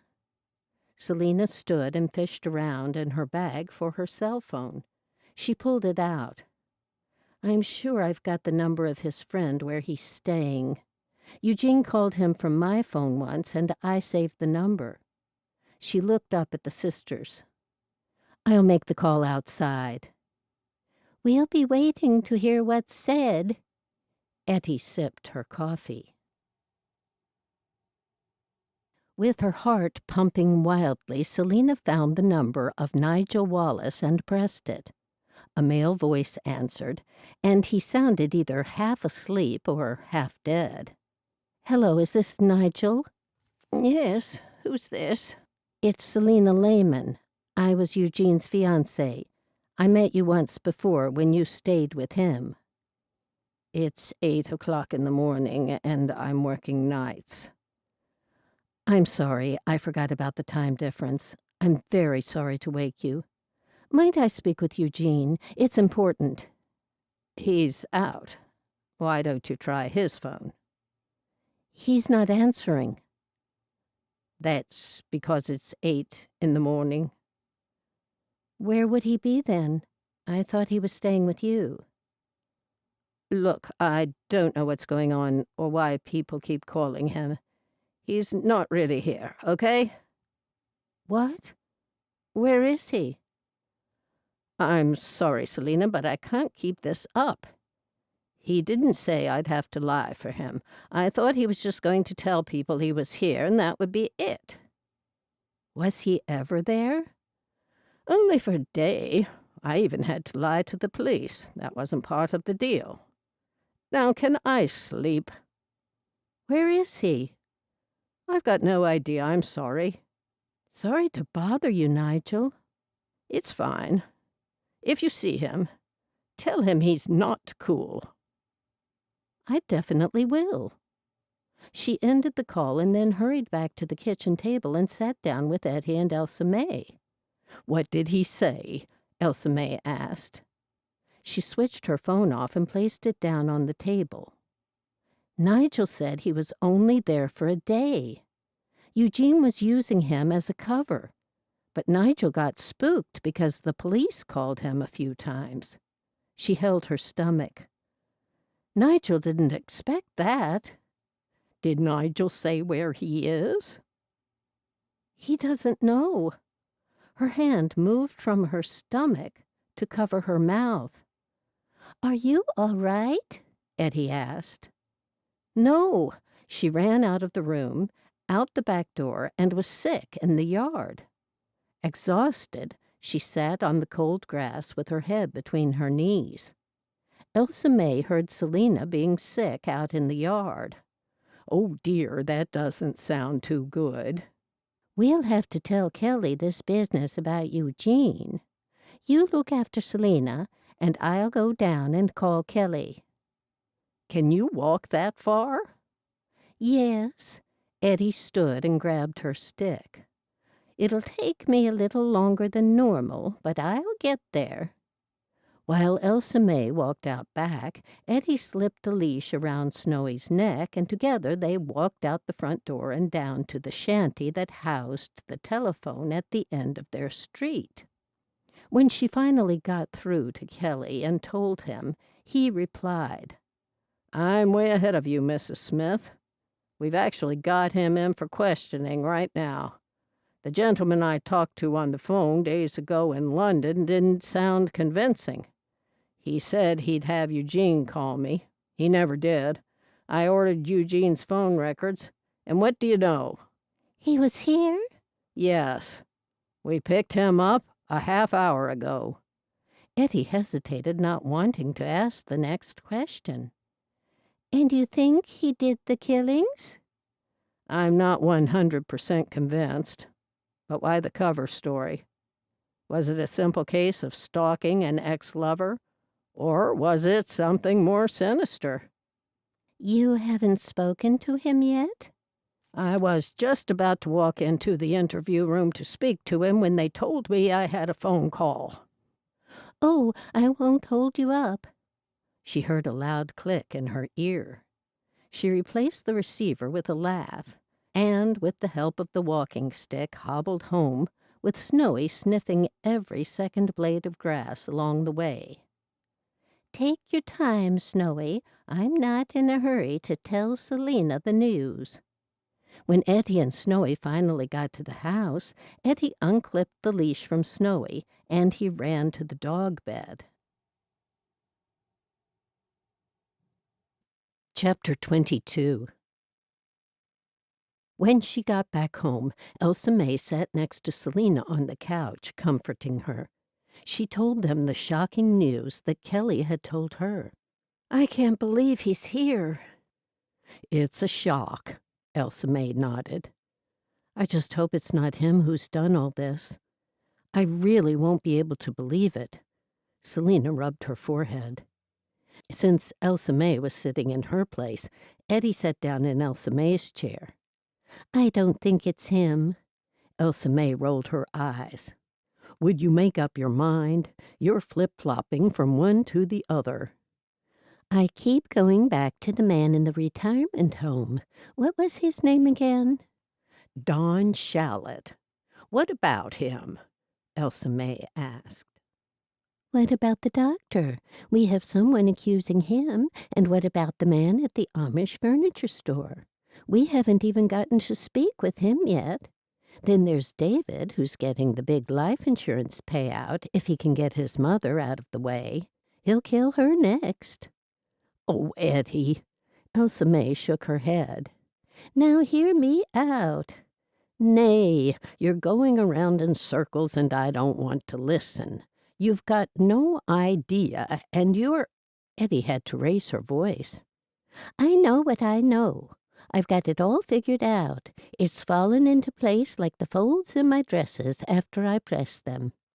Elsa May frowned at her. Selena stood. I just need a little fresh air. You've upset her, Ettie.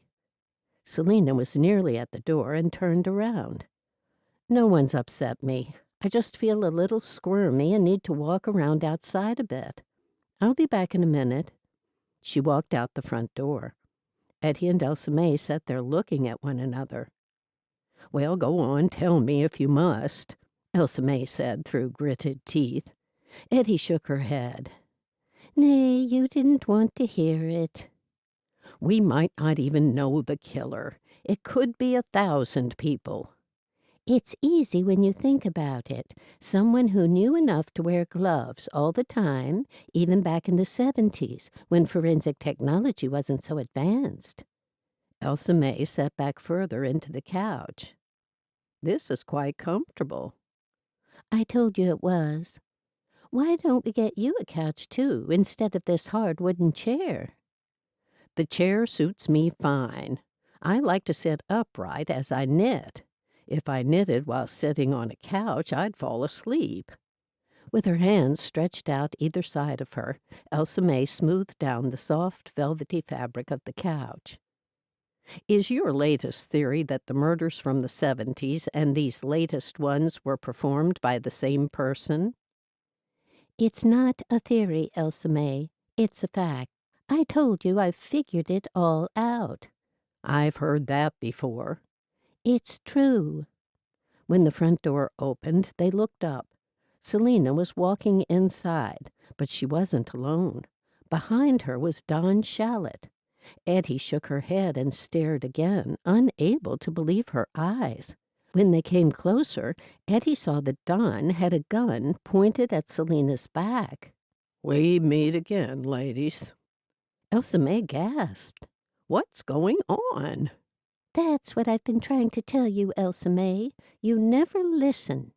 Don Shallot is the killer. Selena said, She's right, he's the murderer. He said he's going to kill us all. Only problem is I've only got one scarecrow left.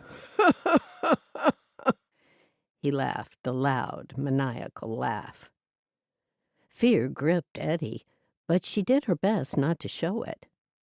We're expecting the detective to arrive any minute. You'd better go. Don Shallot laughed.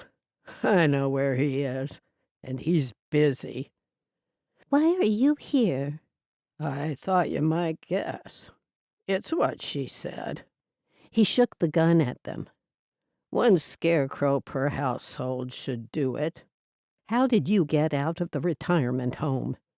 Elsa May asked as he nudged Selena further into the house. And why do you do what Dr. Grifford tells you? Edie glared at him, trying to hide how frightened she was. Who would come to save them? Was there anyone? I don't. He gave Selena a shove, pushing her to the back of the room, and pointed the gun at Edie and then Elsa May, gesturing toward Selena. Get up and move over there. Edie took hold of her walking stick and got to her feet, and she and Elsa May moved to the back of the room, where he had indicated. Are you going to kill us? Edie asked. That's the plan. Would you tell us something first? Edie asked. No. Edie wasn't going to let a no stop her from talking.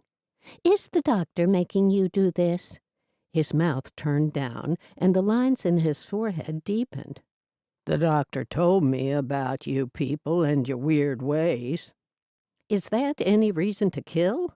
Elsa May asked. He's been supplying me with medication. I only need to kill 3 more Amish-born people, and I'm supplied free for the rest of my life. It doesn't make sense, Elsa May said. Free from what? How can you be free after you've killed people? Selena said, Drugs, Elsa May, free drugs. He's an addict. Oh, I kill, and then I syringe out the blood the way he showed me. He said he only needs 3 more samples. He pointed the gun at each of their heads. 1, 2, 3. Then I'm done. You can't kill all of us, Selena said. 1 weak stick of a woman and 2 old girls? I'm sure I can manage. He raised the gun and pointed it at Selena's head. Wait a minute, Edie blurted. Why did you choose us? I didn't. Who did? Elsa May asked. The doctor. He saw the 2 of you where I live, and then he saw this one. He nodded at Selena. When you all came to the appointment at his office. That's how he got your address. Edie glared at Elsa May. Edie knew that part was all her sister's fault. If only they hadn't gotten Selena involved in all this. When he lifted the gun again to point it at Selena, Edie, with all her strength, swung the end of the walking stick at his wrist. When he yelled and dropped the gun, Elsa May kicked it away. Selena leaped forward and elbowed him in the head, knocking him face down onto the floor, and then she grabbed one of Snowy's dog leashes that was hanging on the wall. While he was writhing on the floor, she bound his hands behind his back. He tried to wriggle away. Sit on him, Selena yelled to the sisters. I'll call 911. Elsa May sat on his back while Selena found her cell phone and called for the police. In the commotion, Snowy woke up, started barking, and ran over to grab hold of a pant leg. He growled and shook his head back and forth, while Don tried unsuccessfully to kick him loose. Edie picked up her walking stick, and then she sat down on a kitchen chair and stared down at the man. You've saved us a lot of time coming here just now. You see, I thought it was you, but to satisfy my sister, I would have had to go out and chase some wild ducks. What you mean is a wild goose chase. You'd have to go on a wild goose chase, Elsa May said. I just suggested we talk to the man who owned the furniture store. You're the one who thought it was David after the insurance money. Don tilted his head, trying to look at Elsa May. Hey, lady, can you not sit on me so heavy? I can barely breathe. And call off the dog. Elsa May didn't budge. Perhaps you don't deserve to breathe. Don't move, Edie told her, and don't tell Snowy to stop either. I won't, not until the police arrive. How did you know it was him, Edie? Edie rubbed her chin. I guessed he was in it with the doctor. I think... Well, why don't we let Don tell us? I'm not saying a thing. Why come here today, in the daytime? You were taking a huge risk. That was stupid, added Elsa May. Don't call me stupid. I had to eliminate the 3 of you because the detective was sniffing around. He knew it was me. When was he sniffing around? I was going to get rid of the 3 of you before your neighbor came home. He could have found you, and by that time I would have been long gone. Elsa May and Edie stared at one another. You've been watching us? I had to. The younger one got away, and then she came and stayed here. I was waiting for my chance to try again. Snowy finally decided he'd done his duty and went back to his bed, still on the alert. Don was quiet for a while, and then he suddenly started talking. The doctor eliminated people years ago, and he asked me to do it for him now. He didn't want to risk getting caught, I suppose. I swore I wouldn't talk if I was caught. But you can't trust a killer. He could do the double-cross." Edie poked him with her stick. "Ow!" "You deserved it," Elsa May told him. "The doctor could have got samples without killing people." He did do it that way, too. But he enjoyed the drama, with the scarecrows and all. Watching the police try to put all the pieces together. "You've caused a lot of suffering," Ettie said. I'm the one who's suffering, with this old cow parked on me. Elsa May raised her eyebrows. "That's not nice. Be careful, or I'll have her poke you again. One thing I still can't understand is the red truck in the first murders." He turned his head the other way. "It was the doctor's fault," he mumbled. "He made me do it. He borrowed my truck." Ettie said, "Then how did you get to—" "You used stolen cars in case you were seen, didn't you? You know how you fell under suspicion last time.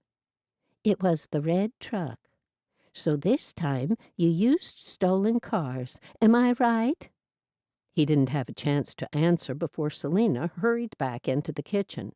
"The police are on their way. Is everyone okay?" "No," said Don. "She wasn't meaning you," Elsa May told him. Chapter 23. Several tense minutes later, the police arrived and Don Shallot was handcuffed and taken away. Edie, Selena, and Elsa May were moved onto their small porch while the officers retrieved the gun. Then they saw Kelly pull up, and he hurried over to them. "What happened here?" Kelly asked. "Don Shallot happened, that's what." He rubbed his chin. "I'm sorry we didn't get here sooner. I talked to him only today." Selena said, "That's what motivated him to finish the job he'd started." Kelly made no comment. He walked into the house, talked with the police, and walked back out. "Good job for getting him red-handed. He was in it with the doctor, Dr. Grifford." "We know," Elsa May said. "He said that, too." "We've got the doctor in custody, and now we've got Don." He smiled. "He'd been watching the house. He was going to kill us all," Selena said. Edie said, "He admitted what he did." "That's good. Now let's hope he admits it down at the station. I'll check back with you later tonight." "There's no need. We'll be fine," said Selena. "Tomorrow, then." He gave them half a smile and a nod and then left them. The two police officers came out of the house. "You can go in now," one of them said. "Are you ladies okay? Do we need to call the medics?" "We're okay," Elsa May answered. "Can we really go back inside now?" "Yes. Are you sure you're going to be okay?" "We'll be fine. Our friend from next door should be here soon." When the police left, the three women moved into the house, closed the door, and locked it. Then they all collapsed onto the couch. "I can't believe anything of what just happened," said Elsa May. "Me neither." Selena shook her head. "Are you both okay?" Ettie said, "We're okay. I wonder how they arrested the doctor. What led them to him?" "We'll have to ask Kelly when he comes back." Selena said, "Probably the same clues that led you to him, Ettie." "Maybe." Selena sighed. Gabriel's not going to believe this. Suddenly there was a loud knocking at the door. Startled, they looked at one another. "I'll get it." Selena jumped up and then hesitated when she got to the door. "Who is it?" "Gabriel Yoder." Ettie thought it odd he used his last name. They weren't expecting any other Gabriels. Selena opened the door and he placed his hands on her shoulders and looked down at her. "Are you okay?" She nodded. "We're fine." She glanced over at Ettie and Elsa May. "I came as soon as I heard." "Come in and sit down." He took off his hat and walked inside. Selena locked the door behind him. "You heard that Don Shallot was here?" He sat down on a chair opposite the couch. "I heard police cars were here. I heard the sirens and then found out they were heading to your house." Edie said, "It was Don Shallot, a man from a retirement home, a suspect in the original killings. But he didn't do those ones, if we can believe what he said anyway." "It was awful," Elsa May told him. "He pointed a gun at us." Gabriel gasped and stared at Selena. "You could have been hurt." "So could have we," Edie pointed out. "Yeah, you all could have been." Exhausted, Edie closed her eyes while listening to the conversation, until the voices lulled her to sleep. Ettie and Elsa May didn't see Kelly until 4 days later. They'd just finished washing up from the evening meal when he knocked on their door. Snowy started barking, knowing who it was behind that closed door. Elsa May closed him in her bedroom, as she mostly did when Kelly visited. The detective was not a dog lover. "Come in." Edie was pleased to see him and opened the door wider. "Thank you." He stepped into the house and looked at Elsa May, who was sitting down knitting. "Sit down," Edie said. As he walked to one of the chairs opposite the couch, he asked, "You're by yourselves?" "We are. Selena's moving into a small house, and Gabriel's there right now putting extra locks on the doors. But she's been too nervous to stay by herself yet. She'll be staying here again tonight." He inched up his trousers and then sat down. "I can't blame her for being nervous after all that's happened." "There was one point when I was sure that Selena's ex-fiancé was responsible for the killings." "She means the recent ones," Elsa May told him. "But she was also sure it was other people along the way." Kelly nodded. "It's a process. It's important to let the facts speak for themselves and not be tempted to make the facts fit with the story in your head." He tapped the side of his forehead. "I've learned that from being involved in over 300 murder cases over the years." Ettie gasped. "That's a lot." "It is. I do believe we've convinced the ex-fiancé it's in his best interest to disappear from her life." Elsa May dropped her knitting into her lap. "That's good news. Is the doctor in jail?" "Yes, along with Don Shallot." "Good. We were waiting to hear that, weren't we, Ettie?" "That's right." He continued. "Both of them were denied bail. We've got enough rock-solid evidence for convictions for both of them. Don Shallot has confessed, and his evidence will help us put the doctor away. We're also in communication with investigators in New York, looking into unsolved crimes with links to the Amish from the time Dr. Grifford spent out there. Killers like him are rarely able to just stop for years at a time. They usually escalate their dastardly deeds. He would have been smart enough to mark those kills with something other than scarecrows."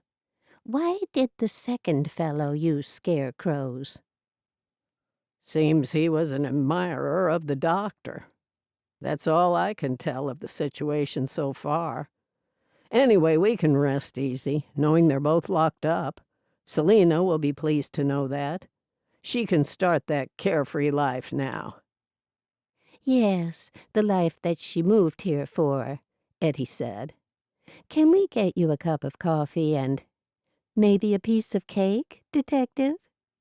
He frowned. "As much as I'd like to, I shouldn't. I've got Mrs. Kelly keeping my dinner hot." He glanced at his watch.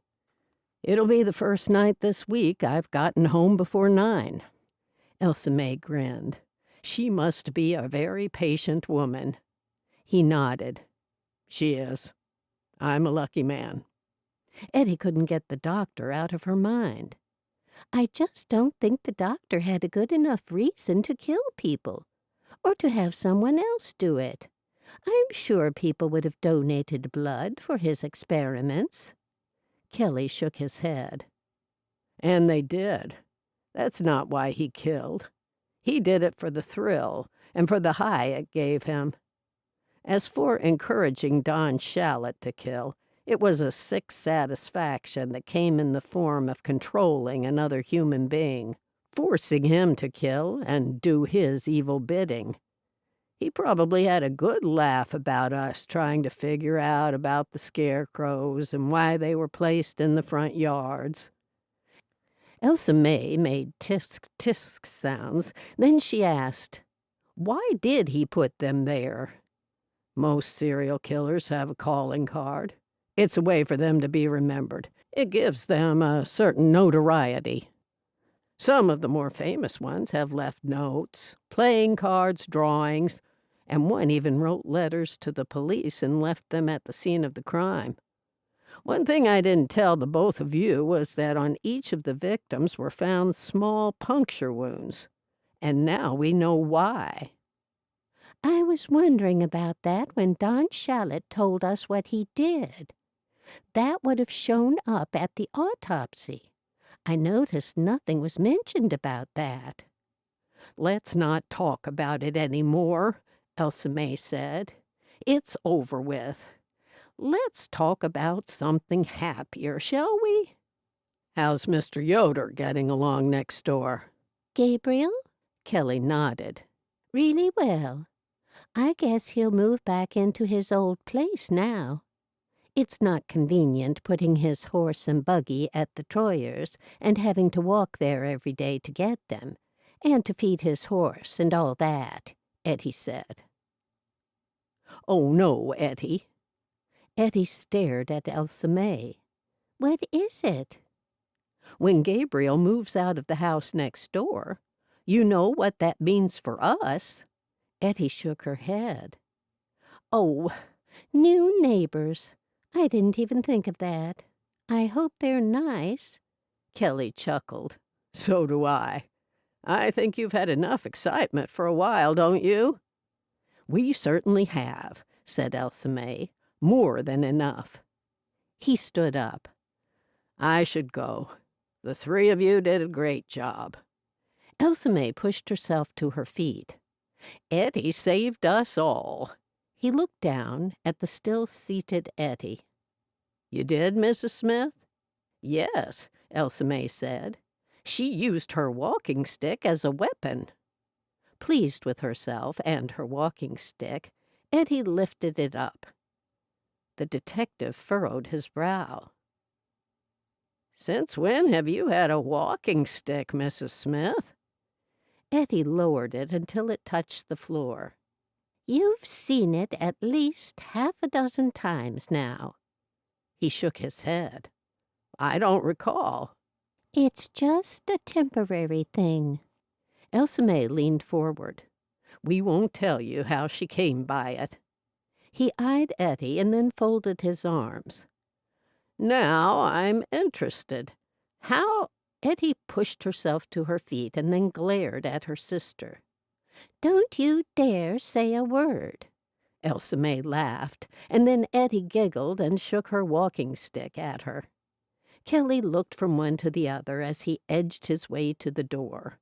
"Perhaps it's better I don't know." Elsa May opened the door for him and watched as he disappeared into the night. Once he was gone, Elsa May let Snowy out of the bedroom. He ran around, sniffing where Kelly had been. Ettie sat down and placed her feet on the coffee table. All's well that ends well. For now. Elsa May sat in her usual chair and fished her knitting out of the bag by her feet, and Snowy gave up his sniffing expedition and curled up in his dog bed in the corner. Cup of hot tea? Edie asked. That would be lovely, Dinka." "Nay, I meant for you to get it." Elsa May looked over the top of her knitting glasses to see Ettie holding up the walking stick. Then she groaned. "Okay, I'll get it." "Dinka." Ettie smiled, pleased with herself. When Elsa May had pushed herself to her feet, she glared at Ettie. "I don't think you need that walking stick any more. You walk quite well without it." "I do. I definitely do." Elsa May gave a little nod and walked to the kitchen. Ettie rested her head back onto the couch, closed her eyes, and stifled a giggle. She didn't need the walking stick anymore, but she'd hold on to it for just a little longer. It really was a very nice walking stick. The end. This has been Amish Scarecrow Murders, written by Samantha Price and narrated by Sarah Morsi. Copyright 2019. Production copyright 2023 by Samantha Price.